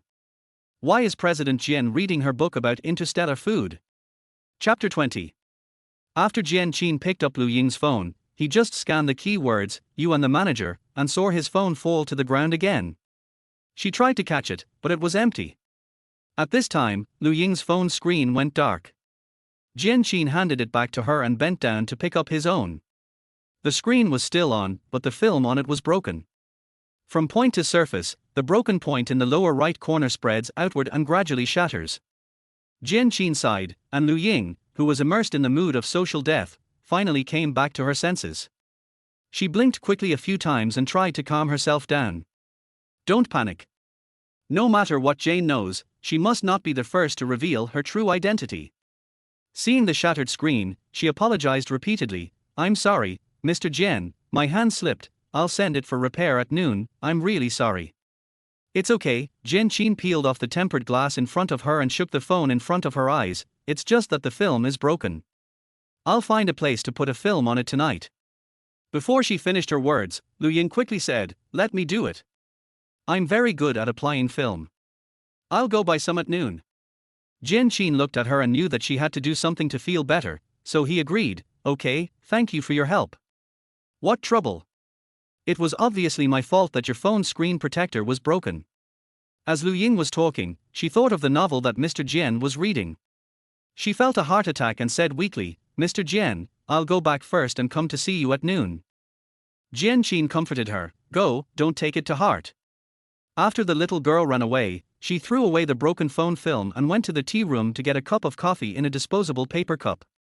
It's a bit strange. Why did Ying react so big when she saw her phone screen? Maybe she was overthinking it, and Ying might have simply slipped her hand at that time. Without an answer, Jian Qin temporarily forgot about this episode. She has been in a good mood every day recently. Last night, the eldest lady said she liked her and called a doctor with a chicken coop head to make medicine for her, saying that it could cure her allergies. This was the first time she heard that allergies could be cured in this way, and she planned to buy a can of beer when she went home today to try it out. She had drunk a glass of beer before, and red spots appeared on her arms, but they would recover after a night's rest. Jian Qin planned to drink a glass first to try. If she was still allergic, then the allergic reaction would not delay her work tomorrow. If she was not allergic, it meant that the doctor in the virtual world had really cured her allergy. Thinking about the previous arm burn that was cured by a magic ointment, she still had expectations for the result. There is another thing worth being happy about. Jian thought of the key words in the chat just now, you and the manager, and smiled. Lu Ying talked about her with others, which means she has a place in her life, right? Jian was drinking coffee happily, while Lu Ying was sitting at her workstation, sweating all over. She kept swallowing nervously, her hands on the keyboard, her eyes fixed, and she even forgot to enter the password. The title of the article in the upper left corner of Mr. Jian's screen kept appearing in front of her eyes, I make money in the interstellar world by cooking. How did Mr. Jian know this novel? Was it a coincidence, or? She moved her stiff neck, unwilling to think of another possibility. But the probability of such a coincidence is too low. Not to mention whether she has seen Mr. Jian reading novels before, even if he has always liked reading novels, why did he choose to read this novel that had just been appreciated by the teacher in the Mary Sue world at this time?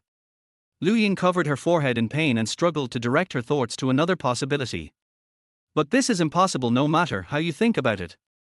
How could Mr. Jian know how to serve the young lady, take her to various places, and know the plot? Suddenly, Lu Ying's eyes flashed with the scene after her first time traveling through time, where Mr. Jian asked her if she had encountered any strange things recently. Could it be that it is really President Jian? If she had also traveled through time? Lu Ying began to think about what she had done recently. After the recollection, she took a deep breath, entered the power on password, and opened the Word document. Forget it. There's no hope. Just quit your job. Lu Ying impulsively wrote the 3 words, resignation letter, stared at them for a while, and closed the document. No, even if she wanted to resign, she had to make sure the situation was clear before resigning. Besides, judging from Mr. Jian's reaction, it seemed that he didn't know that she was the author of the interstellar food article. She might still have a chance. Thinking of this, Lu Ying finally calmed down and began to further analyze what had happened. Assuming that the maid in the other world is really President Jian, who traveled through time for the first time, recognized the eldest lady's face as her subordinate Lu Ying, and his action of asking her the next day whether she had encountered any strange incidents can be reasonably explained. After receiving a negative answer, President Jian continued to travel through time and spent time with a young lady who looked like a subordinate every night. Naturally, he paid more attention to her during the day. This can reasonably explain the recent increase in their interactions in reality. Later, the plot goes to the campus where Mr. Jian attended a cultural appreciation class and remembered the name of her novel, so he searched for it in reality and started reading it for some unknown reason. Lu Ying hid her personal information well online, so Mr. Jian didn't know that she was the author of the novel, so he never came to reality to ask her about time travel. There is also the matter of the burn on her arm. Since it was worn on her body, Jane always brought the scar into the Mary Sue world. After applying the magic ointment, the burn in reality disappeared.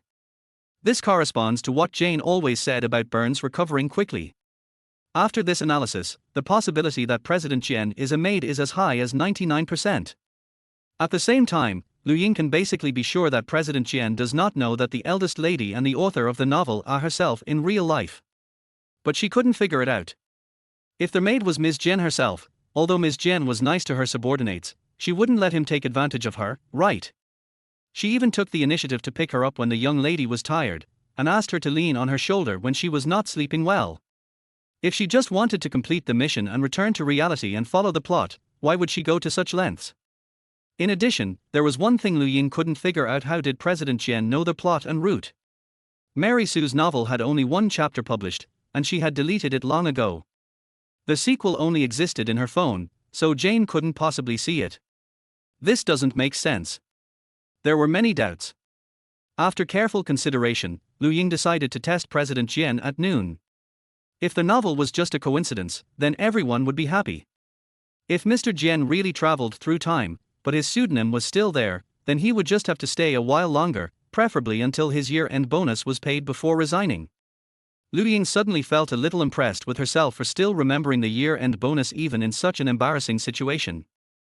After completing her morning work absent-mindedly, at noon, Lu Ying left her sister to eat alone and went to a nearby store to buy a cell phone film.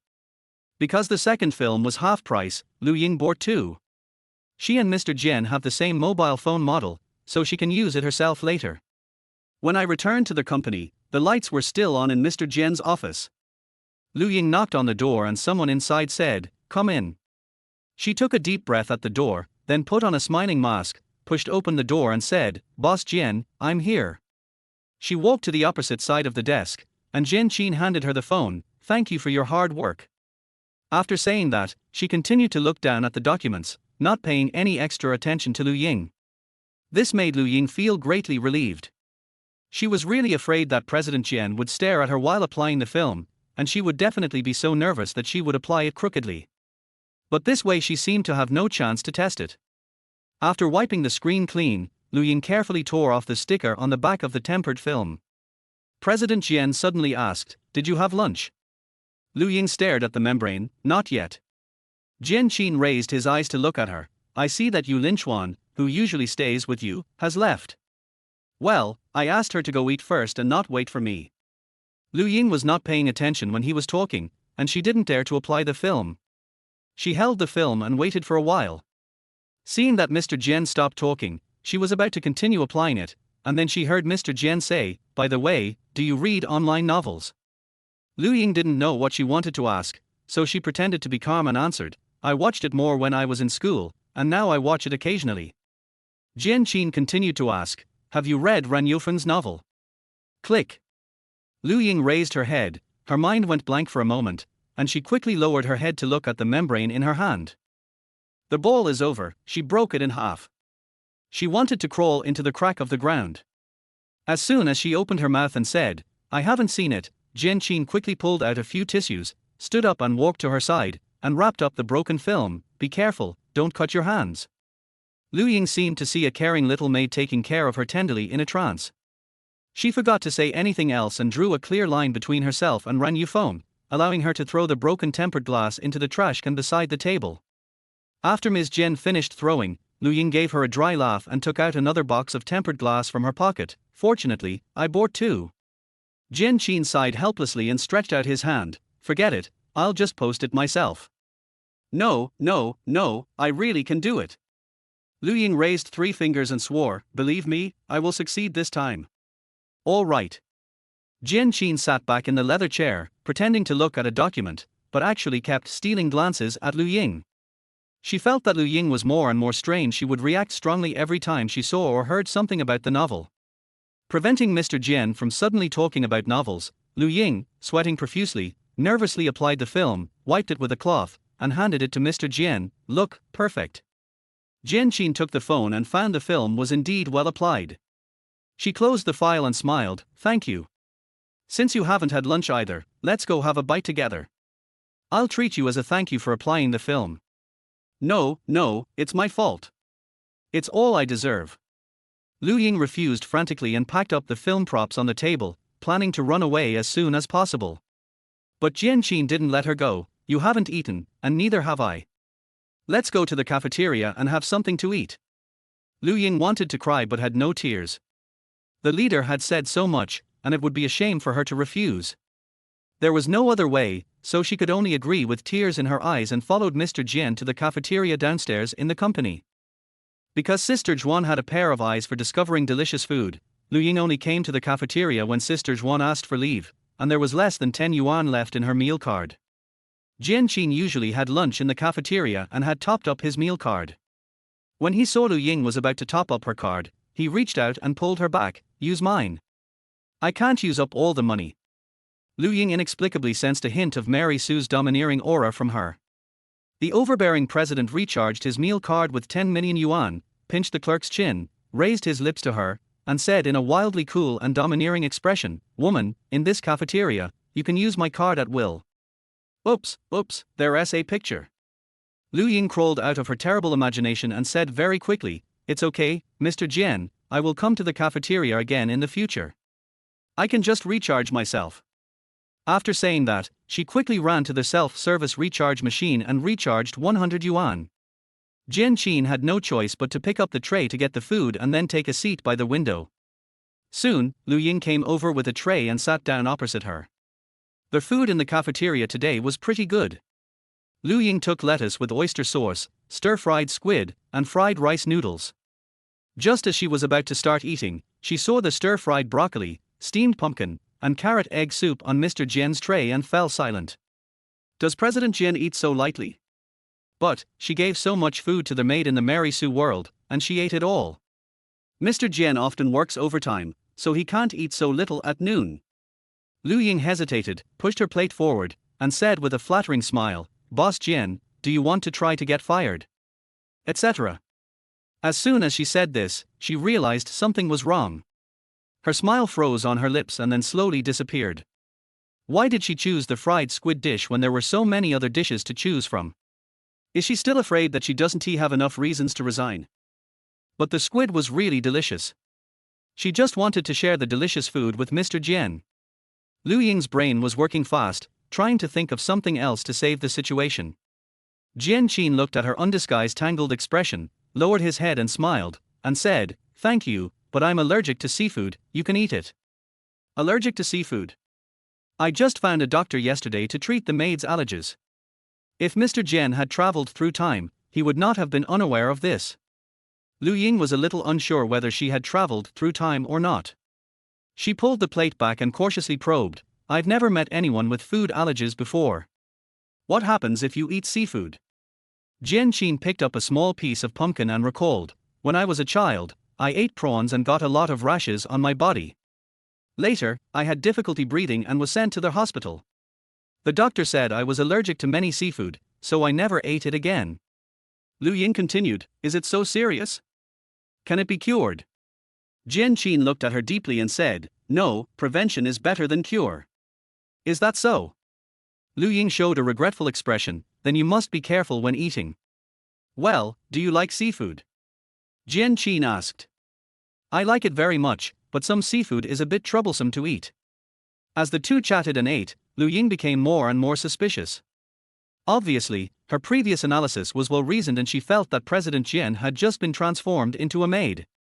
But after a few probing questions, she felt that President Jian seemed to know nothing. "Am I overthinking because I feel guilty? This is unlikely." Lu Ying had the most stressful meal ever. After the meal, they went upstairs together and happened to run into Sister Juan, who was returning from a nearby restaurant. When Lu Ying returned to her seat, Yu Linchuan immediately came over and asked, "What's going on? What did you and President Jian do?" "Don't mention it." Lu Ying was in a big headache, and fell on the table with a sad face. "Didn't I break Ms. Jian's phone? I put a screen protector on her phone at noon, and then she asked me to go out for lunch together." Yu Linchuan patted her shoulder and said, "Young man, you are really brave and resourceful." The villain in Lu Ying's heart shed 2 lines of tears. "I didn't volunteer." Yu Linchuan comforted her, "Forget it, we've already finished eating, think positively. There are so many people in our department who want to have dinner with a beauty like President Jian but never have the chance." "You will have your chance soon," Lu Ying said listlessly. "Boss Jian said that the department will have a team building on Saturday. An email will be sent out in the afternoon to count the number of people. Please volunteer to participate and go to the party hall." Yu Linchuan was surprised. "Is it true? Ms. Jian is going too? I haven't seen her participate in team building yet." Lu Ying had only been in the company for a few months, and this was her first time participating in a team building. She was not clear about this, so she got up from the table and said, "She said she would go, so she shouldn't break her promise, right?" How bizarre. Yu Linchuan smacked his lips, and began to look forward to Saturday. "I haven't seen what CEO Jian looks like outside of the workplace yet. Have you seen him, Ying Mai?" Lu Ying.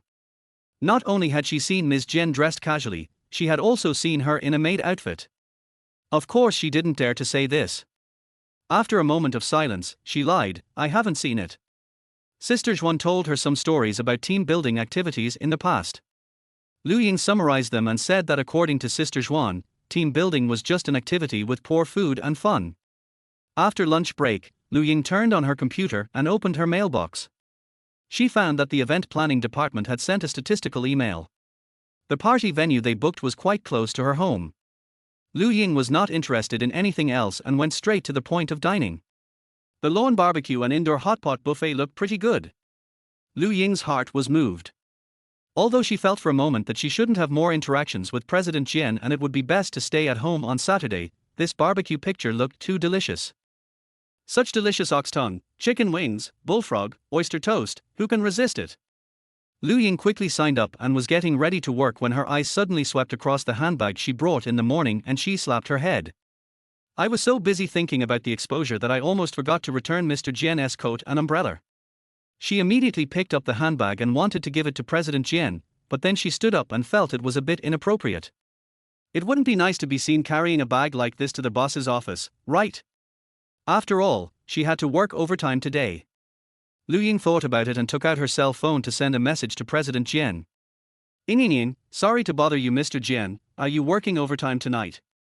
Mr. Jian, what's the matter? Ying, I want to give you the clothes, but I feel like it's not a good idea to give it to you now. Mr. Jian, then give it to me in the evening. Ying, okay? Ying breathed a sigh of relief, put the handbag back where it belonged, and started to work. At 5 o'clock, Sister Juan got off work on time and smiled at her slyly. Sister Ying, I'm leaving now. Come on. Ying rolled her eyes and ignored her, continuing to work on the training materials.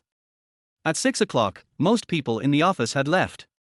Ying finally finished revising the information, printed it out, and went to knock on Mr. Jian's door with her handbag.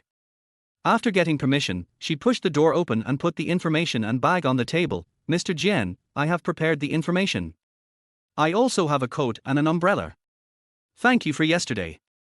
President Jian picked up the information and looked through it, then looked up and smiled. You're welcome.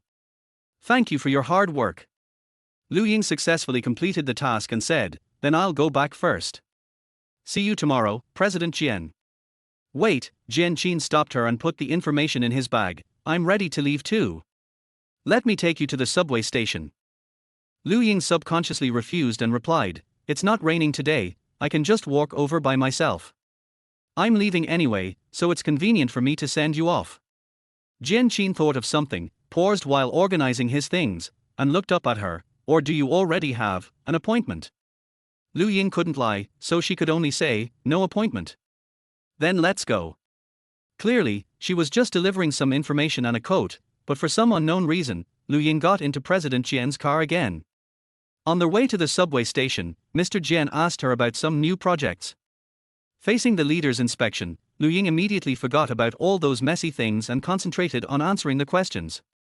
After getting off the car, she turned around and thanked Mr. Jian. He waved at her and drove away quickly. Ying walked into the subway station entrance and couldn't help but look back at the place where Mr. Jian had just parked his car. This day has been full of ups and downs. She seemed unsure about the relationship between Ms. Jian and the maid. After parking the car, Jian went to the community supermarket and bought a can of beer with the lowest alcohol content.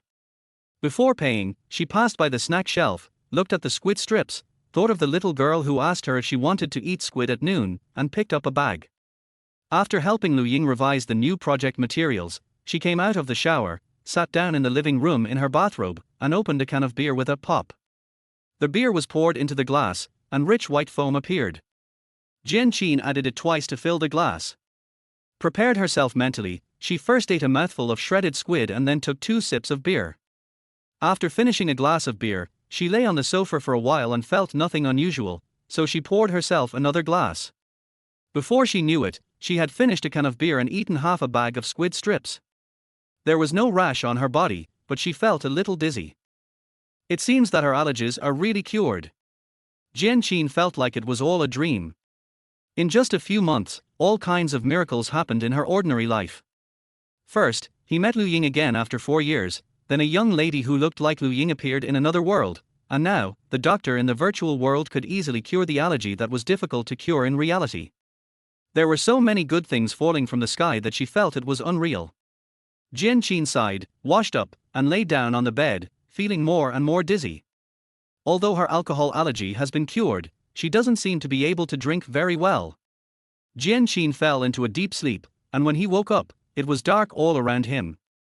A little light shone through the curtains in the distance, which was the only source of light in the room. There was a soft and comfortable bed beneath her. She climbed up and a reminder appeared in her mind: wake up the lady at 7 o'clock, then wash up and eat. She was stunned for a moment and looked at the person who was still sleeping on the bed. Did she return to the time of her first time traveling? Jian, who was confused about the situation, calculated the time. As soon as 7 o'clock passed, he immediately said to the young lady, "Good morning, young lady. I'm here to carry you out of bed." Ying quickly woke up when she heard the maid's voice in her ears. She went to bed very early yesterday. For some reason, she felt very sleepy just after 10 o'clock and fell asleep quickly on the bed. Lu Ying touched the 999 big bed she hadn't seen for a long time, sat up and looked at the maid. "Good morning." The lights came on, and she obediently let the maid pick her up. Just as she was thinking about how to test her, she suddenly smelled a faint odor of alcohol. The smell seemed to come from the maid. Lu Ying put her arms around her neck and leaned over to sniff her neck. The warm breath sprayed on the sensitive skin. Jian frowned, quickened his pace, walked quickly to the bed, put the young lady down, and prepared to put on her shoes. But the other party didn't intend to skip the topic. He grabbed her arm and asked, "Have you been drinking?" Jian was stunned.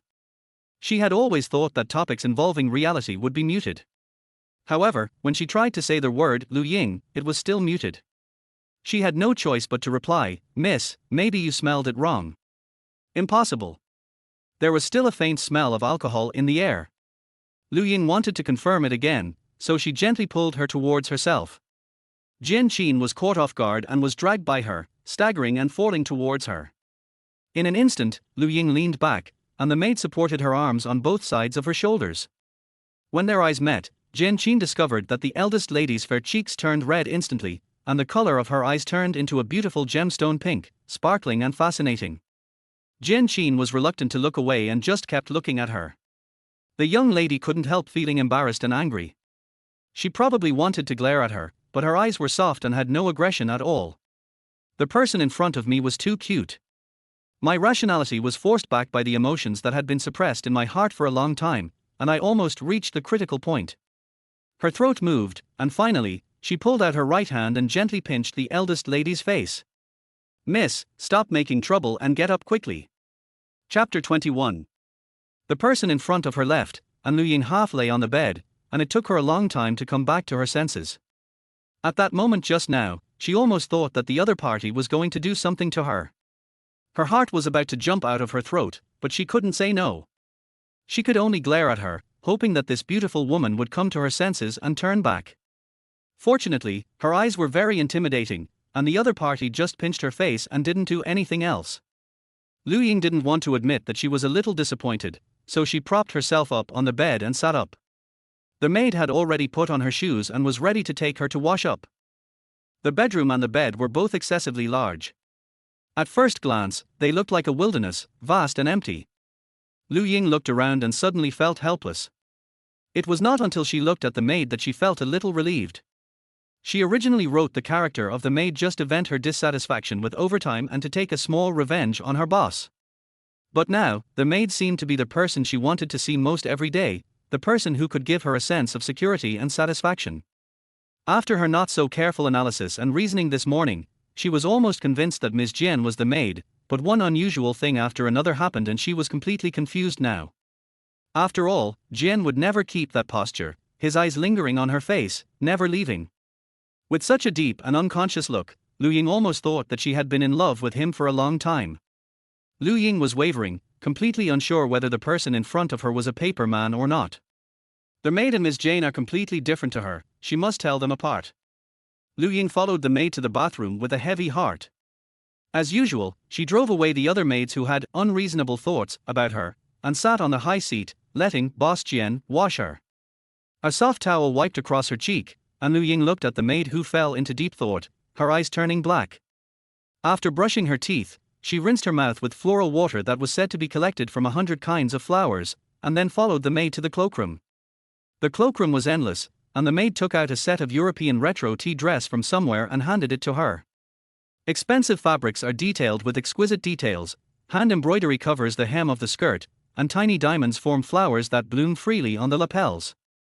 What should have been a relaxed and comfortable casual style has been transformed into a luxurious luxury by decorative design. The tea dress is not difficult to put on, and Lu Ying can put it on successfully by herself. She turned around in front of the large mirror that was for 5 people tall, and after a while of being narcissistic, she called the maid facing the wall to look back. "Look, does it look good?" The skirt had ruffles hanging down the upper body, seemingly loose, but suddenly tightened downwards, revealing a perfect waist curve. Jian looked up, and the young lady was smiling like a flower, waiting for her praise. She pursed her lips and smiled, saying, "Miss is the most beautiful person in the world." Lu Ying got a satisfactory answer, and she lifted her hair and blinked. Really? Her teasing skills were so immature that Jian almost burst out laughing. This young lady is not seductive enough, but cute enough. Really, it's prettier than anyone else's. After saying that, Jian picked out a gemstone necklace from the jewelry box, walked behind the eldest lady, leaned over and put it on her. You will look better wearing this. The two of them suddenly came closer, and Lu Ying felt her light breathing next to her ears, mixed with a faint smell of alcohol. She couldn't help but ask again, when did you drink? Jian thought she had forgotten about it, but when it was brought up again, she paused and chose to tell the truth. Miss, it was last night. I wanted to see if the alcohol allergy could be cured. Wearing a necklace is an extremely ambiguous thing, especially when two people are standing. The person behind puts his or her arms around the other person, then goes back around the neck and fastens the clasp. The subtle sound seems to announce, you are mine. Lu Ying's breathing became a little difficult, and she thought about her answer with a slightly confused mind. What the maid said should be true. She knew she was allergic to alcohol, but she still drank alcohol just to verify whether Dr. Muron's treatment was effective. This made sense logically. But if you think about it from another perspective, this answer can also be evidence that Ms. Jane is the maid. Ms. Jane was treated in the Mary Sue world, so she naturally wanted to verify it in reality, so she went home after get off work and bought some wine to try, thus bringing the smell of alcohol on her body into the Mary Sue world. The good news is that no matter what the situation is, judging from her physical condition after drinking, she should no longer be allergic to alcohol. Is it Mr. Jian? Lu Ying was thinking so hard that she had a headache. She glanced at the mirror inadvertently and suddenly found that her eyes were as dark as ink. Only then did she remember that she also had the anti-scientific setting of changing eye color. The maid also asked her at this time, what are you thinking about, young lady? Does she know what she is thinking? Lu Ying was stunned for a moment, and suddenly realized does she usually have no privacy? She recalled the description of eye color. If she remembered correctly, when the young lady was angry, her eyes were red when she was sad, they were blue when she was resentful, they were gray when she was deep in thought, they were black, and when she was happy, they were orange. There is another one, the heartbeat is pink. Lu Ying suddenly felt suffocated. Damn it, she has never turned pink. Could it be that I have turned pink towards President Jian? Thinking of this, she turned around and stared at the maid for a few seconds. When she felt a little moved, she turned back to look at the mirror. The ink in his eyes gradually faded away, turning into ordinary amber, and did not turn pink. Lu Ying breathed a sigh of relief instantly. Fortunately, although I felt my heart beat fast, I couldn't see anything unusual in my eyes. The color of my eyes turning pink should only appear when my heart is really beating fast, right? The eldest lady looked strange, and seeing that she didn't answer, Jian stopped asking and turned to get the exquisite and sparkling diamond crown as the final decoration for her. The next thing to do was to go to the restaurant for dinner. The noble and elegant young lady glanced at the maid's hand, remained reserved for a moment, and did not hold her hand again. However, when she opened the bedroom door and saw hundreds of men madly emitting male hormones to her, Lu Ying subconsciously grabbed the maid's hand. The heartthrob setting is so bad. The maid probably sensed her uneasiness and held her hand to comfort her. Lu Ying looked at her, and the other person's gentle smile reached her eyes. She couldn't help but hold the other person's hand a little tighter. After walking for half an hour, the exhausted eldest daughter finally sat down in the restaurant and listened to her four brothers greeting her. The eldest brother sighed sadly for the cherry blossoms that were blown down by the wind last night. The second brother asked her if she and the fourth brother had a good meal yesterday at noon. The third brother snorted coldly and said that he would bring more delicious food to the school to find her next time. The fourth brother took out a ukulele from somewhere and played a cheerful song for her. Lu Ying applauded her fourth brother out of support. The eldest brother, the second brother, and the third brother immediately cast dissatisfied looks at him, accusing him of cheating to improve his sister's favor. Lu Ying? She found that the plots were very similar to the first chapter, but the details were different. Her mouthwash was different, the clothes she wore were different, and the words her brothers said were different. So here comes the question. She stared at the table and wondered if she could have breakfast today. Their whole family gathered together and breakfast was served one after another, still with all kinds of tempting food. Their maid was standing behind Lu Ying waiting. Their chair was wide enough, so Lu Ying pulled her to sit next to her and ate with her. Afraid that if she said something extra it would trigger the plot and result in not being able to eat breakfast, Lu Ying didn't dare to say a single extra word this time. She just forked up the bread and put it into her mouth. When she took a bite of the crispy crust and the milky filling, she couldn't help but cheer in her heart. Yay, I finally had breakfast. When people are full, their brains become more useful. While eating, Lu Ying analyzed the new situations that arose during her time travel. The third chapter she wrote was not written along the timeline. The previous plot was about Dr. Murong treating the patient, and the next plot was about her and the maid leaving home for the amusement park the next day. The gap in between probably needed to be filled by the existing plot. So she is not repeating the plot of the previous chapter, but repeating the overall setting of the Mary Sue world. When a new day begins, these settings will automatically fill in the plot. After dinner, the maid brought her floral water made from 100 kinds of flowers.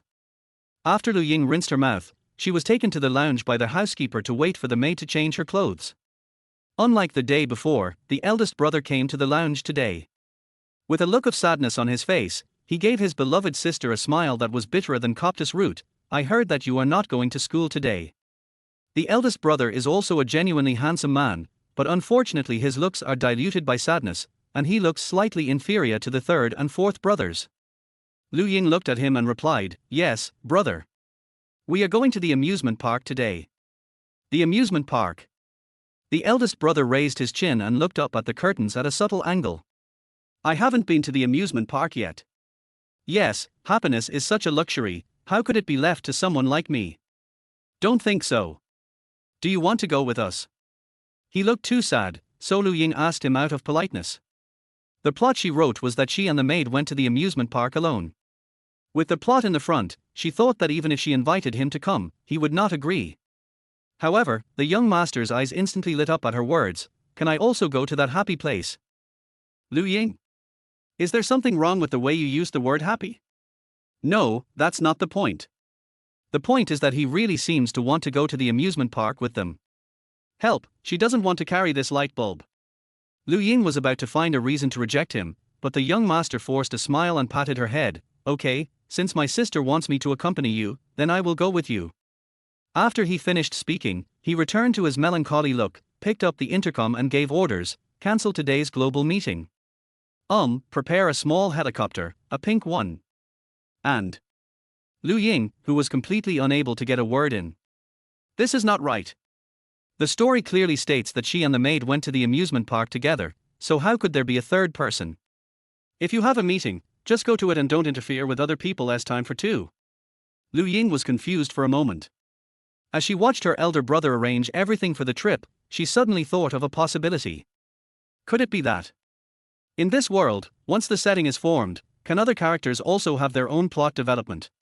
The author has something to say. Unfortunately, I have to work overtime, have no manuscript saved, and am stuck in writing. It's too late, let me apologize to you. Big brother? Chapter 22. Half an hour later, Lu Ying stood at the side door, watching a pink helicopter land smoothly on the endless apron.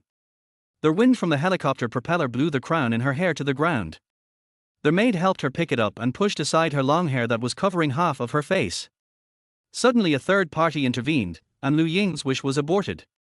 She walked towards the helicopter expressionlessly, and only when she got closer did she realize that there was a line of white words sprayed on the pink helicopter. I wish Princess and Ling ran a happy trip to the amusement park. Lu Ying. She has 100 swear words and doesn't know whether to say them or not. Fortunately, she didn't use her real name, otherwise she would have dug a tunnel with her legs and rolled to the other side of the earth. She strongly suspected that beneath her elder brother's melancholy and literary appearance, there was a little princess girl's heart, otherwise how could he do such a thing? The eldest brother seemed to be very satisfied with his work, with a hint of pride in his sad face. Lu Ying had to try hard not to complain about him. He is already so depressed, so let's not talk about him. What if he becomes even more unhappy and has a gloomy face the whole time they go to the amusement park? Wouldn't she be very uncomfortable then? The maid supported her, and just as they walked down the stairs into the cabin, Lu Ying felt her body suddenly sinking.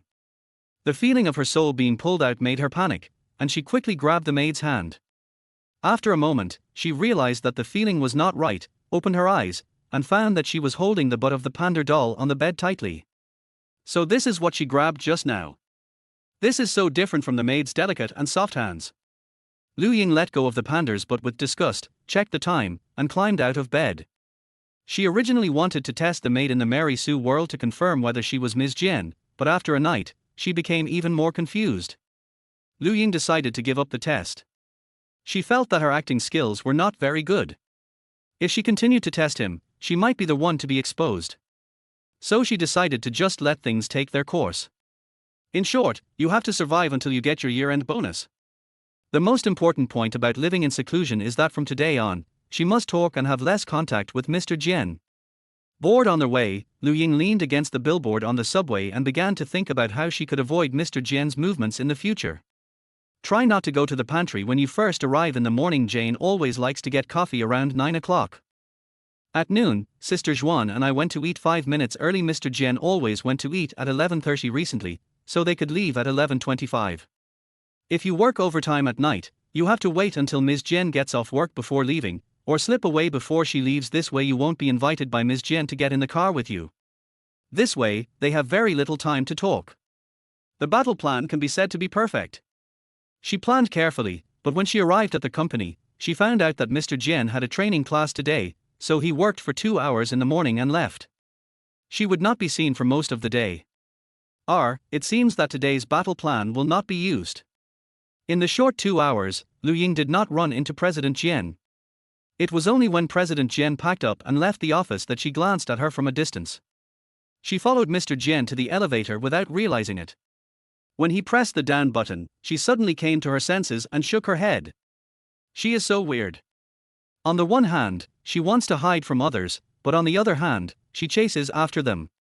Liu Ying quickly retracted her gaze. What are you looking at? Stop looking. If you keep looking, you will lose your year-end bonus. In a blink of an eye, it was 5 o'clock in the afternoon. She had nothing to do and it was rare for her to get off work on time. After shutting down the computer together with Sister Jian, Liu Ying habitually glanced towards President Jian's office. The lights were dim and no one was inside. She scratched her head, ignored the strange feeling in her heart, and went to take the elevator with Sister Brick. As soon as they got on the elevator, Sister Jian suddenly said to her, "Sister Ying, you seem to be a little bit off lately." Yulin Chuan has been observing her for 3 days and found that the usually lively child has been thinking about something these days. Yesterday, her expression occasionally showed signs of pain and struggle, and today she seemed to have lost her soul and was always in a trance. Liu Ying had something on her mind, and when she heard her say that, she immediately felt like she was facing a formidable enemy. What do you know? No way, no way. Her attention to Mr. Jian was noticed by Sister Brick. Yu Linchuan was thinking about the fact that Ying Mai went on a date on Saturday without telling her. She guessed that Ying Mai's abnormal behavior might be related to her date. She put her hand on her shoulder and comforted her. What else can you know? It's just a stinky man. Liu Ying was full of questions. Where did this man come from? They walked down the elevator and went through the same gate. Yu Linchuan put his arm around her shoulders and continued, Don't pretend. Didn't you go on a date with a guy on Saturday? You're afraid that I'd know you were unhappy but you're too embarrassed to tell me. It's okay.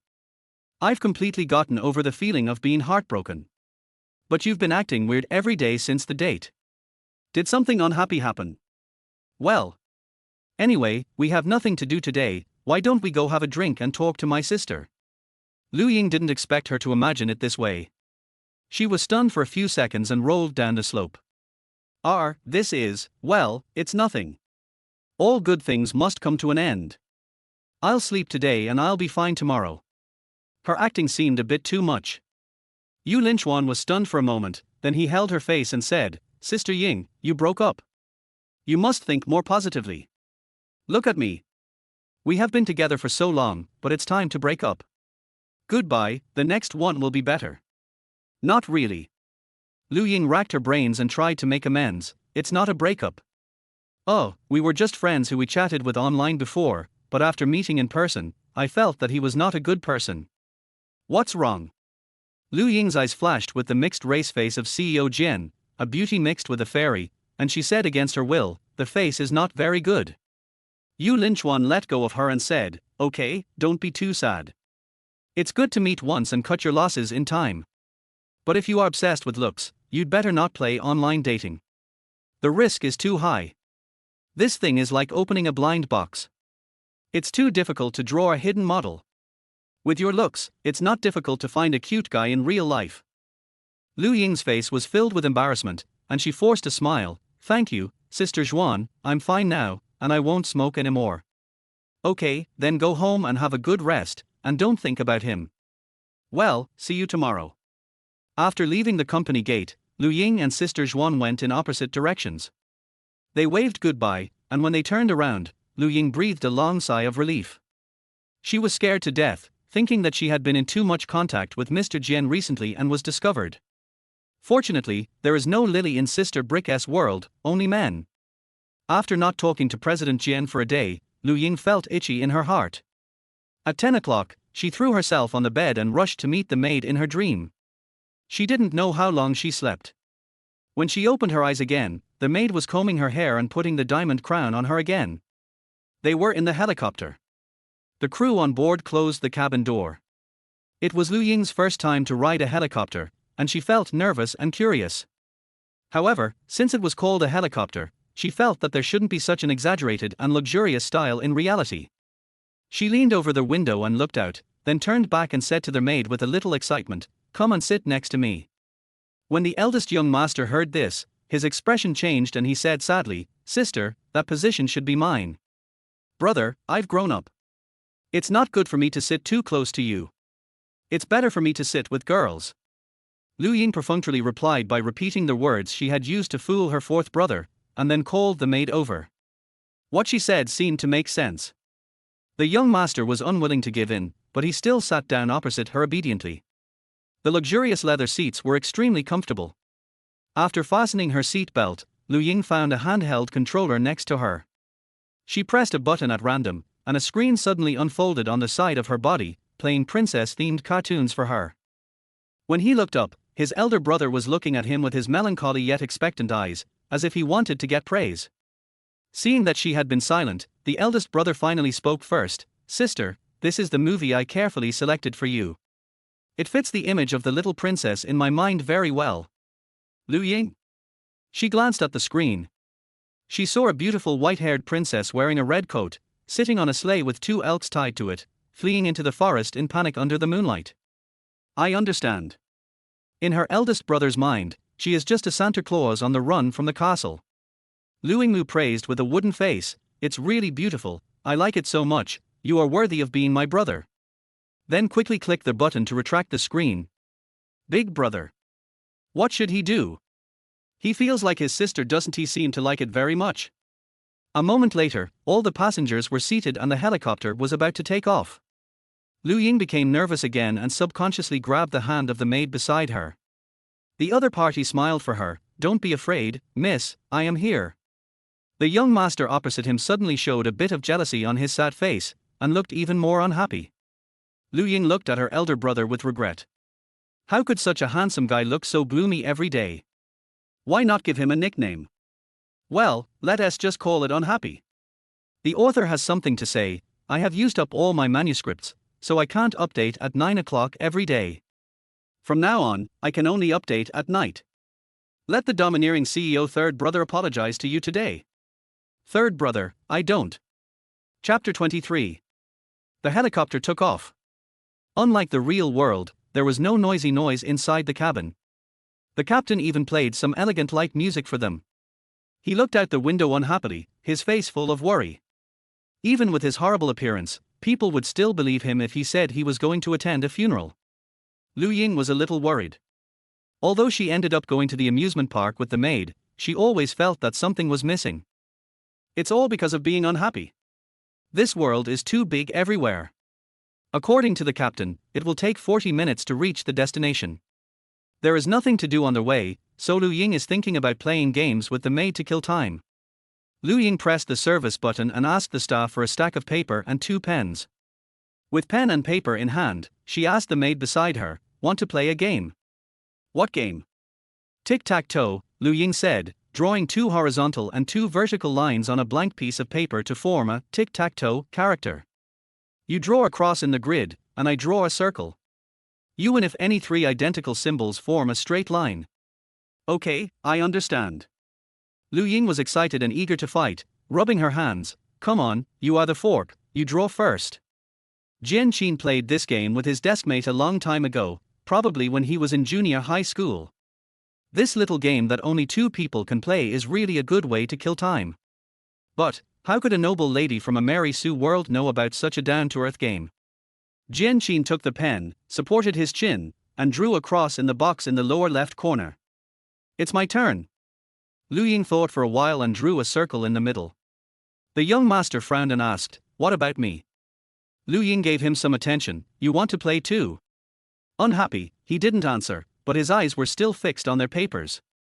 "But this is a game for two people." Lu Ying was a little embarrassed.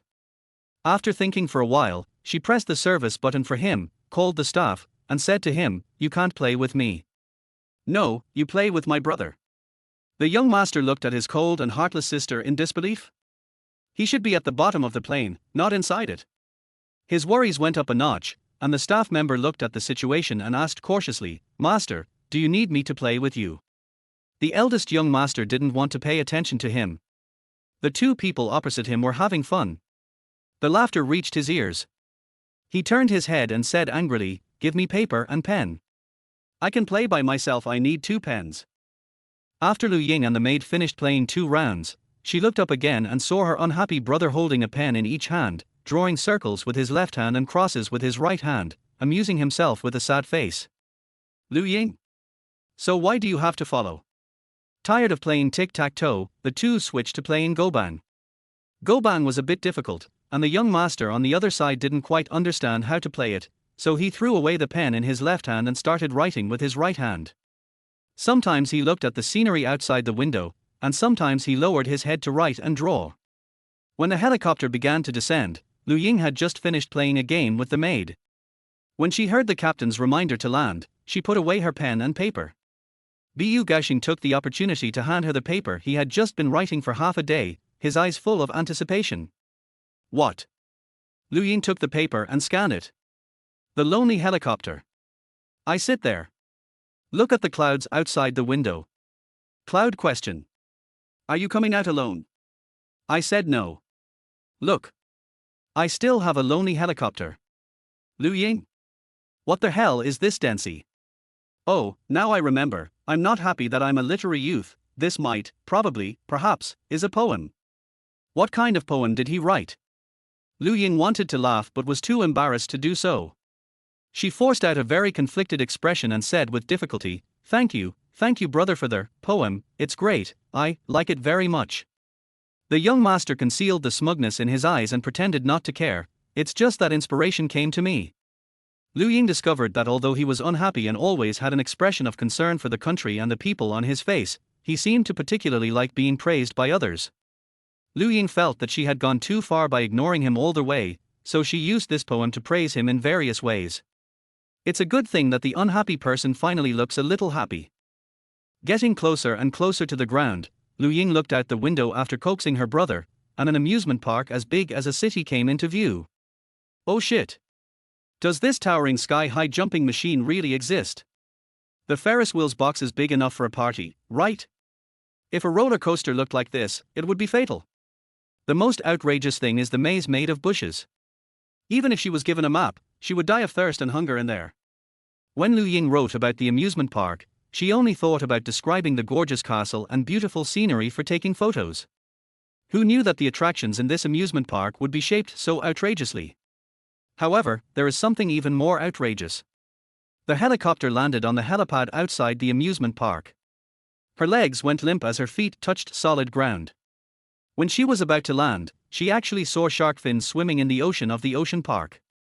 To be honest, she has always been weak at the sight of sharks since she was a child. Seeing the young lady's body suddenly tilted, Jian quickly supported her and asked, "Young lady, are you feeling unwell?" Of course Lu Ying would not tell her such an embarrassing thing, and said stubbornly, "No, I'm fine." After saying that, she quietly kicked her legs, which were sore from fear, under her skirt. "Woohoo, that's so scary. That's a live shark. A live shark." Lu Ying didn't dare to think about it anymore and quickly turned her attention elsewhere. There was a limousine parked on the tarmac, probably prepared for their visit. This place was so big that she couldn't even reach the gate on foot. The three of them got in the car, left the helipad, drove all the way to the entrance of the amusement park, and the car slowly stopped. Hundreds of floats, thousands of clowns, and countless amusement park actors were waiting at the door, and together with the smiling amusement park director, they were welcoming the eldest daughter and eldest son of the Yin group. The car window was lowered and Lu Ying stuck her head out. She saw a group of clowns with oil paint on their faces blowing balloons and doing somersaults. Everyone was grinning at her. She was so scared that she trembled and almost said, "Fuck." The scene was so horrific that one could die on the spot. This is not a Mary Sue world, this is a fucking horror copy of an amusement park theme. She covered her eyes and quickly retracted her head into the car. Jian was also frightened by the scene outside. He turned around to see the eldest lady looking scared, and raised his hand to pat her on the back. "They are just teasing you, don't be afraid." Lu Ying thought she would be fine if she calmed down, but when the maid tried to comfort her so gently, she became pretentious. She even shamelessly threw herself into the maid's arms and sobbed, "I'm scared to death." The dream of many years suddenly came into his arms. Jian's hands froze for a moment, but he didn't push her away. He continued to caress her and said, "Don't be afraid." Seeing that his sister was scared, the eldest master immediately asked the director to drive the clown away, leaving only the floats and various actors lining the streets to welcome them. Only then did Lu Ying leave the maid's soft embrace and look outside again. The actors on the floats were busy scattering flower petals and candies, shouting, "Welcome, Miss," and "Welcome, Master." And the car was moving forward in the candy flower rain. There was a continuous crackling sound above head. Lu Ying slowly revealed an expression of worry and unhappiness. "What should I do? I'm so worried that the roof and windows will be damaged." The people outside were too enthusiastic. Lu Ying waved at them, wanting to tell them not to throw it away. As a result, the staff thought the young lady was greeting them, and they were instantly encouraged and threw their balls even harder. Lu Ying had no choice but to ask the driver to roll up the window to avoid getting hit in the face. These paper people don't know how to read people's expressions at all. Finally leaving the welcoming team, they officially entered the amusement park. Lu Ying breathed a sigh of relief, lowered her head to adjust her skirt, and found that a few candies had just been thrown into the car, and one of them happened to fall on her skirt. She picked up the candy, took the maid's hand, and put the candy in her palm. "It looks good, you try it." The young master looked at them silently without saying anything. Feeling the resentment on the other side, Lu Ying quickly picked up another one from the ground, turned around and handed it to Bu Jiaoxing. "Brother, you eat it too." "Young master." Why did he pick up the candy from the ground? Jian was afraid that the candy would hit the young lady, so when he stretched out his hand to block it, he just caught one. Seeing that the young lady didn't have any candy herself, he gave the candy to her. "Miss, I have one too." Wow, the maid is still nice to her. Lu Ying took it with surprise, peeled off the candy wrapper and put it in her mouth. It's her favorite strawberry-flavored milk candy. Hey. So sweet. Chapter 24. When the young master ate the candy, he tasted a little bitter and a little sour. It's just not sweet. The amusement park is divided into several major areas. They are now in the entertainment facilities area. The bungee jumping machine and roller coaster that Lu Ying saw earlier are all here. Because she was here for a visit, the place was not receiving any tourists today. In this huge venue, there were only staff members besides the three of them. When they reached a place where they could walk around, the three of them got off the car. Lu Ying looked up at the bungee jumping machine not far away and said with emotion, "Does anyone really dare to ride such a high bungee jumping machine?" The maid suddenly asked, "Miss, do you like this kind of thrilling project?" Lu Ying imagined herself falling from such a high place, shuddered, and quickly shook her head. "I don't like it, I'm timid. But I like standing below and listening to other tourists screaming." Hearing this, the eldest young master immediately turned around and started making furtive arrangements. There was a huge introduction board in front of the roller coaster project. Lu Ying became curious and went over to take a look. She couldn't help but exclaim in amazement. AR technology and 5D technology combined with roller coasters can bring an immersive feeling to tourists. The roller coaster is divided into 3 sections. The first section is about mountain bikes, but the height difference is even more exciting and crazy than that of mountain bikes. The second section is the underwater world, where you fall straight down from the cliff and dive into the seabed, surrounded by terrifying and thrilling underwater monsters, full of dangers. The third section is straight into the sky, rushing out of the ocean and floating in the clouds, swimming with angels, and at the last sharp turn, the picture disappears and returns to reality. Lu Ying summed it up and found that the main purpose was to scare the tourists half to death first and then send them directly to heaven, and finally break their dreams and return them to the human world. It seemed very interesting. If she wasn't so timid, she would really like to try it. She had just finished studying the roller coaster when she heard a noise behind her. Lu Ying turned around and saw a dozen people who had just been sprinkling candy on the float sitting on the seats of the bungee jumping machine, and someone was fastening their seat belts. She was stunned for a moment, then quickly ran over with her skirt lifted up and asked, "What are you doing?" The staff showed surprise at being approached by the young lady. "Young lady likes to hear screams, we are willing to perform for her." Lu Ying frowned and stopped the man from fastening his seatbelt. No, I don't want to see it." Although they were just paper figures to her, she couldn't take pleasure in their fear. Visitors to the amusement park go on the rides voluntarily to seek excitement, and she can watch the fun, but they don't. She stopped this ridiculous show and turned her head to look at unhappy with reproach. The eldest young master didn't expect that his good intentions would make his sister unhappy, and the frown on his brows deepened. The staff who came to perform screaming were dismissed. Jian observed all this silently. His eyes finally fell on the eldest lady, and he said nothing. She felt a strong sense of disobedience with the eldest lady. She can play down-to-earth games such as tic-tac-toe and go-bang, look at problems from the perspective of ordinary people, and is sometimes bold and sometimes shy. She is emotionally rich, no different from the flesh and blood Lu Ying herself. They all live very realistically. The eldest lady is becoming more and more like the real Lu Ying, and Jian once again feels an unspeakable impulse. She wants to do whatever she wants in this virtual world for once. She was not ashamed of her selfish thoughts, but she didn't know how to control these emotions. Suddenly, her eyes fell on the roller coaster. Rather than base impulses, Jian would rather let fear and excitement take over himself. Not far away, Lu Ying was thinking about how to appease her eldest brother who had the word "son" written on his face. Suddenly, the maid told her that she wanted to ride a roller coaster. Lu Ying thought she wanted to scream as well, so she refused. "I really don't want to hear you scream." "Not for you, miss, I really want to try." Her eyes were gentle and firm. Lu Ying looked at the scary roller coaster and then at her. "Can you really do this?" "Sure." Jian had some bad thoughts, pursed her lips and smiled. "Miss, will you come with me? I will hold your hand tightly." "Lu Ying, you can't even hold me in your arms today."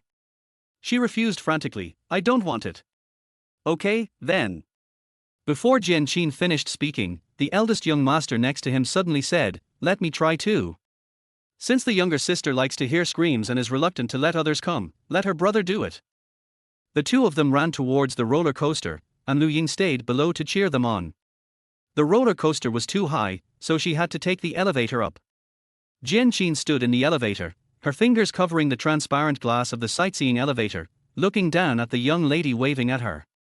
The eldest young master pretended to be calm, but his voice trembled. "Look, my sister is waving at me."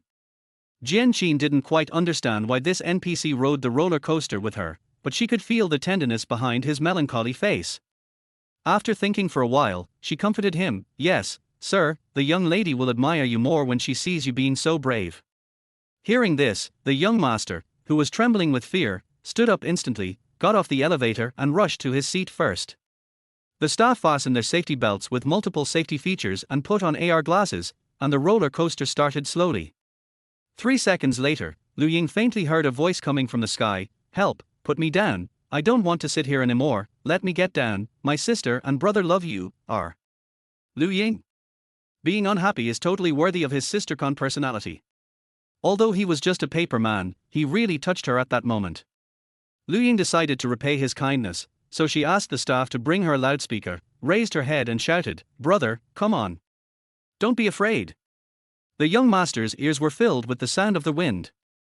The motorcycle was rushing down the steep cliff at a crazy speed. He was shaken so hard that he didn't even have the strength to scream.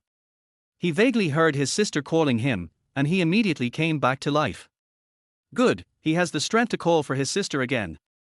On the other side, Jian remained quiet, her adrenaline soaring rapidly and her heart beating violently.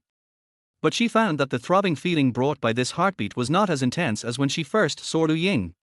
It was a hot summer day and she was so emotionally broken that she walked aimlessly on the street. One thing after another had already broken her down. Just walking down the street, she could almost hear passers-by laughing at her. She felt abandoned by the whole world. At the most desperate moment, Jian met Lu Ying, who was smiling like a flower in the milk tea shop. She was staring at the girl's bright smile through the glass window under the scorching sun. The girl noticed her gaze, came out of the store, ran to her and asked, "Sister, are you feeling unwell? Do you want to sit in the store?" Jian wanted to leave, but his body suddenly shook. "Be careful, sister."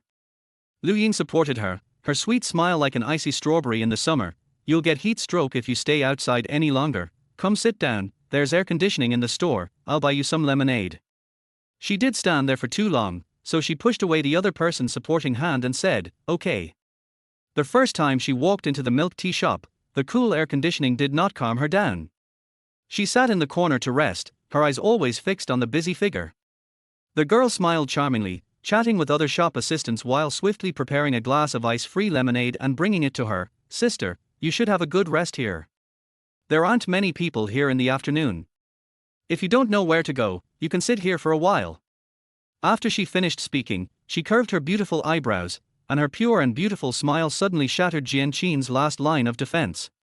At that moment, she broke into Jian's world unreasonably, arrogantly and thoroughly. Her heart was beating vigorously, and the dull sound almost reached her own ears. Jian held the lemonade, slowly pushed down her heavy black-framed glasses, and whispered, "Thank you. Thank you for bringing me the first ray of light in the darkness." The speed of the roller coaster was getting faster and faster. Jian could hardly breathe. In the dark blue water, the sea monster with the power to destroy mountains and stir up the sea opened its mouth like an endless black hole and swallowed them into deeper darkness. The screams around her completely disappeared, and Jian thought that the young master had finally overcome his fear. But when the roller coaster reached the end and her eyes were able to see the reality, she realized that the young master had fainted from fright. The roller coaster slowed down and finally stopped. Her heart was pounding, and she wanted to get off by herself, but her head was so dizzy that she fell to the side as soon as she stood up. Someone caught her and she mumbled a thank you. The track of this roller coaster was complicated, long, and very high. Lu Ying on the ground could neither hear nor see anything, so she took this opportunity to have someone drive to the end. She had just gotten off the elevator and saw the maid was unsteady, so she rushed over. The maid leaned against her and said weakly, "Thank you." Lu Ying patted her soothingly, but the next second, her body suddenly froze. Wait a moment. Why did she say you instead of you, which is what a maid should use? Chapter 25. The question with an uncertain answer came to her mind again. Lu Ying originally wanted to play dumb and indulge herself in this world, but the panic in her heart prevented her from letting the maid fall into her arms without scruples. Lu Ying swallowed and carefully pushed the maid away. "Well, you should sit down and rest for a while." Before she finished her words, the other person frowned in discomfort. The roller coaster was so powerful that he couldn't even sit down by holding the handle. His body was swaying and it seemed like he would fall to the ground in the next second. Lu Ying felt soft-hearted and had to support her again. "Be careful. Roller coasters can bring people severe bumps and visual impacts. When experiencing it, the adrenaline rush doesn't seem like a big deal, but now that I've calmed down, the pain in my body comes up all at once."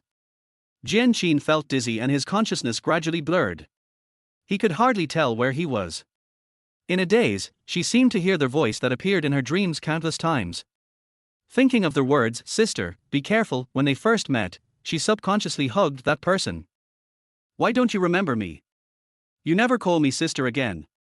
She was filled with grievance and sadness, and she almost sobbed as she uttered these two sentences. She hugged the delicate person in her arms tightly, fearing that she would disappear the next moment. Lu Ying was being hugged and stood there in a daze. Assuming that this person is not President Jian, but just the maid, then the maid, influenced by the heroine's charming aura, should like the heroine. How could a person who once called her sister suddenly appear?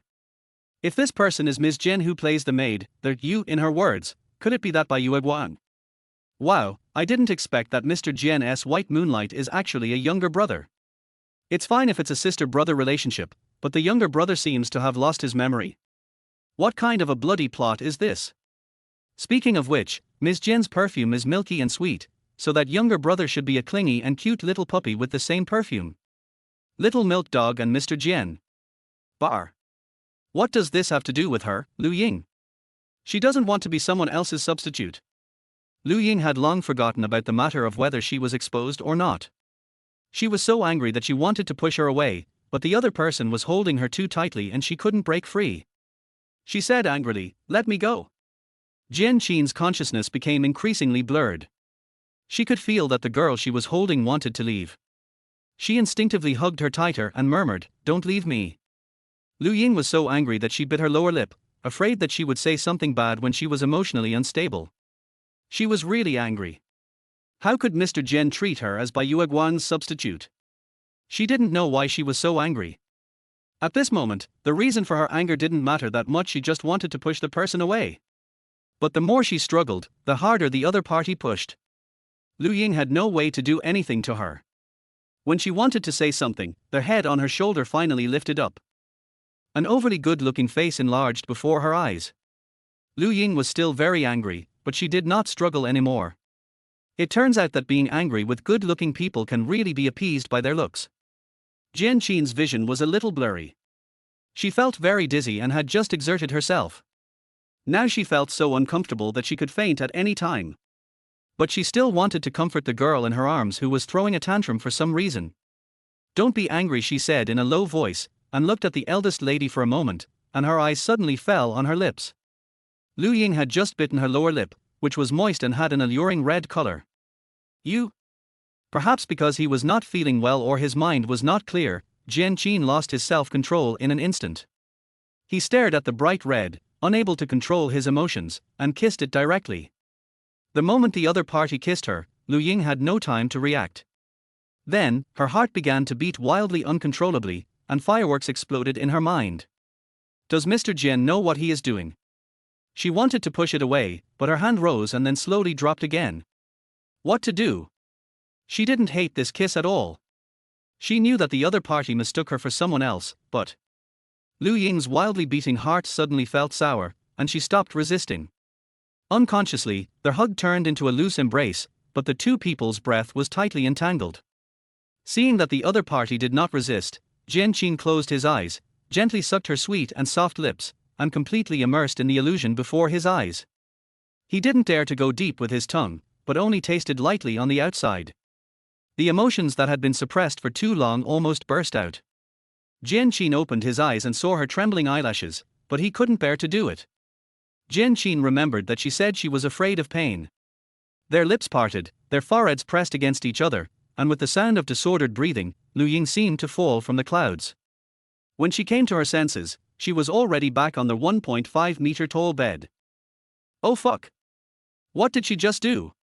Lu Ying sat up from the bed, checked the time on her phone, and then stared blankly at the wall in front of her. What's going on? Didn't she go to the amusement park to fulfill her dream, take photos and have fun? How did her first kiss disappear in such a mess? Lu Ying's mind was in a mess. Even if she didn't want to admit it, the maid's behavior today had completely confirmed that she couldn't be an NPC. Even if other NPCs behaved outside the plot of the novel, they strictly followed the settings. Only the maid was different. Her words and actions were completely beyond the settings. Damn it, who cares whether she is exposed or not? The bigger problem now is that she gave her first kiss to President Jian for no apparent reason. How should she face her? That's her boss. Boss. How could she be so bewildered as to allow Mr. Jian to kiss her as if she were his white moonlight? Lu Ying felt like her whole world was in chaos. She sat there hugging the quilt for a few minutes and made a difficult decision. No matter what, she won't be able to face President Jian in the future. Even if there is a 0.01% chance that Mr. Jian and the maid are not the same person, she would still find it very strange when facing Mr. Jian in reality. She really couldn't continue working with Jane as if nothing had happened. Forget it, she is doomed to miss out on the year-end bonus, so she might as well resign. Shame and regret surged in her heart. Lu Ying washed up and went out with a sad face. She exuded an indescribable sense of misery and sadness, causing several people on the subway to look at her a few more times. Yesterday she was happily thinking about waiting until she got her year-end bonus before running away, but who could have known that such a big change would happen in just one night? She sent a message to her gay friend crying. Ying, Gauden QAQ, I'm going to resign. I want to get my year-end bonus. Colorful puppy egg? Why? Ying, I can't stay here any longer. Something terrible happened yesterday. QAQ. Colorful puppy egg, how shocking is it that you had sex with the maid? Ying. Ying, not really. After being interrupted by her, Lu Ying suddenly felt that being kissed wasn't so tragic after all. She told her gay friend what happened yesterday. He sent her a long string of ha that's so funny before replying seriously. Colorful puppy egg, according to what you said, your boss is really a maid. She kissed you and you resigned right after. Even a fool can guess that you are the young lady. Lu Ying seemed to have suddenly been enlightened. Damn, what you said makes a lot of sense. Colorful puppy egg, to be honest, I never thought you were so stupid before. Colorful puppy egg, silly, you really thanked me after you traveled through time. Ying, this is called being the one involved in the confusion. Colorful puppy egg, okay, I don't think you can resign now unless you want to be exposed on the spot. Ying, you're right. It looks like I'll have to wait a few days before I can resign. Colorful puppy egg, although, you will still continue to travel through time after you resign, and you will still see your boss every day. Lu Ying sighed. She had indeed dreamed of being free and easy in the Mary Sue world before, but that was when she traveled alone. Now she was dragging President Jian to travel with her, so she absolutely could not continue writing. Ying, I want to try to write a random sentence like, the eldest lady's story ends here, this article is finished, to see if I can end the time travel. Colorful puppy egg, huh? What a pity. If you succeed, you won't be able to do whatever you want in the other world. Ying, there's nothing I can do. No matter what happens to me, I can't drag others down. Colorful puppy egg, why tilde at this moment you are exuding righteousness all over your body. Ying, shut up. When the subway arrived at the station, Lu Ying's mood had recovered a lot. As she walked, she added the words she had just said to Gauden to the end of the 3rd chapter. During these days of traveling through time, I have experienced fear, anticipation, and novel experiences. Now the dream has come to an end. Lu Ying was afraid that she would regret it, so she typed end of article and quickly exited the page and put away her phone. When she got to the company, she put on her headphones and kept her head down at work. Seeing how busy she was, Sister Juan spoke to her only at lunchtime. We got paid today. Did you check? Salary? Lu Ying had forgotten about it. She took out her phone and checked. The salary amount was much better than last month. Wow, she just got a raise. Lu Ying pursed her lips in grievance. She had been working overtime for so long and had just seen a glimmer of hope, but how could something like this happen?